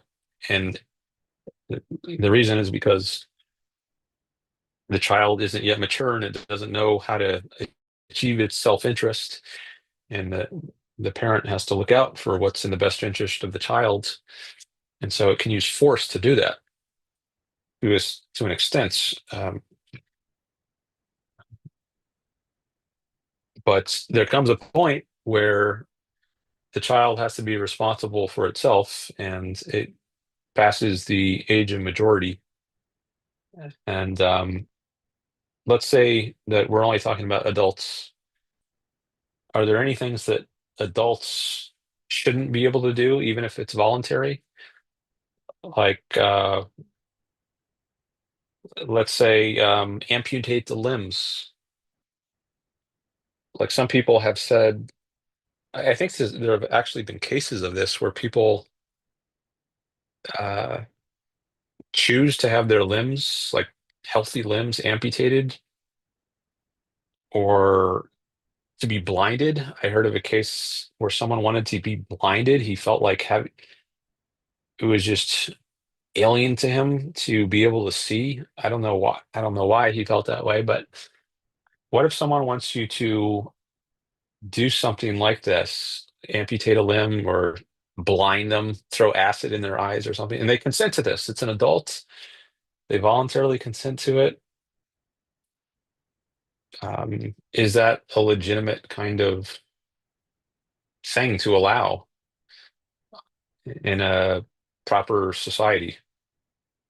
Now, if someone isn't of sound mind, you might say that that invalidates the contract. So I might sign my name to a contract that says, yes, I want you to amputate my arms, um,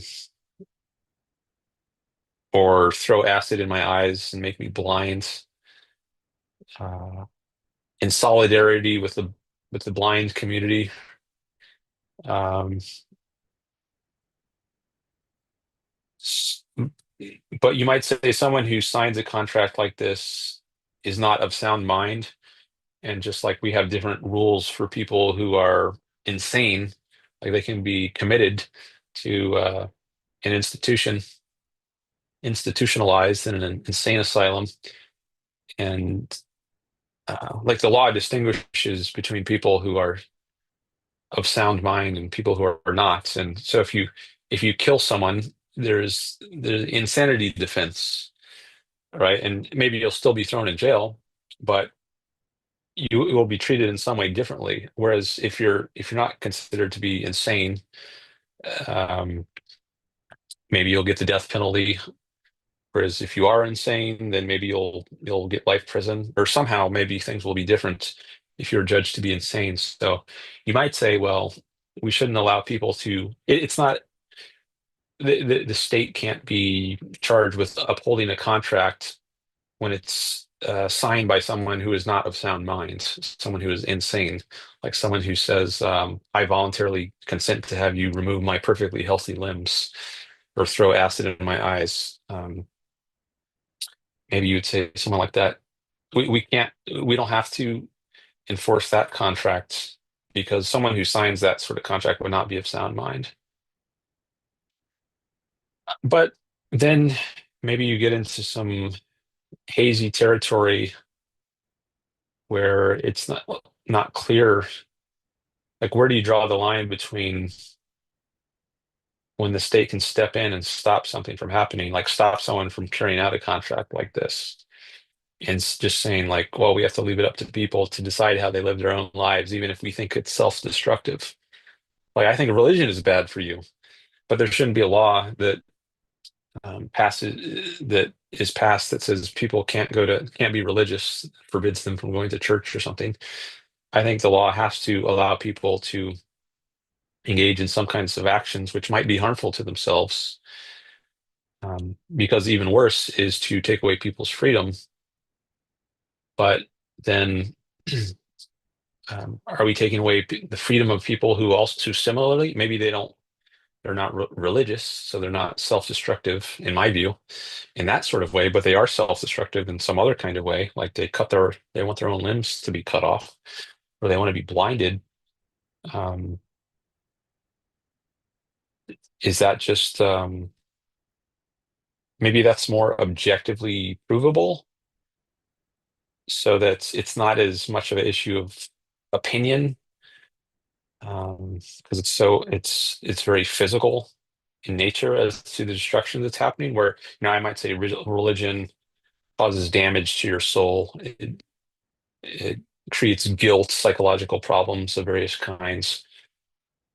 But maybe that's more disputable as to whether it actually does cause these psychological harms. Whereas if it's cutting off someone's arms or blinding them, that's more objective in a way. It's in terms of the sort of harm that's being caused. So maybe it's not a slippery slope where you're saying, oh, well, just because I allow in people to do some self-destructive things like join a cult or um, believe in religious dogma, therefore I need to allow, or we as a society should allow anyone to do any self-destructive thing, so long as it's chosen voluntarily. You might draw a line and say, well, if it's some obvious physical sort of self-harm, then we can't say contracts that enable that are legitimate contracts and should be upheld by the state, so that if you sign up for an operation, um, then the government has to enforce that you go through with it or something. Um, Anyways, those are some initial thoughts I wanted to just put on the table. And I see some chats have come in. Some might be about this topic. Looks like there are some. So, all right, some more on the credit issue. But then, and maybe I'll come back to those. Wasn't in the horror files. I don't know. Ayn Rand had something called the horror files, which I guess you're referencing there, but I don't think that's where I heard about these cases of um, people who want their limbs removed or want to be blinded.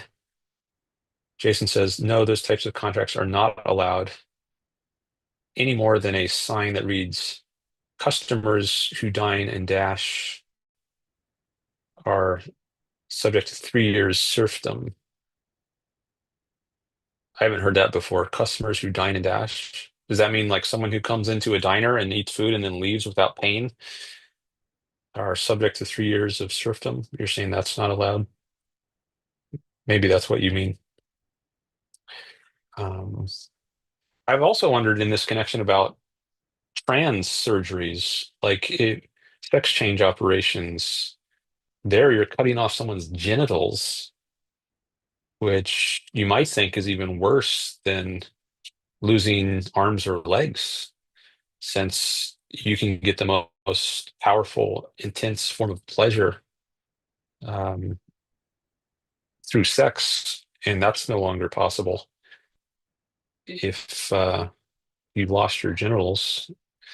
As far as I know, you wouldn't be able to have that anymore. So, yet, this is a common thing. I mean, it's still a very small percentage of people who I think actually do this. And this came up in my last conversation, my last live stream, actually. The trans person called in, and I made a point at it during my call with him. I said, well, there's a distinction between top and bottom surgery, and it's more extreme to go through bottom surgery because there you're losing the capacity for sexual pleasure.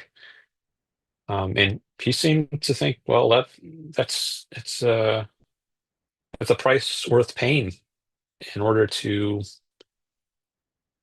uh, feel better. I think he would rather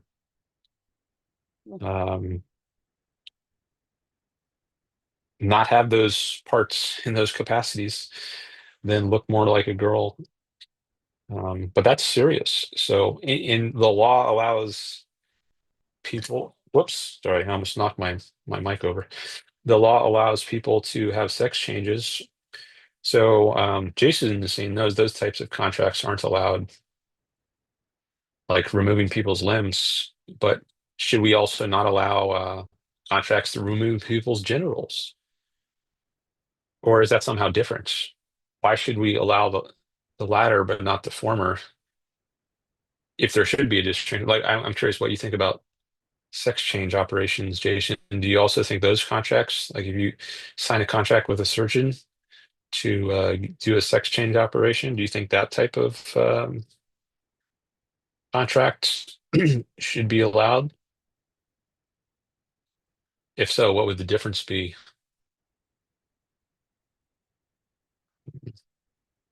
One person says, I just identify as a woman, even though I was born with male parts.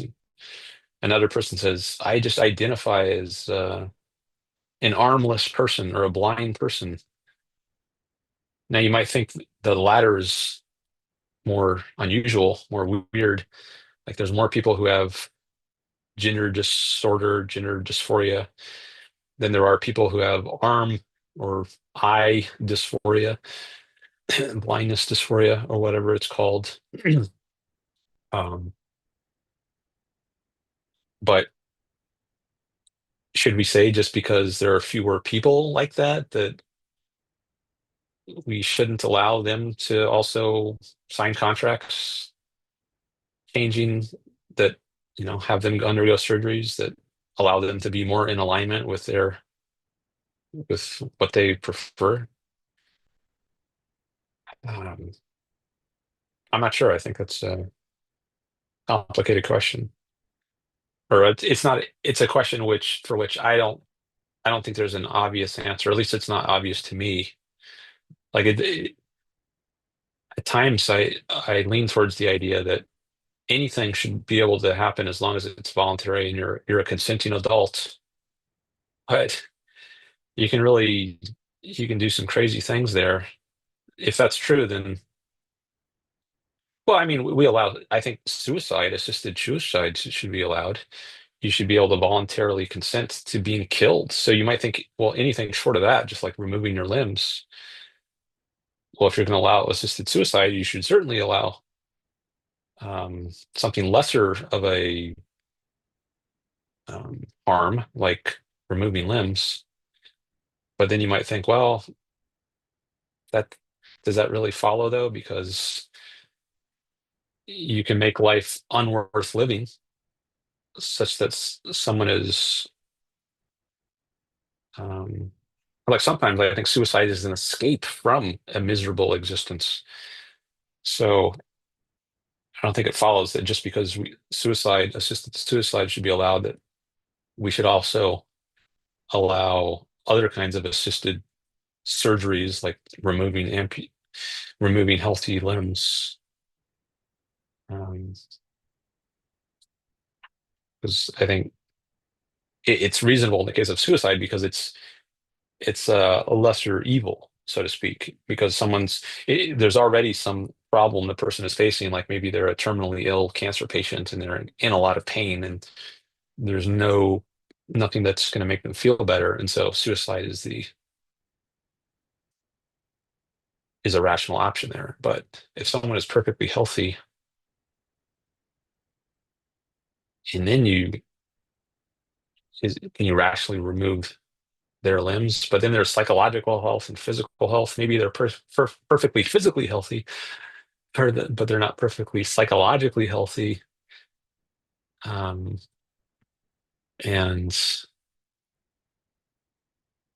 if the only way to make them feel psychologically better is to remove their limbs, or if they claim that's the case, like some people claim it's the case that the only way to make them feel better psychologically is to allow them to undergo sex reassignment surgery.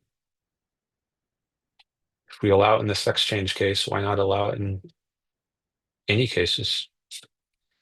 All right, but let me look back at the chat. Jason says, any contract should be able to be annulled via bankruptcy.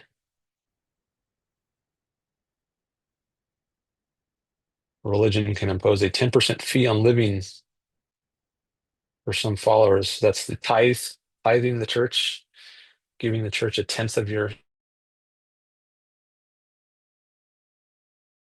Asked, I believe it was me, uncredited, to Yaron about bankruptcy. Oh, I am credited. Oh, I just got a message that says my internet connection is unstable, but it just disappeared, so maybe it's stable again. Hope it is. I don't know why you can have a contract where you can cut off your genitalia, but I don't think you should have a contract where you could cut off a perfectly good limb. I'm not sure, says Jason.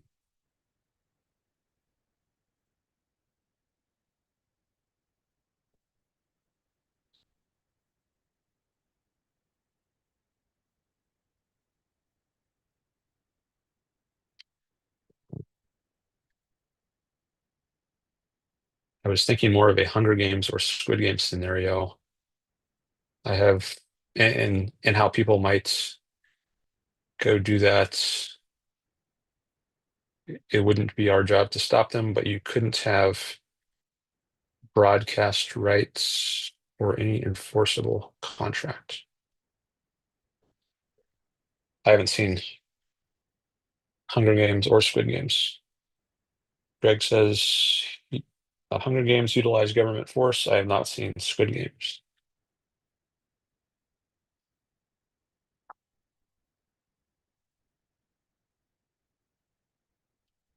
I raised this sort of issue on Harry Benswanger's forum in the context of indentured servitude, actually. I was asking, should someone be able to sign a contract to be a indentured servant?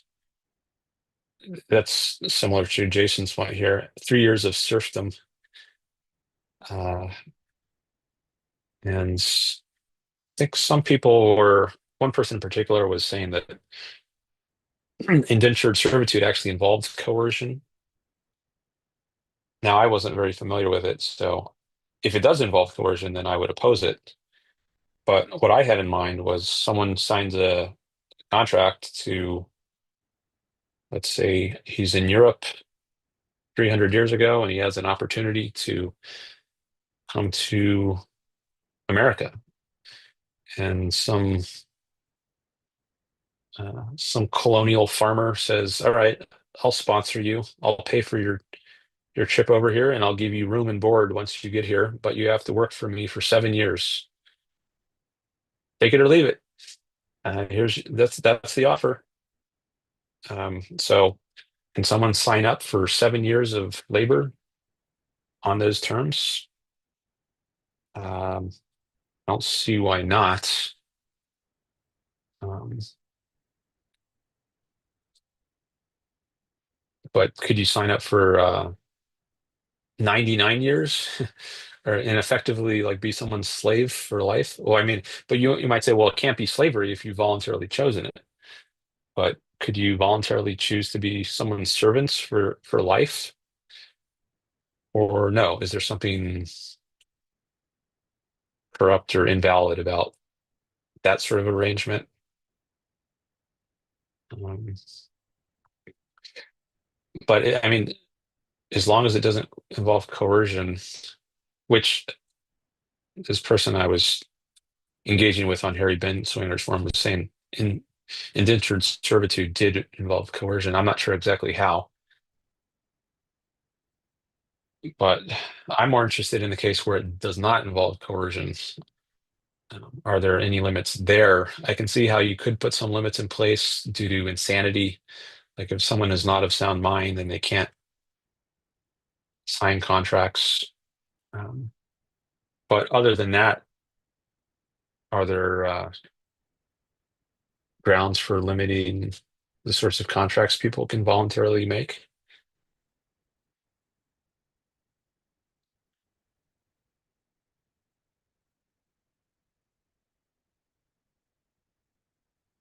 Someone raised this to me in a debate I did with T-Jump. That's on my channel, actually.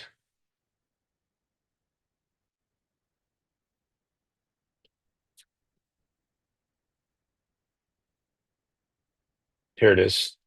Debating objectivist politics and ethics with T-Jump. That was over 3 years ago. He raised this sort of case towards the end of our discussion, I think. I think it was similar to indentured servitude. I think he was asking something like, if if I've got a child and someone says and my child has cancer and someone else has a cure for my child's cancer, but the only way for me to get that cure for my child is to pledge to this person who's got the cure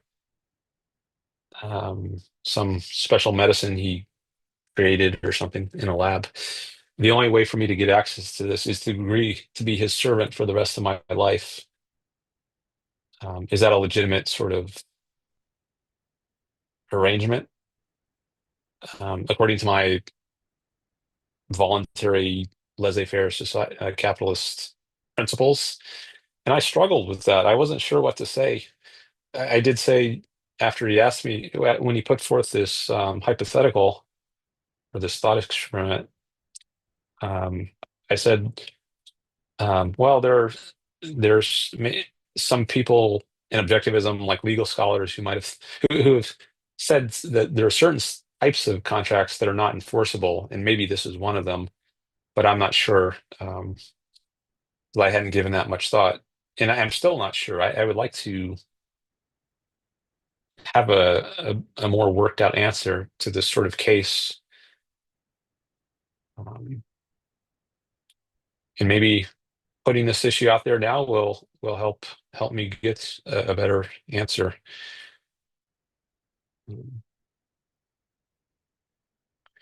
Maybe I'll also pursue this more on Harry Benzinger's list.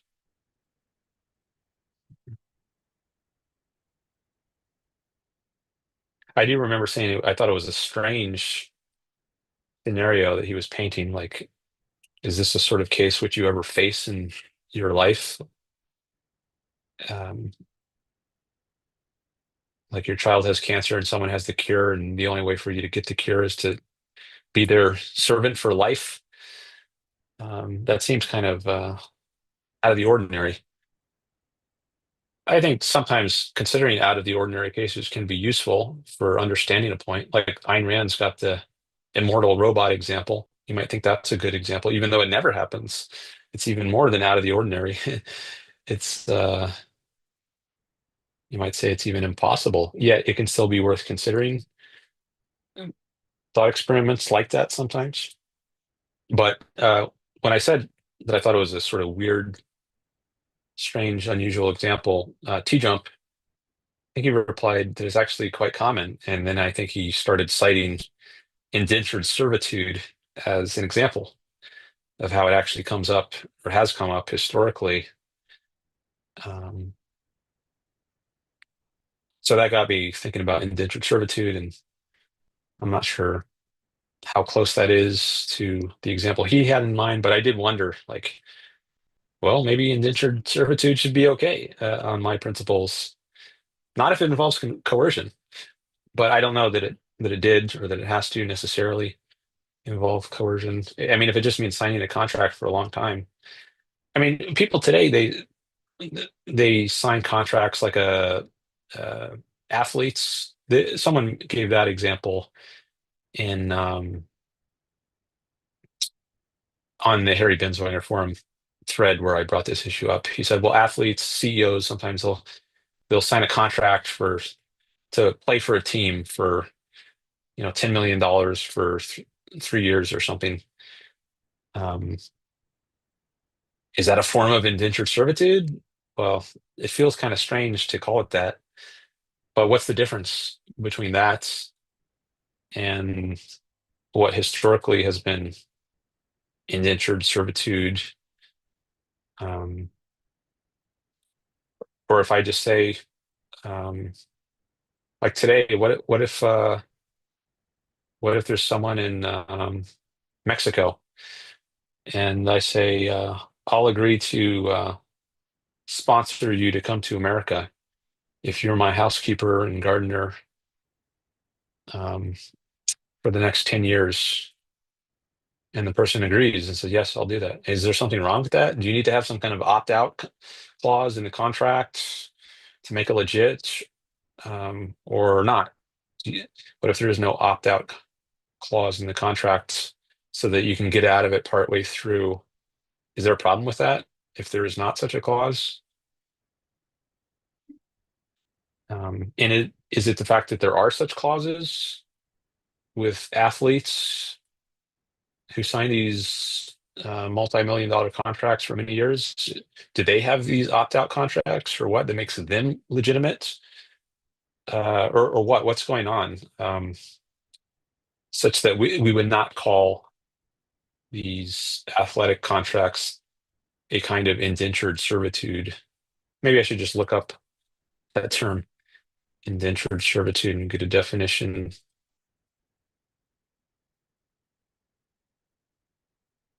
I'm doing that now in another window, which I will merge to.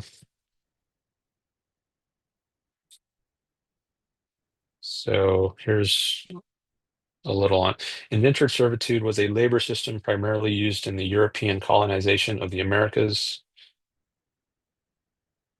where individuals signed a contract, indenture, to work for a master for a set period, usually 4 to 7 years, in exchange for passage to the New World, food, shelter, and eventual freedom dues. I'm not sure what that is, freedom dues. While distinct from slavery as a temporary contracted arrangement, it was a harsh and exploitative system that provided crucial labor for colonial economies and was a precursor to widespread African slavery. How it worked. Okay, well, it says it's distinct from slavery as a temporary contracted arrangement. Okay, well, athletes can have temporary contracted arrangements. Then it adds it was harsh and exploitative. Okay, well, do you get into sort of gray subjective territory there? Like, who's to say what's harsh and exploitative? Marxists say that capitalism is harsh and exploitative today, and the capitalists exploit their workers, even though I would say that's a lot of what Marxists say is BS, and it's beneficial to the workers. So is there any objective meaning to harsh and exploitative that can be used as a legal basis to stop this, or is that subjective? So, I mean, just going by this little description here, I don't see why. I'm concerned that it's subjective to prohibit this on the grounds of it being harsh and exploitative. I'm not sure that has any objective meaning that could be used legally. So if that can't be used, then I don't see anything else here that should make it prohibited in a free society. So I'm not sure why that other person on Harry Benzeringer's list thought that indentured servitude involved coercion. I mean, maybe it does, depending on the way in which it's harsh and exploitative, but it's not obvious on the face of it just by this explanation that it involves coercion.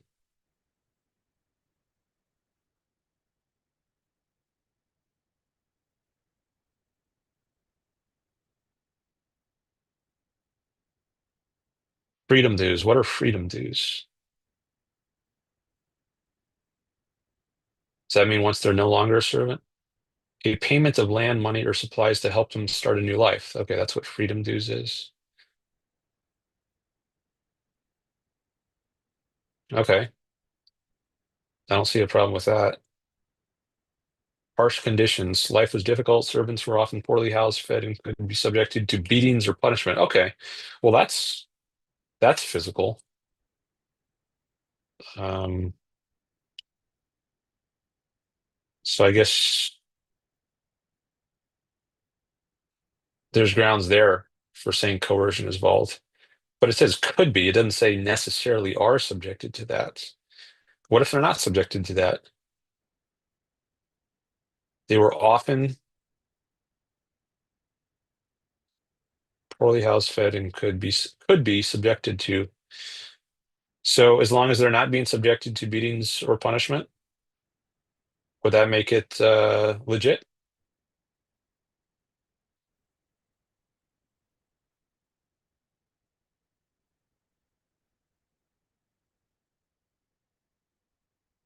But then that's just the general point that you can't coerce people. It's not an exception to the principle that people should be able to do what they want as long as it's voluntary.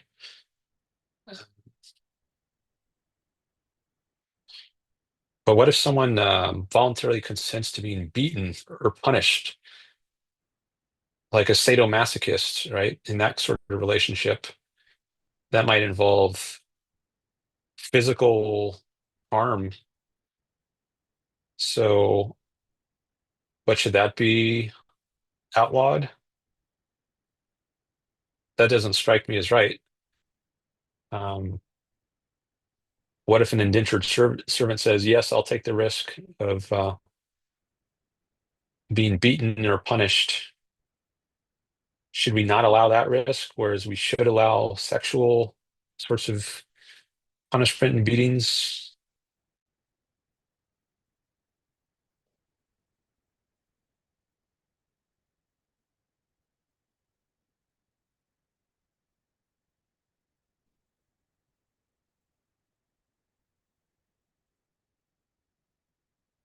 Okay, so those are some of my thoughts, thinking out loud here as I'm learning some about this, about indentured servitude. Let me come back to the chat. Oh, evolutionaries here. Florida Nick says, I wonder if there are any firsthand accounts of being an indentured servant. Well, there are some firsthand accounts of being slaves, aren't there? Wasn't Frederick Douglass a slave? And he was later freed and he wrote about it. So I wouldn't be surprised if there are also some firsthand accounts of people who were indentured servants who later wrote about it, but I'm not familiar with that. I haven't read it. Um,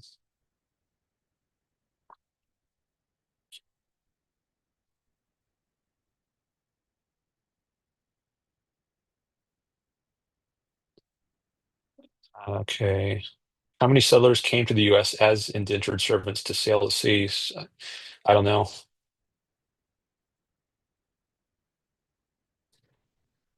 I guess I could Google that.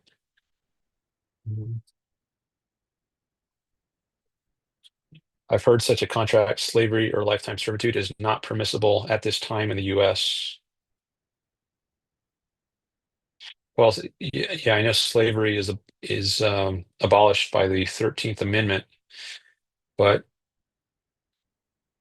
if it's consensual, like slaves, they're conquered by force. And they're captured in Africa, at least some of the slaves, and then they're sold to the Europeans who brought them over. So they're not consenting to that. But so I understand, like slavery, that's not on the table as a possibly okay practice. But lifetime servitude, it's less clear there. Like, couldn't that be consensual? So if it's not permissible, I would wonder why. What are the grounds for that?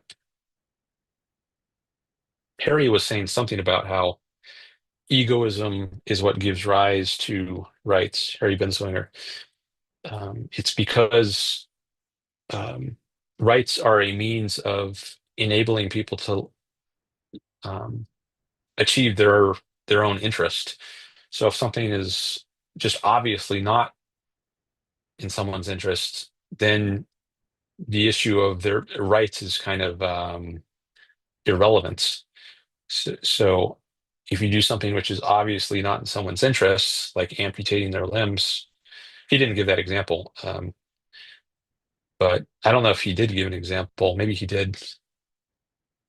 I don't know if I should look for that now, but if you do something that is not in someone's self-interest, then it's you can't really say that um,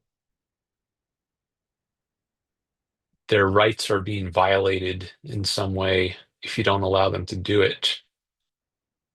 Um, I don't want to misrepresent his position or distort it. I'm not remembering all the details of it, but I'm not I don't feel fully satisfied um, on this issue, and I'd actually like to ask Harry what he thinks about like a sex change, for instance. Should that be permissible? If so, what about amputating arms or legs? Should that be permissible? Um, I've been thinking for a long time actually that maybe I should ask him this. Because if you just say, you can't just say like, well, if something is not in someone's interest, and we can't allow it because, like I was saying with religion, right? I don't think that's in your interest. But are we going to say you can't be religious now by law? So, all right, let me come back to read some more of these chats. Robert says you cannot pledge not just some specific service, but your life. You cannot sell yourself into slavery. You cannot have a contract which negates your rights. Okay. So is it the issue of the duration? If it's some delimited, if it's for a delimited time, it's okay. But if it's for your whole life, it's not. But is that right? Like, um, marriage is a contract for life, right? But you can get divorced. Indentured servitude for 7 years, that's not for life. So should that be okay as long as it doesn't, at least if it doesn't involve beatings, physical punishment? Yeah, I agree. You can't have a contract which negates your rights. But what I'm not clear on is what are your rights? Like, do you have a right to get a sex change or have your limbs amputated if you are an adult? Um, and is the government violating your rights if it prevents you from doing that? Or I guess it can't prevent you from doing it in some way. Like you could take a knife and try to cut your own limb off. But when it involves other people, like if you draw up a contract with a surgeon to remove your limbs, can a government interfere with that? Like, I don't think it can punish you for cutting off your own limb, but can it punish someone else for um, being your accomplice in removing your limb? Um, should it prohibit surgeons from doing certain kind of surgeries like that? Um, or does that violate the rights of consenting adults? That's what I'm not sure about. What kinds of contracts are appropriate? And what kind of contracts, what do or don't respect people's rights? Um, that's what I want more clarity on. There would be no way under the law for such a contract to be upheld. You can make a pledge of that kind, a gentleman's agreement, but it cannot be upheld by legal contracts. Okay, I want to hear more about the why, if possible.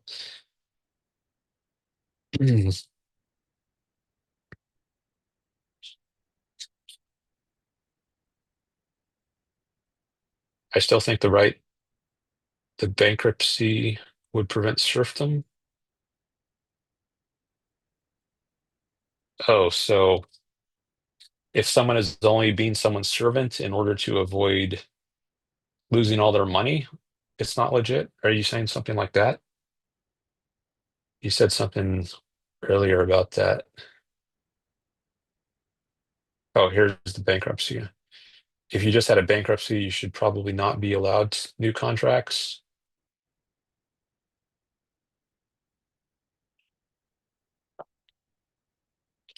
Well, let's say no bankruptcy is involved. Let's say you're just very poor, you don't have much money.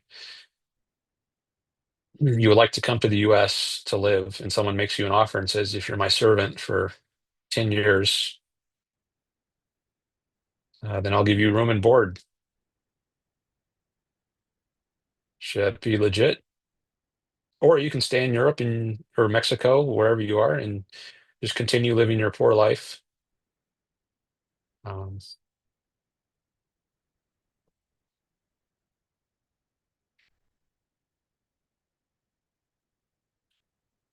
Greg went away from the keyboard.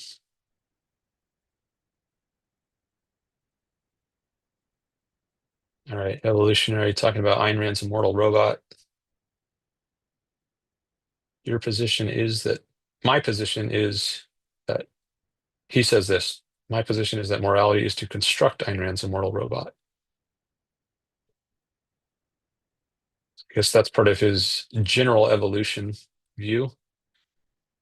Evolution is trying to create something immortal. I learned last time, or last time I got more clear on his view of evolution. He doesn't mean it in a biological sense. He means it in a more general sense. Maybe we can talk more about that today. I'm going to make a note about that. I already did make a note about that. I'm going to move my notes to a different place. Why am I trying to change to a different window, but it's not letting me now. I don't know why. Oh, maybe because I minimized that. Yeah, that's what happens. Oh, there's also a point, evolutionary, about free will. I saw you said in the last chat. I didn't see this at the time, but later I read all the chats that I missed when they were live, and I saw you said that in order to have true free will, you need to be all powerful. That's a quote. And that's definitely not my view of free will or Ayn Rand's view. Maybe we'll talk about more about that later today.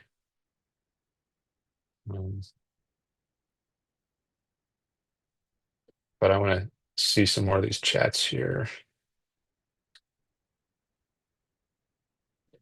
Robert says you cannot have a legal right to give up your legal rights. Again, you can agree to give a lifetime service, but not by rights nor contract. And it's not about time, it's about negating rights.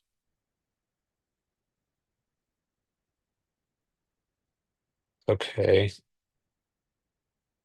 You cannot have a legal right to give up your legal rights. But what are your legal rights? That's what I'm not clear on. Like, do you have a legal right to contract with a surgeon to remove your limbs or to remove your genitals if you want a sex change? Um,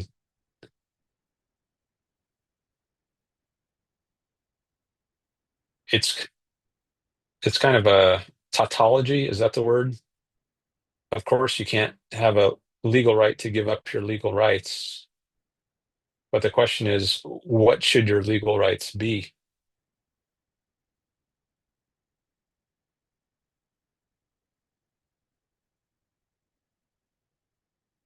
Again, you can agree to give a lifetime service, but not by rights nor contracts.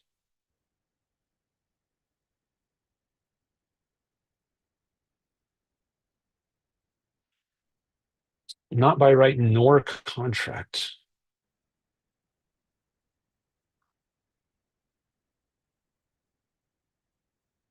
So why? And is it not about time then? If you, oh, sorry, I think I might have misread that. You can agree. Did I say can't a minute ago? You can agree to give a lifetime service, but not by rights nor contracts. I think I read that correctly. Um, but why not?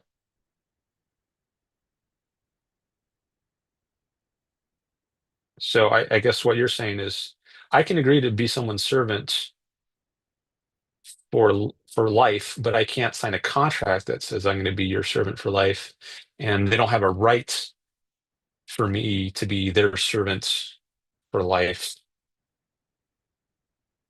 So if I say I voluntarily consent to be your servant for the rest of my life, I think what you're saying is I can't sign that. I can do that. I can choose to be their servant, but um, they can never claim that it's their right for me to be their servant for life. And I can't sign a contract. Even if I am their servant for life, I can't sign a contract that says I will be your servant for life. And I wonder why. I'm not saying that's wrong. I would like to hear the reasoning for it, because right now I kind of feel it strikes me that's I kind of like that that you couldn't sign away your whole life by contract, but I don't know that I could articulate the reason for that. Um, Maybe it's something like, well, the point of rights is to enhance your own life, and you can't guarantee that your life is going to be enhanced if you forever commit yourself to being someone's servant. So there has to be some kind of time delimitation. But you say it's not just about time. Um, so it's not solely the issue of time. Like we could take a case where it's not for life, but I think you would still say it's illegitimate, and I would still at least feel it's illegitimate. Like, I agree to be your servant for 3 years. Can I sign a contract that says that? Well, then I think you would say yes, but there are still conditions like you can't consent to be beaten or undergo corporal punishment. If you wake up late, you can't be beaten. But then I want to hear more about that. Like, why not? Uh, because that's obviously not in your interest, and it's the point of rights is to help you achieve your own interests. Um, is that obviously not in your interests? So all corporal punishment of children, for instance, which is more common in the past in the US, I guess, than it is today. Like the teacher might corporally punish a child if it does its lessons. Should that all have been outlawed? Um, and then again, there's the sadomasochism aspect. But would you say, well, that should be allowed, sadomasochism, because there the punishment, it's not as clearly not in someone's self-interest because they're getting some kind of pleasure from it, which is not the case with corporal punishment of a indentured servant or a school child.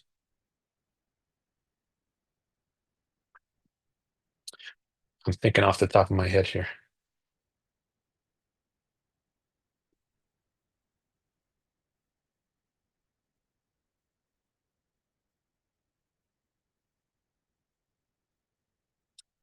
Um,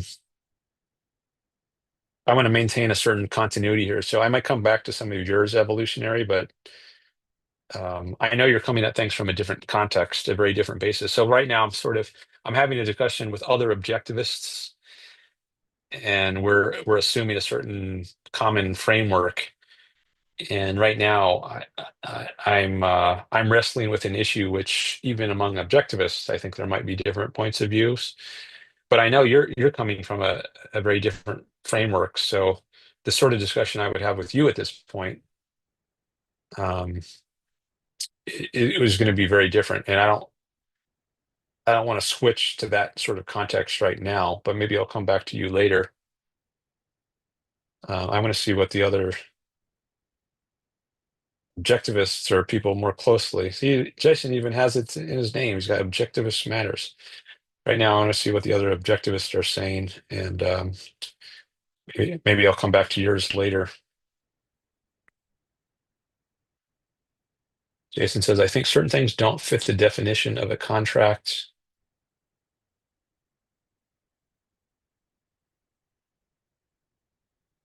I'm simply saying I don't want to be your serf after a year.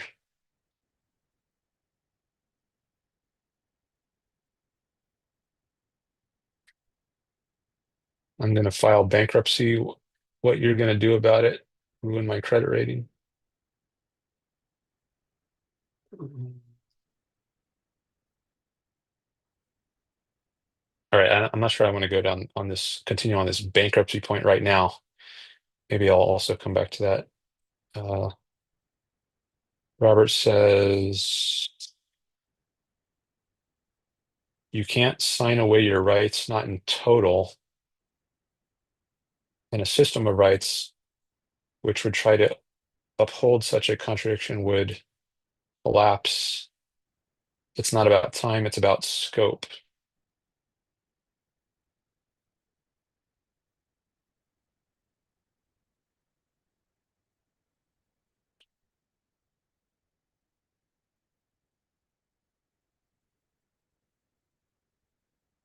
Well, when can you sign away your rights? And what does that mean? Like, what would be an example? I want a concrete example of that.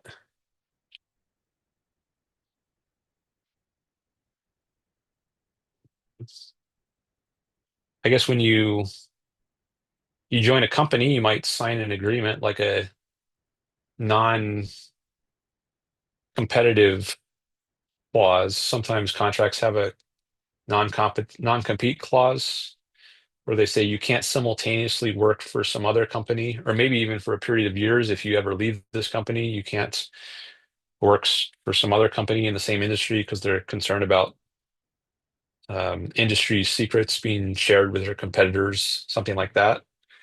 So are you there signing away your rights to work for anyone when you engage in certain kinds of work? Would that be an example? You can sign away some limited scope of action. Um,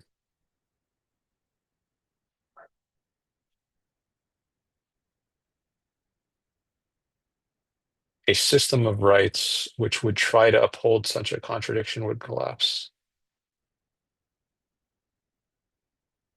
Okay.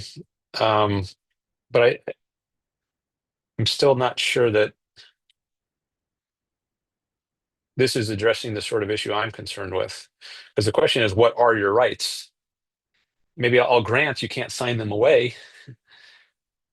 But the question is, what are your rights to begin with? What are your rights that you can't sign away? Like, do you have a right to sign a contract with the surgeon to remove your limbs, perfectly healthy limbs?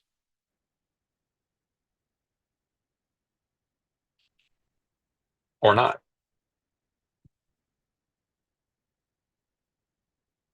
Um,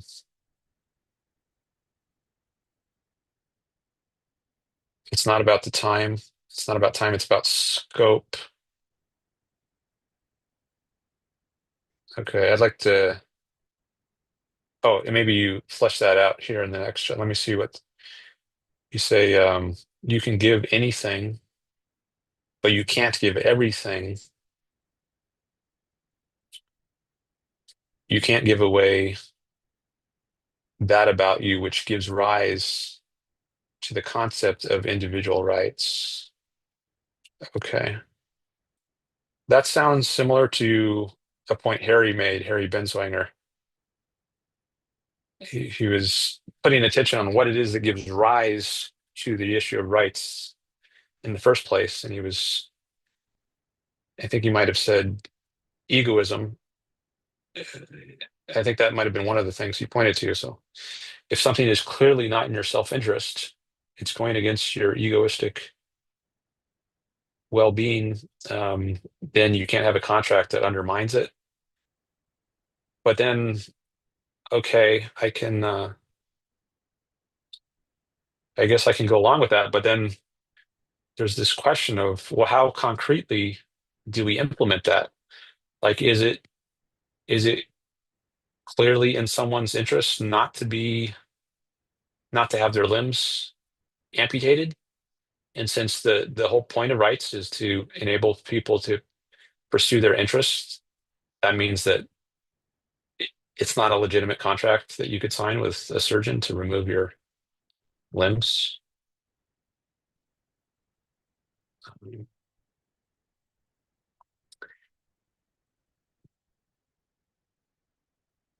You can't, it's true, you can't survive if you give away everything. So I can see how that, like, you couldn't have a contract that where you say, I voluntarily consent to give away all my possessions for life. I can never own anything again. No possessions, no clothes, no food. Like that seems like it's totally going against the point of rights. The whole point of rights is to let us survive in a social context. But so, yeah, it seems like that would be an illegitimate sort of thing to do. Um, a contract that stops you from owning anything for your entire life.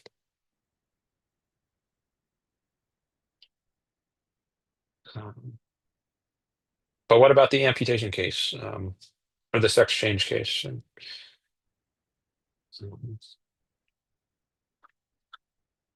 I keep coming back to those.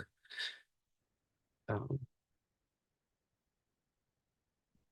you can't give away that about you, which, yeah, I agree with that. And yeah, I agree with that. I guess it's just the concrete application of that. That's what I'd like to understand better. Like I can see how that means you couldn't contract to give away all your possessions forever. But could it mean that you contract to let someone remove your limbs?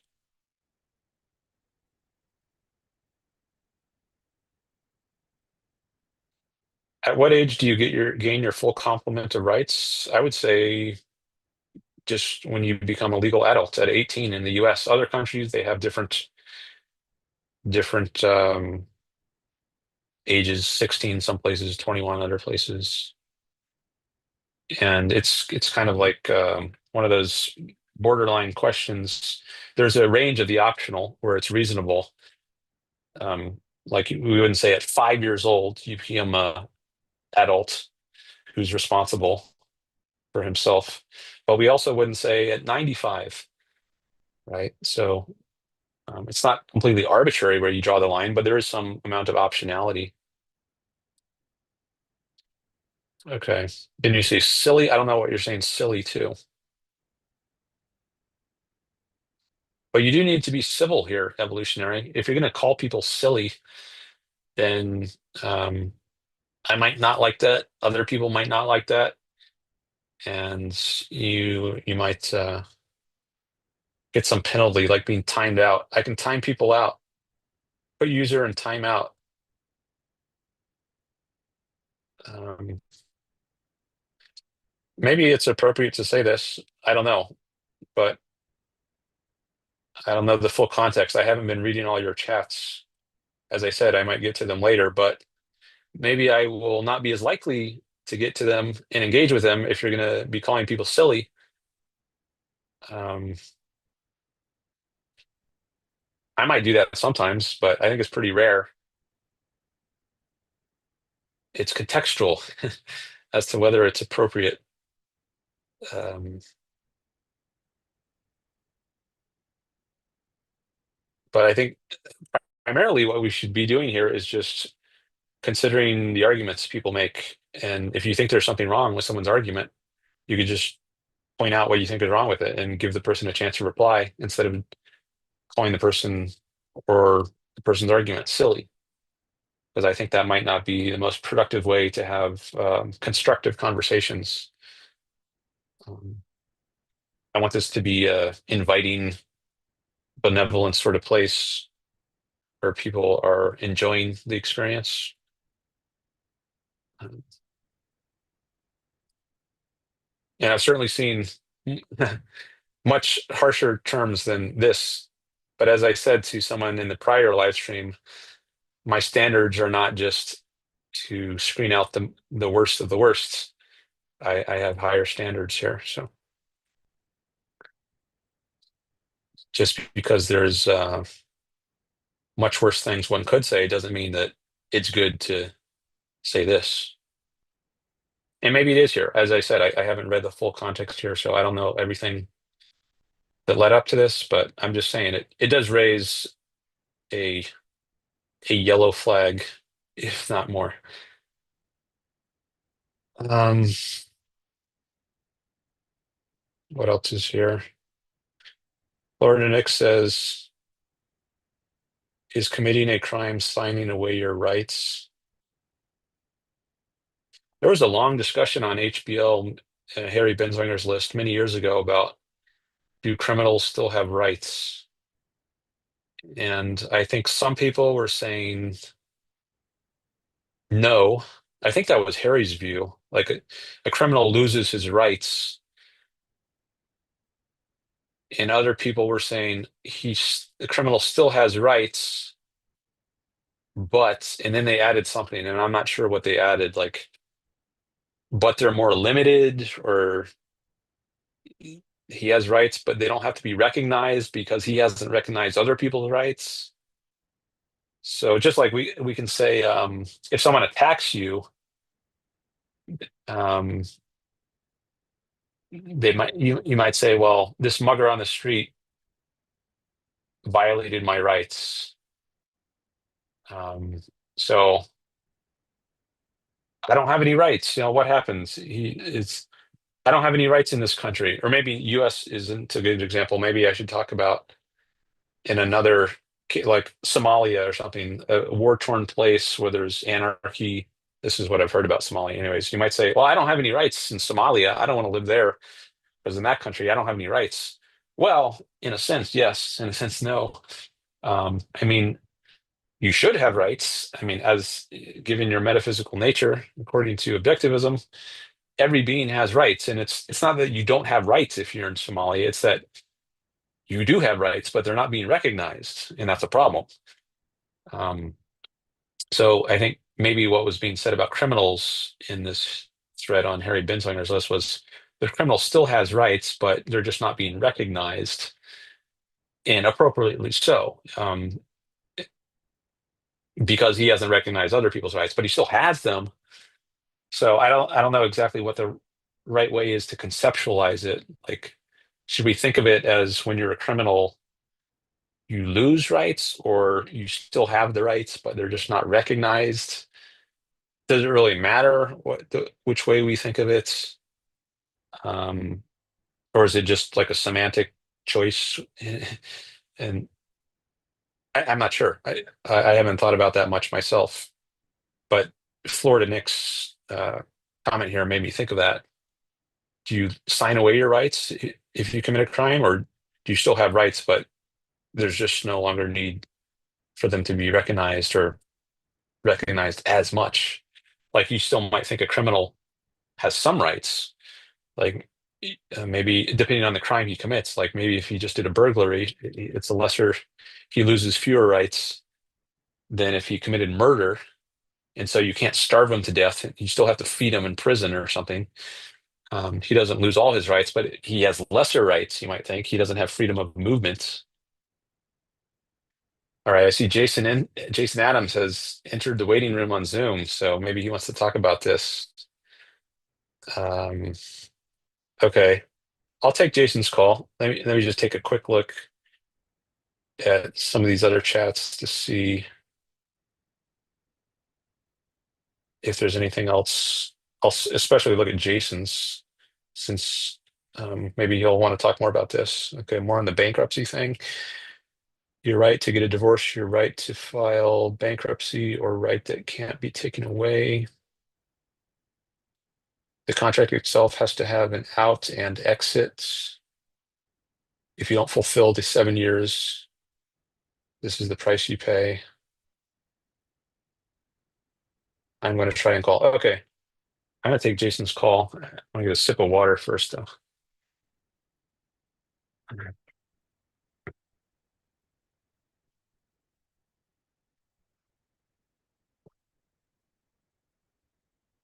And let me check this page. Florida Nick says interesting. All right. And now I want to make sure I have my Zoom settings correct. I'm going to stop the screen share, at least for a little bit, while I admit Jason.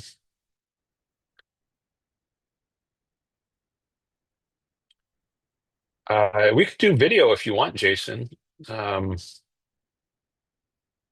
Up to you. I'll just start it as audio. And then if you want to do video, we can do that.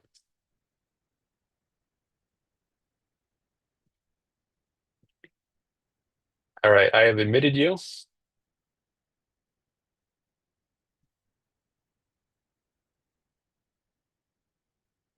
Hello. Hello. Yes, can you hear me? Okay, yeah, now I hear you. My AirPod died just as I admitted you, so let me just give me a second. I'm going to change to my other AirPod.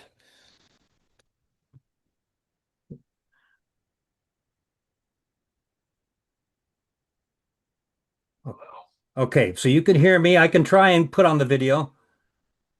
I don't understand why it's turned off. All right, yeah, let me enable your video. I'm going to change to my other AirPod. Oh, I hear myself in the background.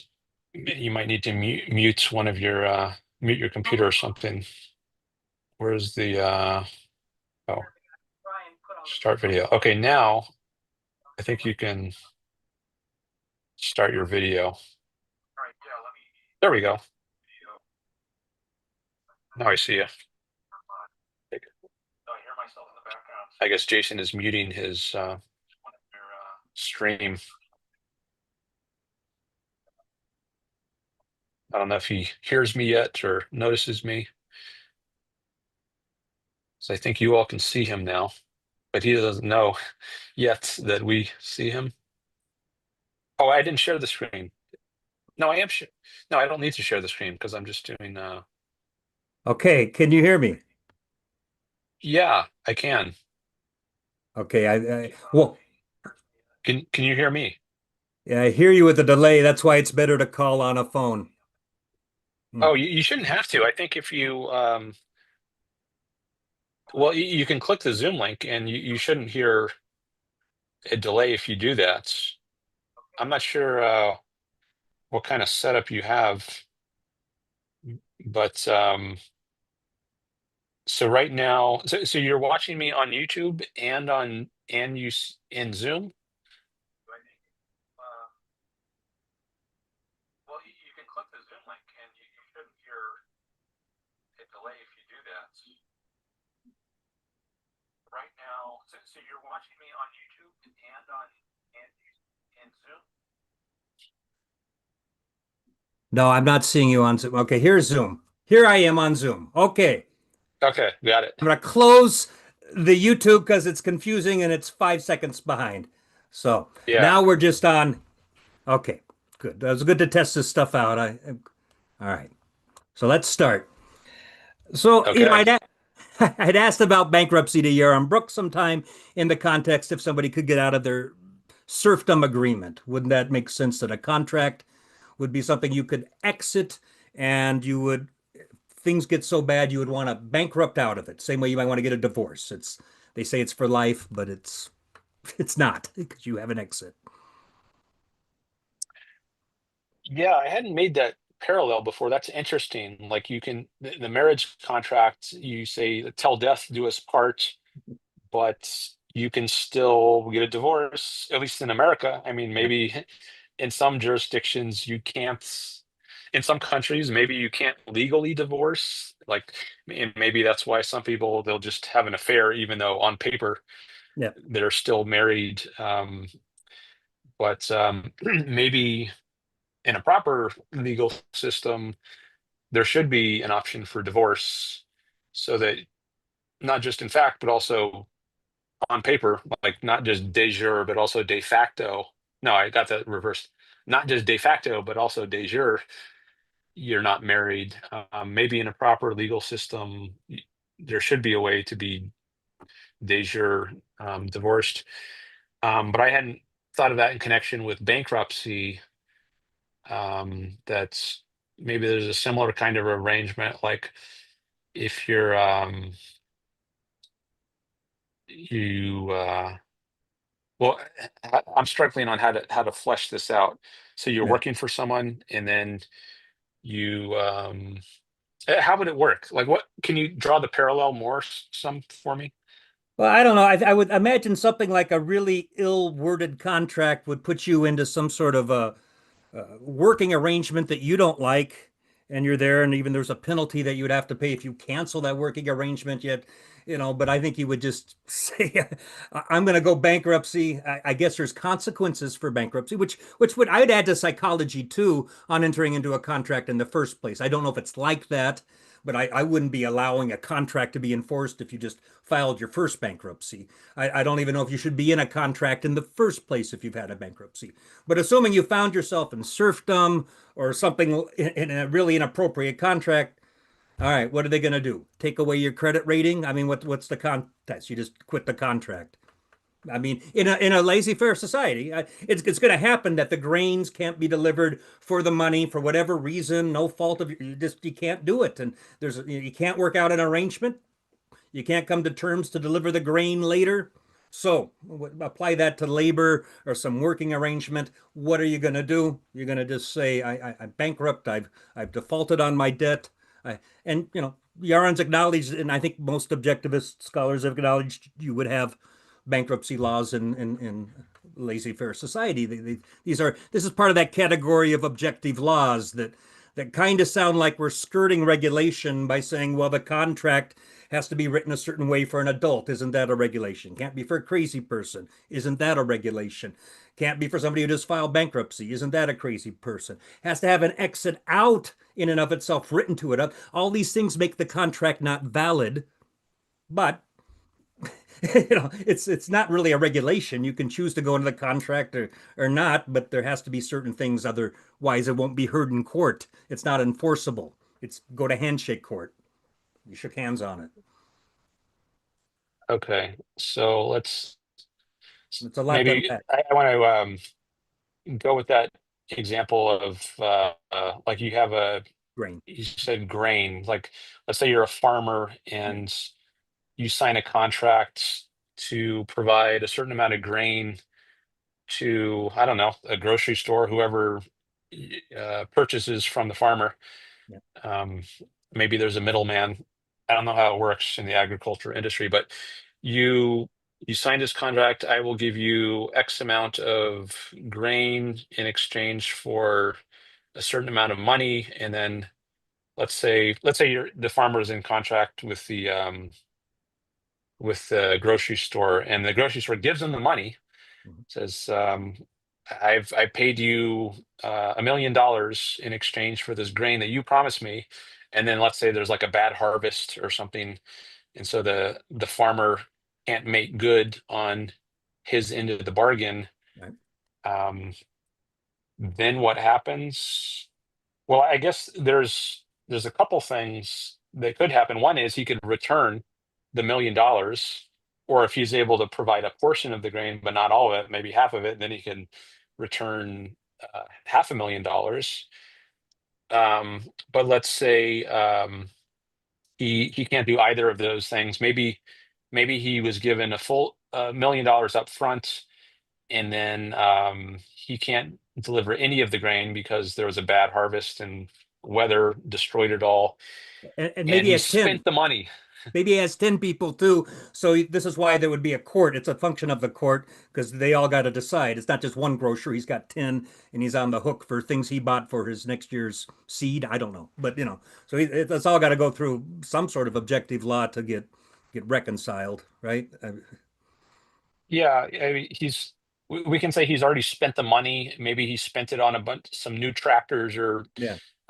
laborers to pick stuff in the fields, but it got wiped out, or maybe he got hit by a hurricane or something. So a so-called act of God, even if Yeah. you don't believe in a God, something out of his control prevented him from making good on his end of the bargain.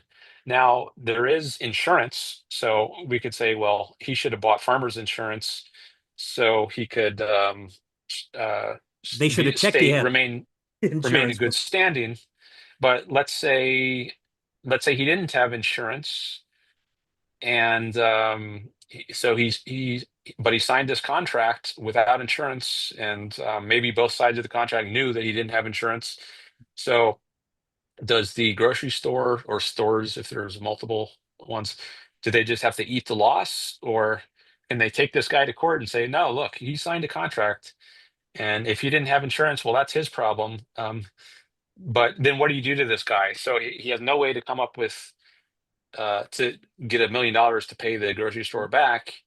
So then we say he's bankrupt. I guess you could try to seize his assets. Maybe that's what happens sometimes. If Well, that's you could, that's what happens in bankruptcy. They have to go through everybody and the order of the debt and who got it first and stuff like that, right? So, but you okay, basically just default on it because you can't do it. You've come to a point where you can't. There's different types. There's personal bankruptcy and types where you owe a lot and types that let you restructure. I don't know what all would be objective, but I'm trying to apply the general idea to the question of if you found yourself in a bad labor agreement that you couldn't afford to get out of, but that's how I was looking at it, right? But you could look at it in the basic case too. By the way, they both should have insurance, right? I mean, both sides could have them yeah, if possible. if Um, possible. so yeah, I guess in the this case of the farmer and the grocery stores, one thing you could do is try to seize assets to compensate the other side that didn't get their end of the bargain, and maybe you you sell off those assets, so they're, because the grocery store doesn't need the tractor. They're Right. not in the business of farming, but you could sell off the tractor to someone else and then give the money to the grocery store as much as possible to make him whole. And but if we want to, so I kind of see how things would work out in that case. But if we're talking about a labor sort of case, more in the along the lines of the indentured servitude I'm just sort not of mentally case. able to do the work anymore. We'll just start with that.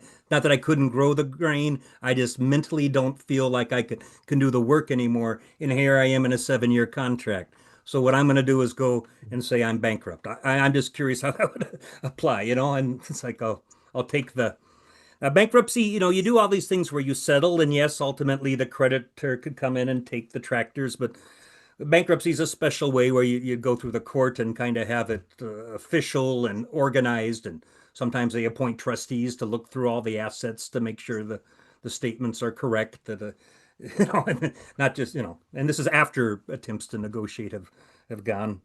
So yeah, I would think if you were in a weird type of thing, like just a bad employment arrangement, that should be an option to you. I don't know. I don't know. So let's say that you're a European and you want to immigrate to the U.S., and you take up someone in the U.S. on their offer to be their servants for 7 years in exchange for room and board. And let's say you go through with 3 years of it, and then you decide, I don't have the motivation anymore. I can't take this anymore. I really want to get out of this contract. Then what happens? But hang on, this is another interesting question too. Can a contract have weird things like you have to have my firstborn, a night with my wife, 3 goats? A contract would always have to end in something that a judge could say is monetary. I mean, that's, I mean, so in the end, when it does go to a court and you can't resolve the dispute, you can't have these random things. It has to be a money amount. And that's another question, whether government should be involved awfully much in money, but it does have to, at least at some point, settle disputes in a simple amount. It can't be involved with things. So I wonder if the contract itself wouldn't legally be a contract if it didn't have an out, an exit amount, what it costs to not have to do it. And then it begs the question in this day and age, who would be signing such an agreement when you can get a ticket for $350 one way. So I don't, but Oh yeah, I'm kind of I know you're using what we want versus what has been. I get it. It's hard to keep track. I do think the point about money is interesting, like that it always should be ultimately reducible to amount of money. And I'm not saying I agree with that, but it's and not that I disagree with it. It's just Yeah. it's interesting. I haven't thought about that, but it sounds like plausible to me on first consideration that you would want something like that. Like it made me think of the case of murder victims. Like you compensate the family in terms of money, like you give them some amount of money. Just I guess there's not really a way you can, it's hard to measure it in a precise way, but what else can you do? Like Yeah. if someone is murdered and you have to compensate the victim's family somehow, you could seize all the money of the murderer and give it to the family, the survivors of the murder victim. Um, Yeah. and That's I, probably what would happen, but he may have an obligation to some kid he made and an obligation to child support, even though he's the murderer of somebody else's. So yeah, courts, I think it's proper for them to decide that. And I don't think yeah, so maybe in the case of the indentured servant who halfway through his agreed upon term decides he wants out, there can be a clause in the contract that says, all right, if you want out in the middle of this contract, then you have to pay X amounts. Maybe not immediately. Maybe we'll give you some number of years to pay off the debt, but maybe there should be some kind of out clause like that. and And that's maybe there is, like in the case of athletes, I mentioned like athletes who sign these multi-million-dollar contracts for a few years. Maybe there is something in the contract that says like, well, if you get fat in the middle, you can no longer be an athlete. You know, you can't perform anymore. Yet we're not going to keep paying you millions of dollars. So maybe it's like we're only going to pay you this amount so long as you score at least 13 points per game or something or whatever. I guess that's a little different than monetary compensation, but I guess that's looking at it from the other end, from the employer's end. Like if maybe the athlete hasn't given up on his motivation like the servant has in the servitude case, but maybe the athlete still wants to perform, but he just can't. He's gotten out of shape for reasons in or out of his control. But I guess maybe let's say I'm thinking of a basketball case, so maybe the basketball owner doesn't have to pay him what was originally in the contract since he hasn't met his marks. yeah. Um, but if it's the other way around, let's say the basketball player just loses his motivation midway through his contract, like Michael Jordan, he chose to retire when he was at his prime. Yeah. 1996, he won 3 world championships in a row, and then he just decided, all right, it doesn't feel like a challenge anymore to me, so I'm going to go off and play baseball or something. But let's say the Chicago Bulls had contracted to pay Michael Jordan for those 2 or 2.5 years that he took off before he made his comeback. We're going to pay you millions of dollars. But Jordan says, no, I've lost my motivation. I need to do something else for a while. Then, well, I guess then the Chicago Bulls could just say, well, you're not meeting your marks because you're not playing at all, so we're not going to pay you for Yeah. those. Yeah, usually those contracts have exit clause. They also have moral clauses. I think Kevin Spacey had to pay a fee when he got the boot off House of Cards or on one of these movies he was in, and he behaved badly, and I don't. They get feed or moral clauses they're called. It's I just know Mm, about them from watching. But yeah, if you don't but it's usually reduced to a monetary amount. Listen, no, we can flesh this out. I'll finish up the call, but I wanted to clarify too, like about limbs. I don't know why or when somebody could cut off their limb, and as it's opposed to gender reassignment, which seems to be done. I just don't know what the criteria is. But I do remember Peacock. Let's take a case that we can get our heads around. Somebody's in pain, or maybe they're not in pain, but they want to end their life. So objectivism's talked a bit about that. And I heard Peacock say, and it wasn't, I don't want to misquote him, same as anybody else. It was one of his podcasts. And it's not like that this could require having to go to a psychologist or somebody to make it proper. I mean, I don't know how you would enforce the contract otherwise. If somebody wants to do it, they do it. But I feel like there was something there, or maybe I don't know, an objective law that, if you're old, obviously in pain, but if you're just like 30 and you want to give up, would it make sense to have to tell a judge that maybe a 24-hour waiting period? I don't know. I mean, I know that's not objectivism, but I don't like to go back and research what he said exactly, but it stands as a question, I could imagine, right? You go to a judge and say, yeah, I'm in pain and I need to end it. Or psychologist or something easy. Maybe just declare it in front of a notary. But that was my thought. I don't know limbs versus reassignment. It's a tough one. Yeah. He did talk on Leonard Peikoff, for anyone who doesn't know, Ayn Rand's top student for many years. He did a podcast, and I remember on one of them, he discussed the issue of sex changes, and I think he said he thought that it would be corrupt for a doctor to agree to remove the uh, genitals of perfectly healthy genitals of a person. Now, I don't think he said it should be illegal. I think he thought it would be immoral, Yeah. corrupt, but he did not say illegal, if I remember correctly. And that's really the issue I'm interested in right now. Like, even if it is immoral or corrupt in some way, should it still be legal and within a person's rights to do that if they so choose? Yeah, I mean, in defense of some trans, and I know they have operations or don't, they seem to, at least on the surface, be happy and functioning. I don't know you could make the claim if I had an arm that you had a perfectly good arm. You had a perfectly good arm, and I know there's like an odd number of people, a really rare number of people who actually feel it. I've heard in Holland actually somebody went and had it done. It's just so mental for them to have an arm that they had it cut off. So you could research that one and how they went to, in a weird case where somebody has that weird, almost schizophrenic type of feeling about their hand, can't live without it, so they did it. But if I read right, maybe, but I would say transgender people are functioning and doing well, and at least ostensibly. I know there's statistics that they get depressed, but I don't want to get into that. Finally, one So, was go ahead. so I'm just wondering if are you. So I guess in my case, I'm not sure on where to draw the line on what we should allow, at least in the case of like sex changes and removing limbs, arms, legs. I'm not sure if that should be allowed.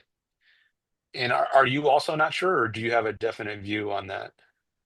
I guess I would apply the same. You have to go to a judge on that. I mean, I'd be going in that direction. You'd have to go to some legitimate psychological reason to have it.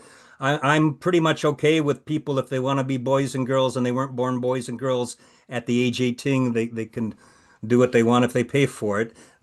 We have people who've been athletes and all sorts of people running for governor. Jenner, I think, was somebody like that. So. I'm I, not against it. I'm not thinking any law that would prevent somebody from gender reassignment, but I would be needing some sort of sign off on this type of you're going to cut off a perfectly good arm. I don't know where to go. yeah, I mean, like I said before, I don't think you can't stop a person from doing it to themselves, but Yeah. can you stop like a surgeon from contracting with someone who wants gender reassignment or to remove a limb? And I guess right now I lean towards thinking people should be able to get sex changes maybe it should require a sign off from some psychologist. I Yeah. wouldn't want to say the psychologist has to be licensed by the state because I'm against state licensing, but maybe in a free market there can be private psychologists, which and getting approval from a private psychologist should be required to go through with this Yeah. exchange. And yeah, I know. Not to change topics too much, but it is loosely related. And I remember I had dinner with Yaron in Prague. He came to visit, and I asked him a question, but it was like about people who do dangerous things, and we're not saying it should be illegal, but whether they should be celebrated. And Yaron said no. Yaron told me he doesn't like much football these days because it's rough, Mm. and he said that on his channel. And I brought up three examples, or a couple of examples, at least Evil Knievel, who did stunts and hurt himself. I Mm. mean, but he and the crocodile man who died but they died doing what they wanted to, I guess. I mean, I wouldn't want to, and this guy who walked the tight line, which was actually a good movie. It was kind of inspiring on 9/11 to watch it walk the tight line, Piet across the high. Now he managed to do it and not get hurt himself. He's a very creative person, but he you put yourself at grave risk walking leave aside the legalities of trespassing, you're walking across the trade centers on a tight wire. I mean, these are weird things to do, but they're celebratory at the same time. But Yaron wouldn't want to celebrate that because you risk a life. You risk one's life's really being risked, and you can't have entertainment from it aesthetically. Mm. Uh, Yeah, those the Evil Knievel yeah, case. So he was a hot ride driver, and he would drive his car super fast and go off the ramp and like yeah, fly in the air for a long time. For yeah. anyone who didn't know, Break every bone. that yeah, that doesn't involve other people. Mm. So I think yeah, that is somewhat of a shift in topic. It doesn't involve two people contracting with each other. So I think Evil Knievel should be able to do that, just like anyone can do things that are risky to themselves in the privacy And we of their own watched that. homes. But then there's the but yeah, it's a different question as to whether that should be celebrated. And Or I broadcast agree that rights. What about the right to advertise on that? I mean, how much profit can be made on that? Would we want to honor that contract if somebody want to advertise with that and then say, wait a minute, I don't want to show that, but it gets really nuanced, but it's, oh, like TV coverage of the event yeah. and Yeah, we're not going to do Hunger Games. That's why I mentioned the Squid Games. People all want to sign up to be hunted to give $1 million for their kids. Okay, I'm not going to have the government want to go stop them. They go to an island and do that type of stuff. But I don't see it being on television. At least it'd be on the dark web. It wouldn't be something where you would have major brand names and watching that type of things. You know what I mean? Supported, but yeah, maybe there could be just like as you said, dark web or channels where people know to expect this sort yeah. of extreme kind of Things. thing. Uh, okay. Sorry, hit you for a loop. I had a lot of thoughts about it, and it brought out a lot because I've had a few barroom discussions. More the anarchist types or the types who would say, "Well, your Ayn Rand type of thinking will lead us to this type of anarchy, and all these bad things that we've just been talking about would happen." And I'm like, "No, there's objective law." But then you even the guy on your chat, esoteric, something. Who's the objective law? Who decides it? Well, all right, I'll shut up and we could get to it another day because I'm covering too much. But yeah, there are objective laws that I don't want to use to circumvent. Oh, we're regulating because I don't. We're not regulating. You get into any contract you want, basically, but it's not a contract. I guess is my loophole. That's what we're trying to figure out. So, Okay. Well, thanks for coming on. no, thank you for having me. I appreciate it. Yeah, I appreciate the discussion. Evolutionary, he's the one in chat I think you Yeah, were referring to. He comes from a different context, and we've had discussion about many things, including like what does objective even mean. yeah. So, as I was saying a while ago, I think the sort of discussion I would have with him is much different than someone like you, where you're coming from uh, an objectivist context. But that's what I wanted to do right now. So I do appreciate you giving your Yeah. thoughts. All right, I'll leave you alone for about a month. Maybe I'll call in a month with a lot of stuff and we'll unpack it. So thanks for taking my All call right, though. sure thing. Bye bye. Bye bye. All right. Glad Jason could come in to that issue a little more.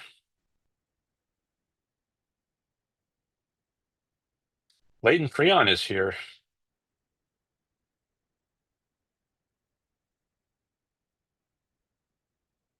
Some more from evolutionary.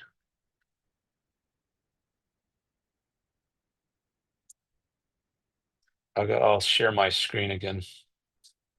Yeah, I might break the record again. I only have to go until 48 more minutes. It's around 50 minutes. I think that'll be it. Leighton Creon says, wow, 6-hour stream, kind of dedicated to the game at this point. I am very pro-trans, by the way, he says. Extremely pro-trans.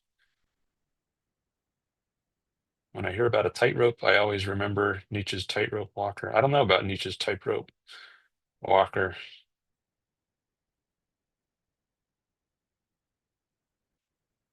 All right. How long was that call? I remember seeing, I think this was the last chat I saw from Jason. That was at 4:41. So that was about half an hour ago. So maybe that call was like 25 minutes or so.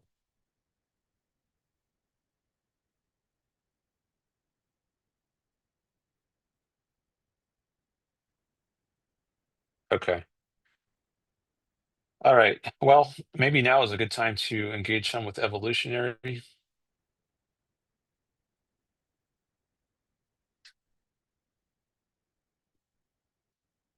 So I can do that. Where should I start, though? I'm glad I have a better feel for his view. I'm more clear on what he means by evolution. I'm more clear that he means general evolution, not biological evolution. Now, this thing about free will I mentioned, I think I'll share that on the screen. That was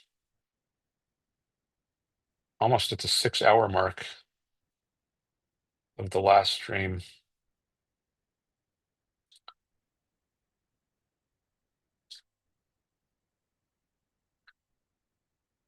Here. Ethics. So if I go to this point, yeah, now you can see it. See what he says here? In order to have true free will, you need to be all powerful. Okay, that is totally not my view. I know some people say that, but I think why would you think that? Why would you think to have true free will, you need to be all powerful, like a God who's omnipotent and he can bring things into existence just by willing them? Is he so powerful he can work contradictions and miracles? Why would you think that free will is that, if that's what you mean here? Ayn Rand says free will is the choice to be focused or not. That's the root choice we have. That's what free will is. And that's not omnipotence. I can't choose to flap my arms and fly, but that doesn't mean I don't have free will. Whereas you might think that if what free will means is you're all powerful, it means I could just flap my arms and fly. But I think that's what true free will is. So that's one big difference. But I wanted to mention that evolutionary is a determinist. He said that. I can see why you would reject free will if you think it means omnipotence, but why would you think it means omnipotence?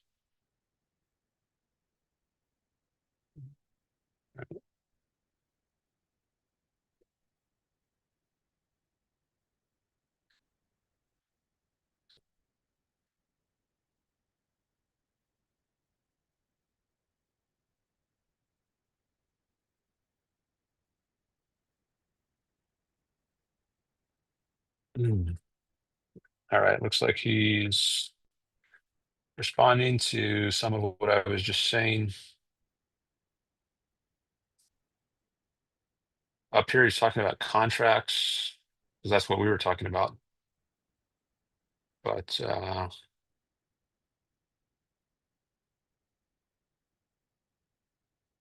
rights.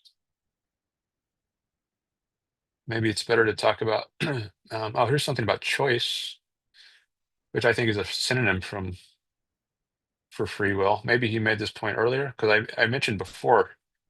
Oh yeah, I just didn't show it on screen before, but I said what I just showed you earlier. Choice depends on power, yes, but not omnipotence. I need to have some energy. My brain needs to have some energy to make choices. If I'm extremely tired, I'll fall asleep and then I can't exercise my free will. But so I need some power, but it doesn't mean what was it? It doesn't mean I need to be all powerful.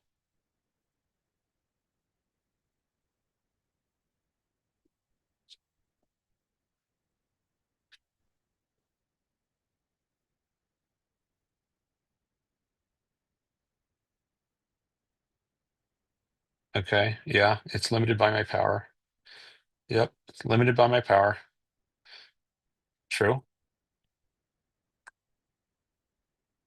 But that doesn't mean all powerful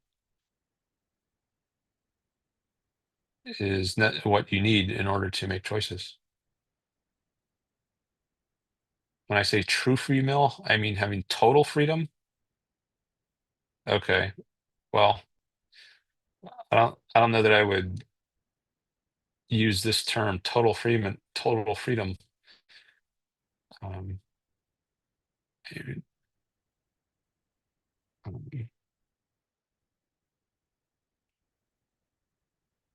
I wouldn't call it total freedom to be able to work miracles. Like if I can't work miracles, then my freedom is somehow constrained.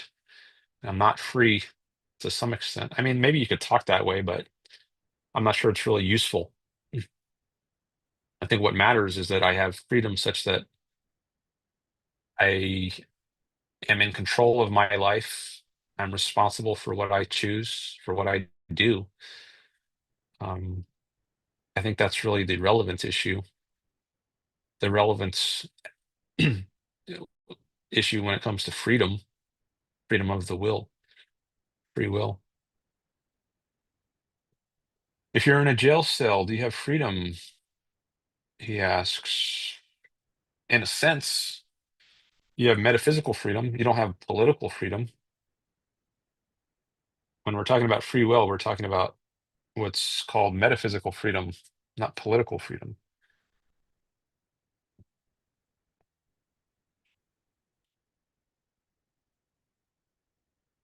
You can't, your freedom is constrained. Maybe you can choose whether or not to walk from one side of the jail cell to the other. That's under your control, but you can't choose to go outside it. So okay, I just made an example. What choices you can make in jail? You can choose whether to do push-ups and stay in shape or just never exercise and get out of shape. Some people make different choices. People make different choices on that issue. Hi, John.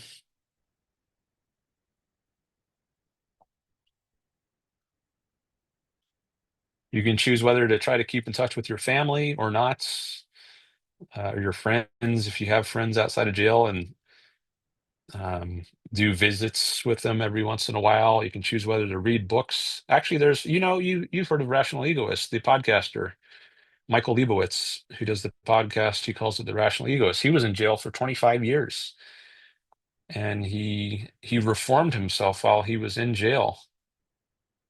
So he definitely made a lot of choices on how to live, which I think are different than how many people choose to act while they're in jail. And based on the choices he made, he came out a much different person than when he went into jail.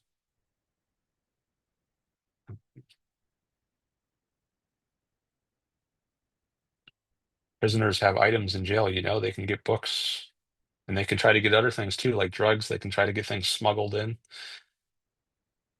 Um, they can choose whether to reform themselves or not.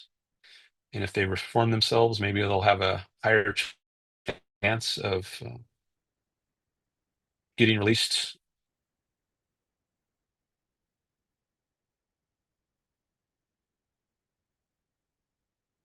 Do you think most people are aware of what Ayn Rand called pressure group warfare as a result of the mixed economy? Asked John. Um,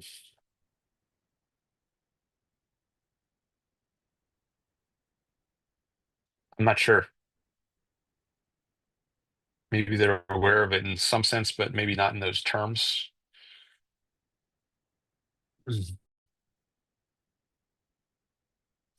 Maybe I'll say more about that, but I want to see what evolutionary says here on this. I'm talking about a hypothetical. You're assuming a real world prison where our system grants rights.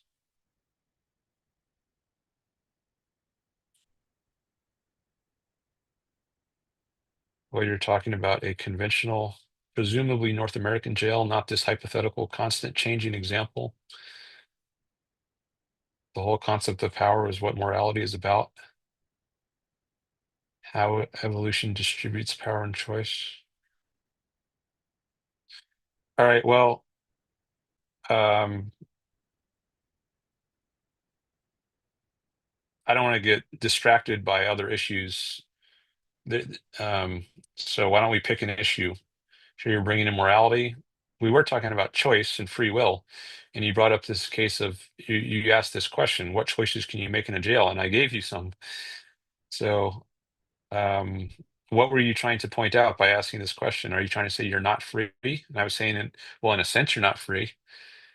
You still have some freedom. You have metaphysical freedom. There are things you can choose to do, like reform yourself, or read books, or have visitors, or make an effort to. But there's other things you can't choose. Your range of choices is restricted compared to what the range of choices you have when you're not in jail. But I get, uh, I guess we're discussing what is free will. So originally I was saying I think it's a mistake to think of it as what you say here. It means being all powerful. And I don't know why you would think that. So is what you were saying in today's chat, this is from the last stream's chat, is what you're saying in today's chat supposed to support this view that being free means being all powerful, or or not? Do you still believe this, that free will means being all powerful, or do you not believe that now? I'm not sure what your view is. Um, but maybe we should stick to that rather than jump to something else. Well, yeah, I don't know. True free will. I'm not sure what true is adding here. Like I wouldn't invent some other sort of thing like omnipotence and say that's true free will. No, how about calling free will what we actually have, rather than using true to mean some sort of imaginary thing that doesn't exist? Why call that true free will? Why not call that false or fake or imaginary free will?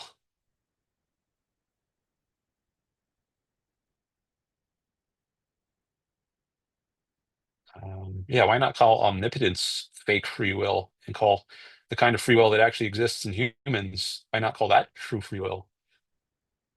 Use reality as your standard of what's true.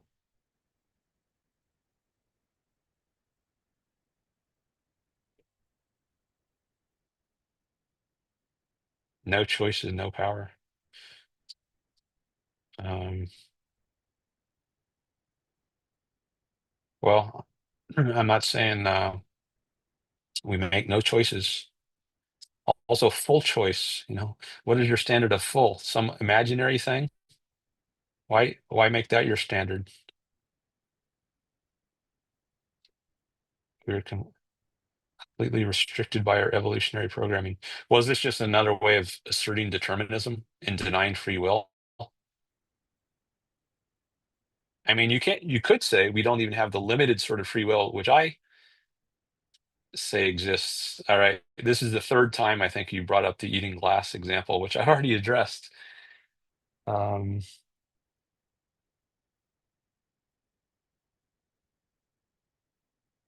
do you remember what I said about this in the past? I don't know that I want to repeat it a third time or a second time. Um,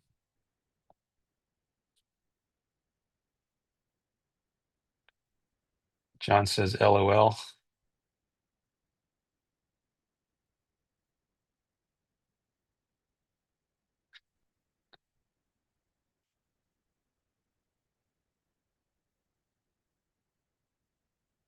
No, I wasn't around when you addressed this. I said there are certain things we can't choose to do, but that doesn't mean there's nothing we can choose to do. So maybe I am constructed such that I can't choose to eat glass right now because I have a certain psychology. But maybe over time I could develop a psychology which does allow me to choose to eat glass. Like if maybe I could become neurotic and psychotic over time um, if I misuse my mind. Um, so there's some things that are very self-destructive to a degree, which I think a person who has had a long history. So if you stop acting rationally, then you're run by your emotions. Because what else could guide you if you in your consciousness? Like if I stop using my reason, then I'm by default I'm guided by my emotions. But if your emotions have been have developed over time, over many years, such that you don't have a desire to do very self-destructive things like eat glass, then I don't think you can all of a sudden just if you stop using reason, if you um, evade for a moment, I don't think you can do the most extreme sort of or a very extreme sort of thing like eating glass. Maybe you could do something like tell a lie. Um, like maybe we could take Ayn Rand as an example, someone who I think is extremely rational and moral. If she evaded once after decades of being honest and rational and using her mind to observe reality, I don't think she could just choose to eat glass. Maybe she could choose to be rude to someone, inappropriately, tell a joke at their expense, maybe tell a lie. Um, but she couldn't do something as extreme as eat glass or murder someone. But if she evaded for consistently and she kept evading, kept misusing her mind and started being irrational over and over and over, then she could get to a point where she could choose to do something as self-destructive as eating glass. And I think this happens with criminals. Like you don't come out of the womb ready to murder someone. Over years, you do worse and worse things. Like maybe you play pranks on other kids as a child. You make fun of them. You bully them. Maybe in your teenage years, you turn to robbery and maybe assault some people. And progressively, you can get to the stage where you can do something as heinous as murder, but you can't do the most heinous thing right out of the gates. If you've like I could not just choose to murder someone right now. Maybe over years, if I let my character degrade um, year after year, if I make terrible choices over and over and over, then maybe I could get to a point where I could actually murder someone. But right now, I don't think I can make that choice. Even if I let myself be run by my emotions, I might do something more minorly irrational, um, which I've given examples of. I could do some minor or relatively minor irrational thing, but I couldn't do something as heinous as murder or eat glass right now. Um, but what is always open to my choice, the root choice, on Ayn Rand's view, is to make that choice between reason and emotion. Am I guided by my reason, or do I let myself be run by my emotions, my desires? Whether we control our minds and operate our rational faculty or not is what is up to us.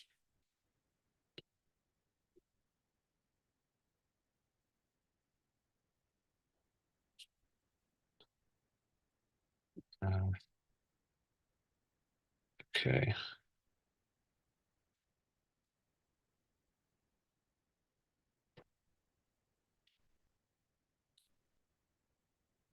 Yes, if your productive evolution programs you to sustain yourself. Okay, well, I think it's an issue of choice. I don't think people automatically act to sustain themselves, and I think weakness of will is an example of this. People do things that are self-destructive. You say if you're not, programmed in some self-destructive impulses. So no matter what you do, it's because you were programmed to do it, not because you chose to do it. Looks like that's what you're saying. But how do you validate that viewpoint?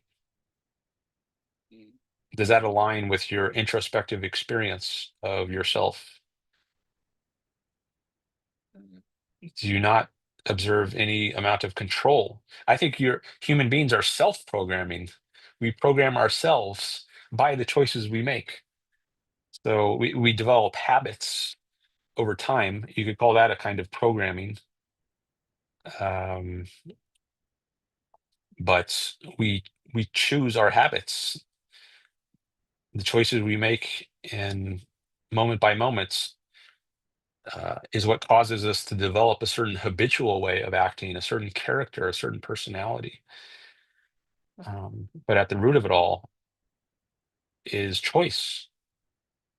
You say we don't control this. I think we do control our nature, and it's introspectively observable that we have control. My claim is that our primary impulses that determine our choices. Okay, I say there's no such thing as determine our choices, but you put choices in quotes, so they're not really choices. So my claim is that our primary impulses that determine our choices are programmed into us. We are slaves to those impulses. But how does that square with introspection? Why do you think this? If I introspect and it seems to me that I have control over myself, that it was up to me whether I activated my rational faculty or I just allowed myself to drift mentally or evade. If it seems like the way my mind operates is under my control, why would I accept this idea that we are slaves to impulses? If it seems to me that I'm not a slave to impulses, then why would I accept this? We are all irrational. He says, none of us can justify our ultimate goals unless you reference evolution. We are all irrational. Does that mean you're irrational? And should I just ignore what you say then? Since if you think we're all irrational, then you're irrational. Is that everything you're saying here? Is this all irrational? Should I just ignore it all? Well, I guess I have a choice about that. But you don't think I have a choice. But anyways, is there something self-refuting about what you're saying? Or do you think you're somehow exempt from your claim that we're all irrational? Do you think your view is rational? Seems like you think people should believe what you believe. Um,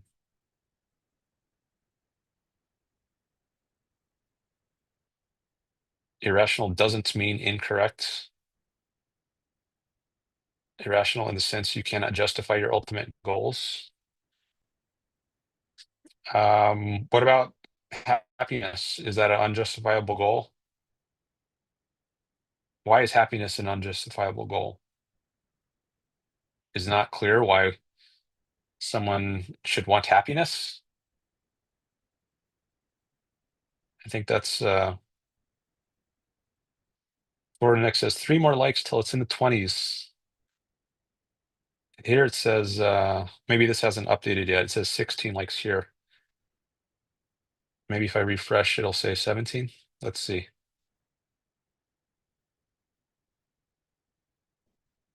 It still says 16. What if I go to this page?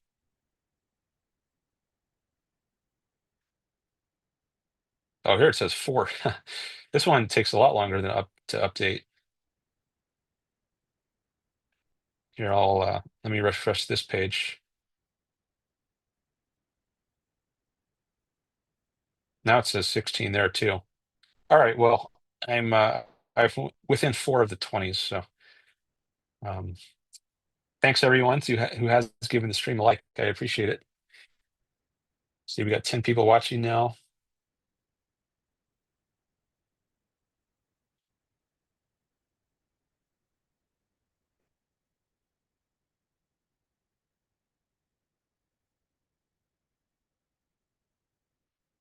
My view utilizes the most modern mathematics, which objectivism ignores, says evolutionary.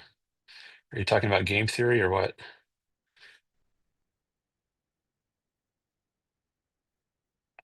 Maybe modern mathematics is not relevant to what we're talking about. Who programmed happiness into us? Well, I didn't say anyone programmed it into us. I said it makes sense as a goal. You were saying up here, irrational. We are all irrational in the sense you cannot justify your ultimate goal. So I asked, what about happiness? What if happiness is my goal?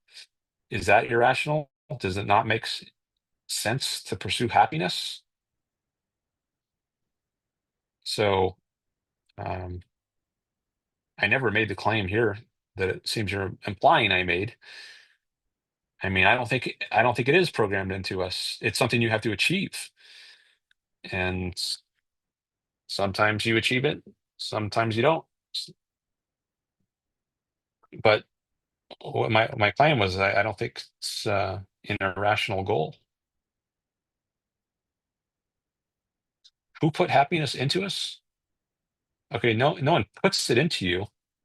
Like someone can put in an implant. Like who put the your dental filling into your tooth? Well, my dentist did it. Okay, who put happiness into you? Well, it's something you have to achieve through your actions. It's like you pursue the values your life requires, and happiness is the result. Happiness is the state of consciousness which proceeds from the achievement of one's values. I think Ayn Rand defines it something like that. Let's go to the Ayn Rand lexicon and see what she says. Happiness is the successful state of life. Happiness is that state of consciousness which proceeds from the achievement of one's values. So if you achieve your values, which I guess ultimately means your life, if you're able to sustain your life in the proper way, in a long-term sort of way, through a career, through friends, romantic partners, enjoyable experiences, vacations, etc. You achieve all these things, it adds up to a feeling of happiness. No one puts it in you like a dentist puts a filling in your tooth. It's not that kind of thing. It's something you achieve through your actions over time.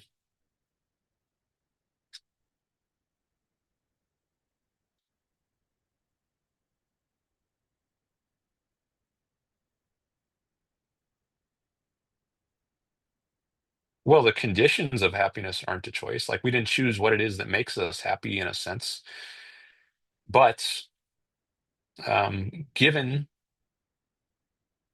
our natures, which are a product of evolution, it's a choice of whether we do the things that lead to happiness. Like Michael Leibowitz in the prison, he chose to reform himself, and I think that was necessary to do in order for him to achieve happiness. The nature he has a nature that's given to him through evolution, but it's up to him whether he does what his nature requires him to do to achieve happiness. He could just let himself vegetate in prison and not recognize the error of his previous ways. But if he does recognize the error and if he does reform himself, then he has a chance at being happy. So it's not that we choose what it is that makes us happy, but it's we choose whether we take the actions necessary that are required to achieve happiness.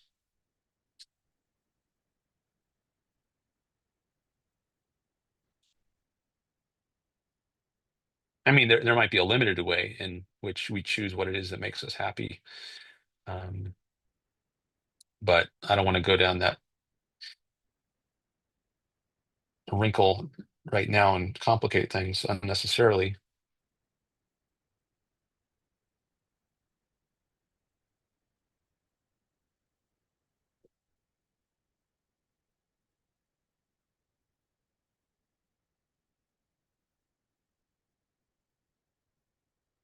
Evolution needs to give us an incentive mechanism. It's emotional, not rational. Well, I think reason is a means of achieving a certain emotional state, like happiness. So you could say the emotion is the incentive. Happiness is what it is that makes life worth living. At least the fundamental thing. But the means of achieving reason of happiness, means of achieving happiness, that emotional state, is fundamentally our exercise of our rational faculty.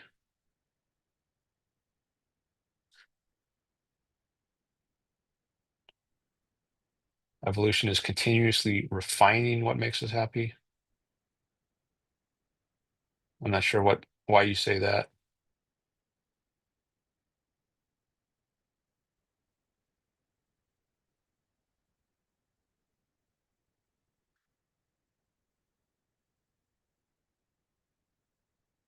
We don't choose what makes us happy, and that's where rationality ends. Um, well, even if we don't choose what makes us happy, like it might not be up to our choice as to whether living a productive life or a non-productive life makes us happy. We can't say, I prefer to live a life in which I am non-productive. I just watch TV all day and eat food. And I choose that sort of life is what makes me happy. No, I don't think you can do that. We can't choose what makes us happy in that way. Our nature is such that to be happy, we need to be productive.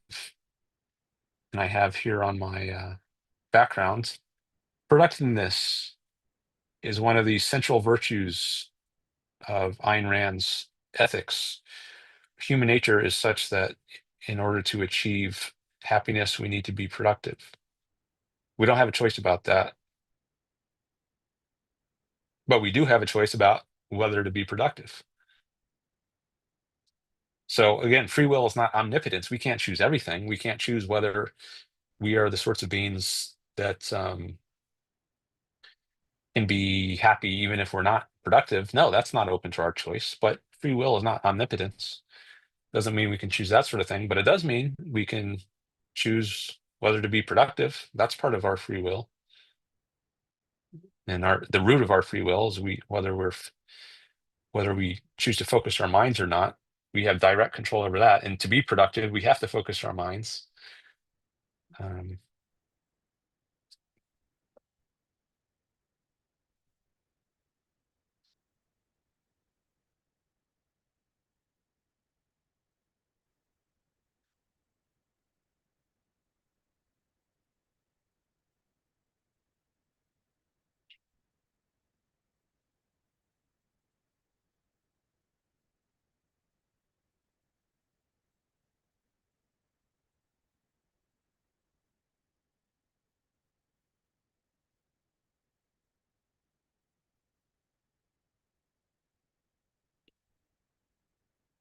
We can only choose our means, not our ends.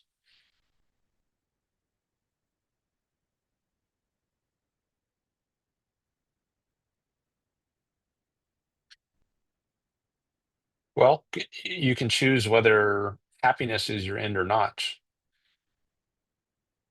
can't you?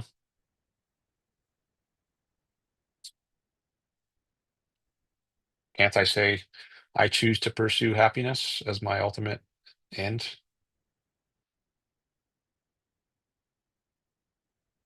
I don't think everyone does that.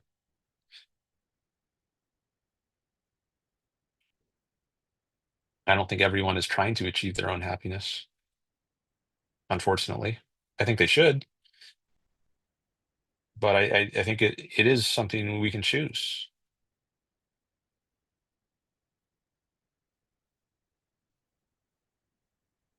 Productivity of what?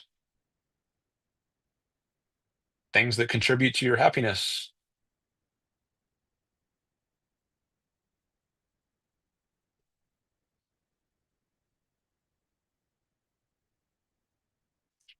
Like if you're a businessman, it contributes to your happiness. You could also say productivity of things that contribute to your life, where that means a life of happiness.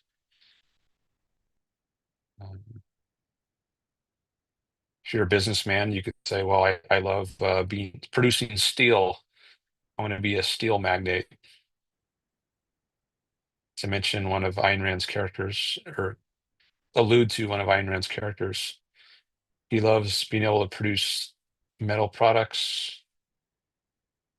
That gives him a lot of satisfaction. If you're some other kind of person, maybe you like producing beautiful smiles. You're a dentist and you like to put braces on people and do all the things that go into uh, helping people have a nice smile. There's so many things you could produce.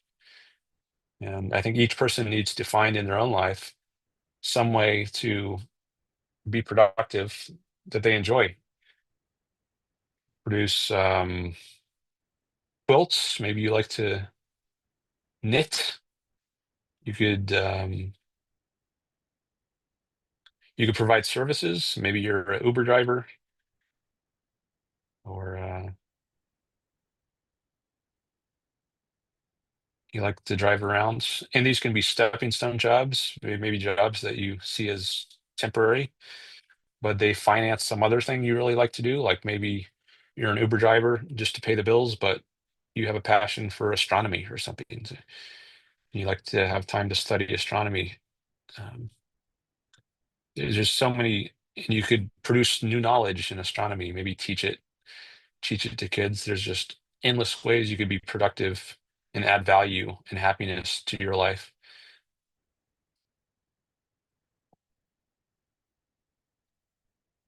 Humanity's purpose is not to produce human happiness or thriving.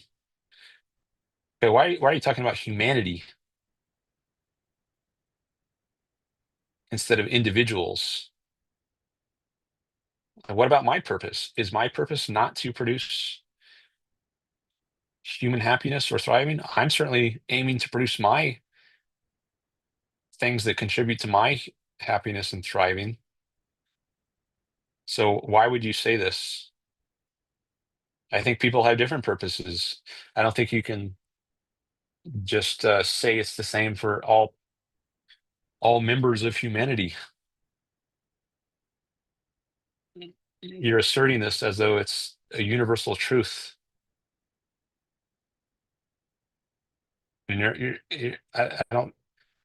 I think you maybe need to look at this from a more individualistic point of view.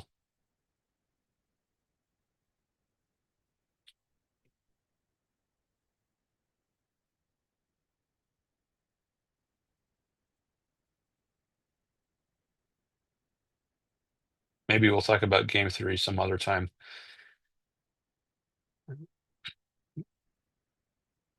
Yeah, what's your basis for this? Why do you say this? Purpose is not something chosen.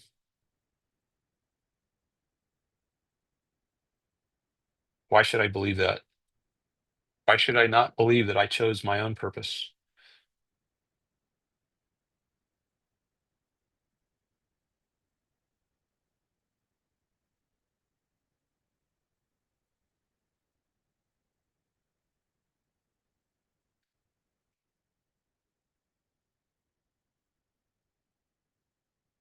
You say your basis is natural selection. Okay, but I have introspective evidence that I choose to pursue my own happiness. So my basis is my direct observation of myself.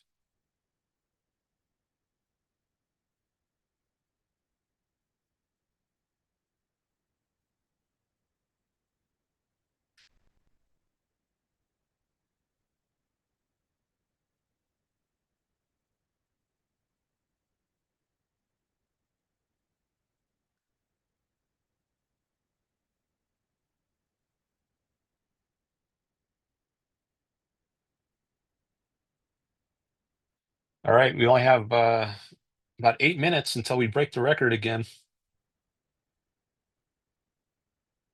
on stream length. Oh, now it says 17 on my phone. That's interesting. My phone says 17 likes. Maybe Florida Nick was looking on his phone. But here on my laptop, it says 16 here, and it still says 16 here. But on my phone, it says 17. Interesting. So maybe my phone is the most up-to-date place to look. Are you looking on your phone? I wonder how many of my viewers watch my stream on the phone versus other sources, laptop, tablet, TV. Maybe I should do a poll.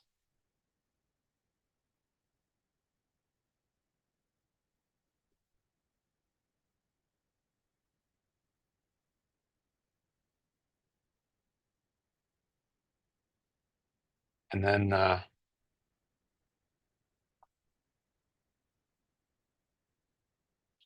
let me just look at these chats first from evolutionary, and then maybe I'll do a poll after that.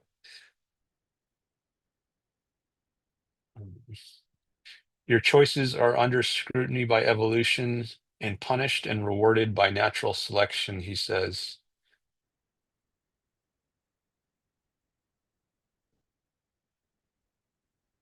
Okay. I mean, my choices do have consequences. That's true. Like if I make bad choices because of the way I have evolved such that if I choose to be unproductive, I will be punished. If I choose to be productive, I will be rewarded. For instance, I'm more likely to feel happiness. So maybe I could agree with this. My choice, or in a sense, under scrutiny. I mean, I think sometimes it sounds like you personify evolution. And when you say it's under scrutiny by evolution, it sounds as though evolution is watching over me. It's this godlike thing, and it's punishing and rewarding me. I've said before, it seems like you have an anthropomorphized or godlike view of evolution. Um, and maybe in an extended sort of way, you could kind of speak like that. But I think I could agree to this in some sense. My choices are under scrutiny by evolution and punished and rewarded by natural selection. Well, I'm punished and rewarded in terms of the emotions that I experience, misery or joy, based on the choices I make. And you could say I evolved to have a certain kind of emotional mechanism such that I experience some positive emotions when I do things that further my life, and negative emotions when I do things that um, uh, are destructive of my life. Evolutionary equilibrium is the driving factor of human choice, in quotes, choice in quotes.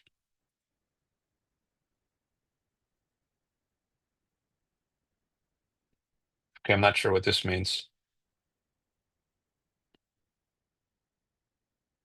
But anyways, I think I have a direct experience of control over the way I act. So if what you're saying here is that there's something that undermines my control, I'm not really in control of myself. There's some other sort of thing that's controlling me, namely evolutionary equilibrium, then that seems directly counter to my experience. Google evolutionary stable strategy. I've looked at that before. I can take a quick look at that now. You say that's what governs actions and choices. Well, aren't I? It seems like to me, based on my experience, I am the one who controls my actions. I am the one who makes choices. So I think you might be ignoring or overlooking the direct experience someone has. Let's see what Wikipedia says. An evolutionarily stable strategy is a strategy that is impermeable when adopted by a population in adaptation to a specific environment. That is to say, it cannot be displaced by an alternative strategy or set of strategies, which may be novel or initially rare.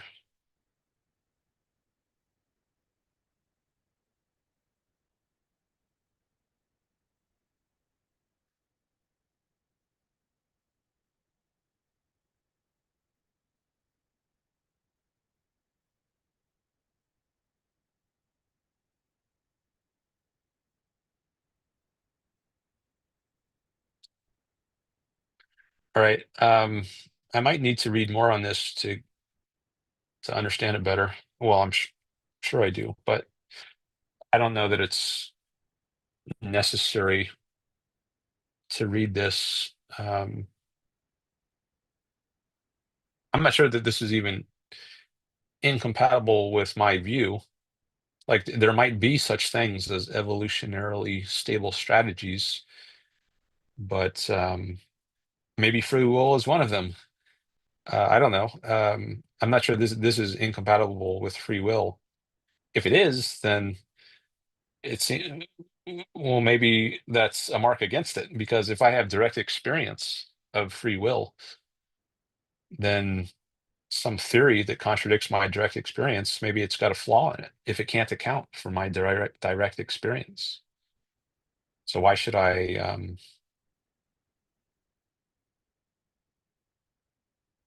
accept it?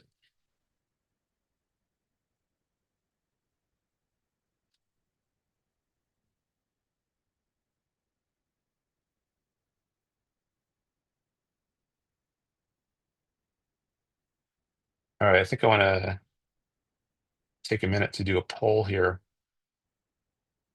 Oh yeah, I was going to ask people what sort of device they watch on. It tells me in my analytics.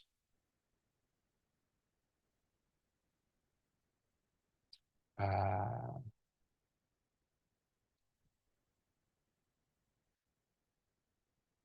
something. Oh, actually, it's on.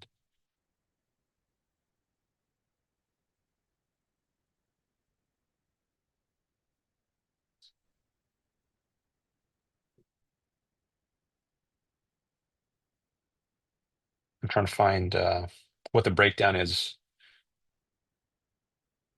between like computer or laptop, phone, tablet, TV.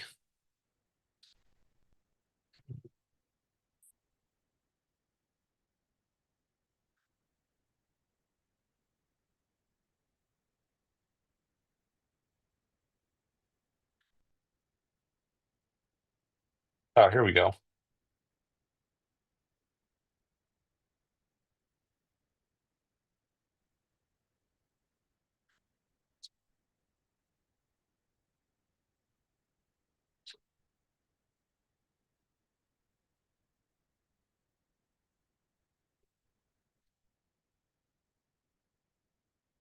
So here it says, in the lifetime of my channel, 50.9% people watch on a mobile phone, 41.3% watch on a computer, 5.6 people percent 5.6% of people watch on a TV, and 2.1% watch on a tablet.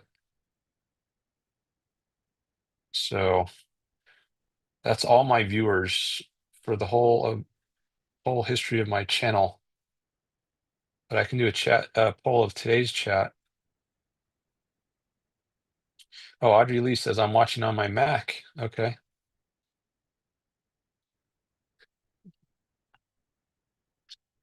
Okay, let's start a poll. And I'll put it as do you watch / listen on your computer? And that / laptop? Yes, no, and I can add options, but I can't change the yes and no options. So I'll just say I'll say no. I watch on mobile phone. And then I can add one more option. It says no, I watch on a TV. Was that the yeah, that was the next most one. So if you watch on a tablet, I can only add two options. So let's say if you only choose no in the poll, that means you watch on a tablet. But if you watch on a computer sorry, if you watch on a mobile phone or a TV, then you can see the options to select. So the yes option is you watch on a computer. The no option is you watch on a tablet. And then the other two options they added are for mobile phone and TV. Let's interpret it that way.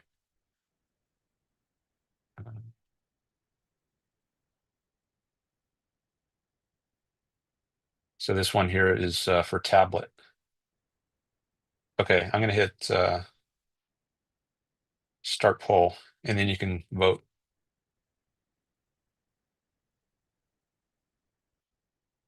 And these are anonymous. I don't know who's voting for what. It just tells me the overall numbers. And we got 9 people watching, so 9 people can vote. Well, maybe 8 people, because if it counts me, then that would be 8 other people. I don't think I can vote.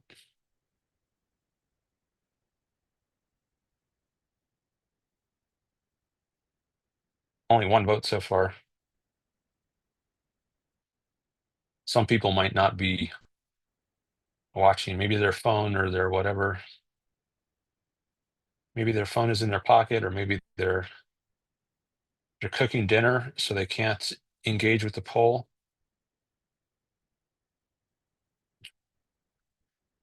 So I might not get a lot of information from this poll. That's okay, though. I'll leave it up for a little bit. We broke the record. I went for 7 hours and 6 minutes.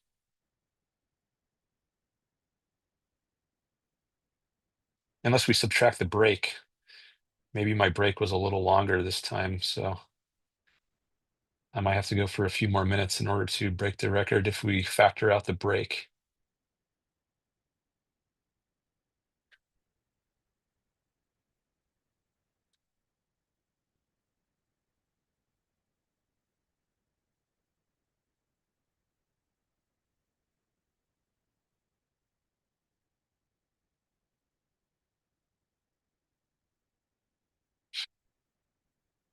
Morality can be modeled as evolutionary stable strategy. All right, well, that's bringing in a different issue. It's bringing in morality.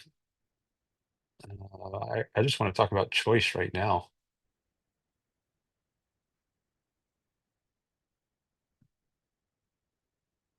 I think choice is necessary to have morality, but choice is it's a more fundamental issue.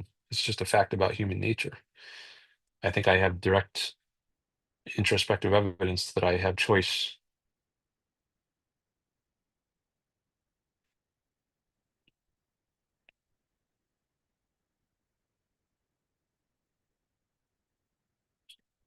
It's incompatible. What is? They've shown that egoism is unstable. Okay. Well, that again brings in a different issue. It's egoism is a type of morality, but right now I'm not talking about morality. I'm just talking about the facts of human nature. Do we have free will or don't we? I think we can leave morality aside for now. Do I have control over myself or not?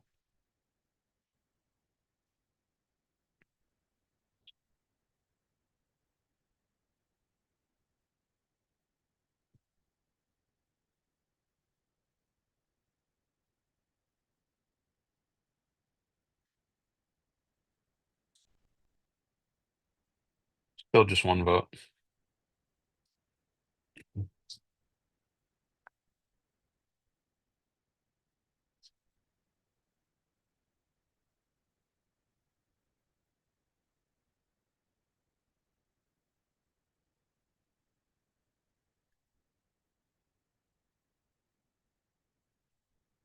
I'm just checking my analytics here on my phone.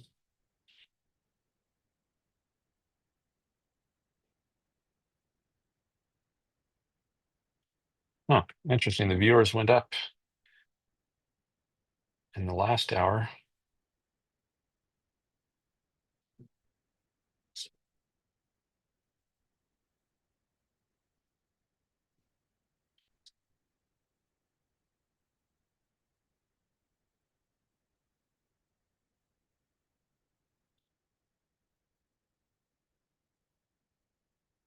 See here,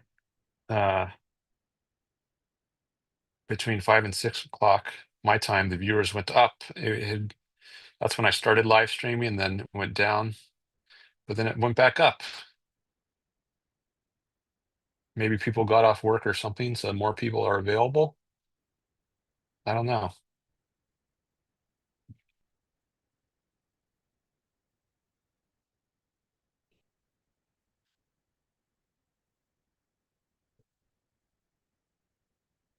Oh, now it finally says 17 here in this window.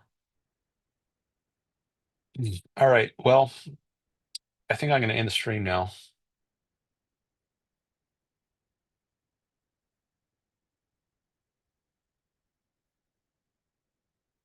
Or very soon. Let me end the poll first, even though only one person voted.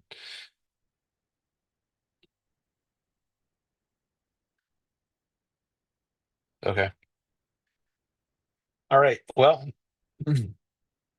it's been a long stream. We broke the record again. Thanks everyone for coming by. I do appreciate you being here. Thanks for your participation in the chat. Thanks for Jason Adams for calling in. I guess I'll stream in another 4 days. That's what my pattern has been. So maybe I'll see you on Saturday. That's 4 days from now, right? Yeah. So maybe Saturday. I usually stream starting early in the day, my time, maybe around 11, but it's kind of tentative. So today I put in the description, it might still be there. Yeah, it says, you can see it here, start time 11 a.m. Pacific is subject to change. So if I wake up on Saturday morning and something came up for me and I can't stream, or I have to stream at a different time, or if I didn't get a good sleep and I need to take a nap or something, I might adjust this start time, but I might just put this in as a default. So, but you can just keep an eye on that, and if it changes, I'm just saying it might change. But anyways, I would guess right now that I'll probably stream around this time again on Saturday. Okay, so thank you for all the likes. Thanks for subscribing. If you've subscribed, thanks for shares, comments, etc. And hope you have a good rest of your day and week. And I gotta get to, I have to time this right so that I don't end it too late. You might remember in a previous stream, I after I stopped talking, sometimes there's like 15 more seconds of me looking around just trying to find how to end the stream. So I'm going to go to the spot where I close it. Actually, I can show you. Yeah, so I think you can see up here, there's a button that says end stream, but if I click that, that doesn't actually end the stream. There's another little box that pops up that asks me to confirm I'm going to end the stream. So that made it take a little longer before, but now I'm going to be ready for it. Audrey says, thanks, Dan. You're welcome, Audrey. Thanks for being here. I appreciate it. So I'm going to end stream. Now here's the confirmation window that says your stream will stop immediately and you will no longer be live. All right, well, that's what I want, but I just want to end it exactly when I intend. So I'll do a little countdown and hopefully it doesn't cut me off in mid-sentence as it has done before. So I will say bye to you now, and I will end the stream in 5, 4, 3, 2, 1, -1.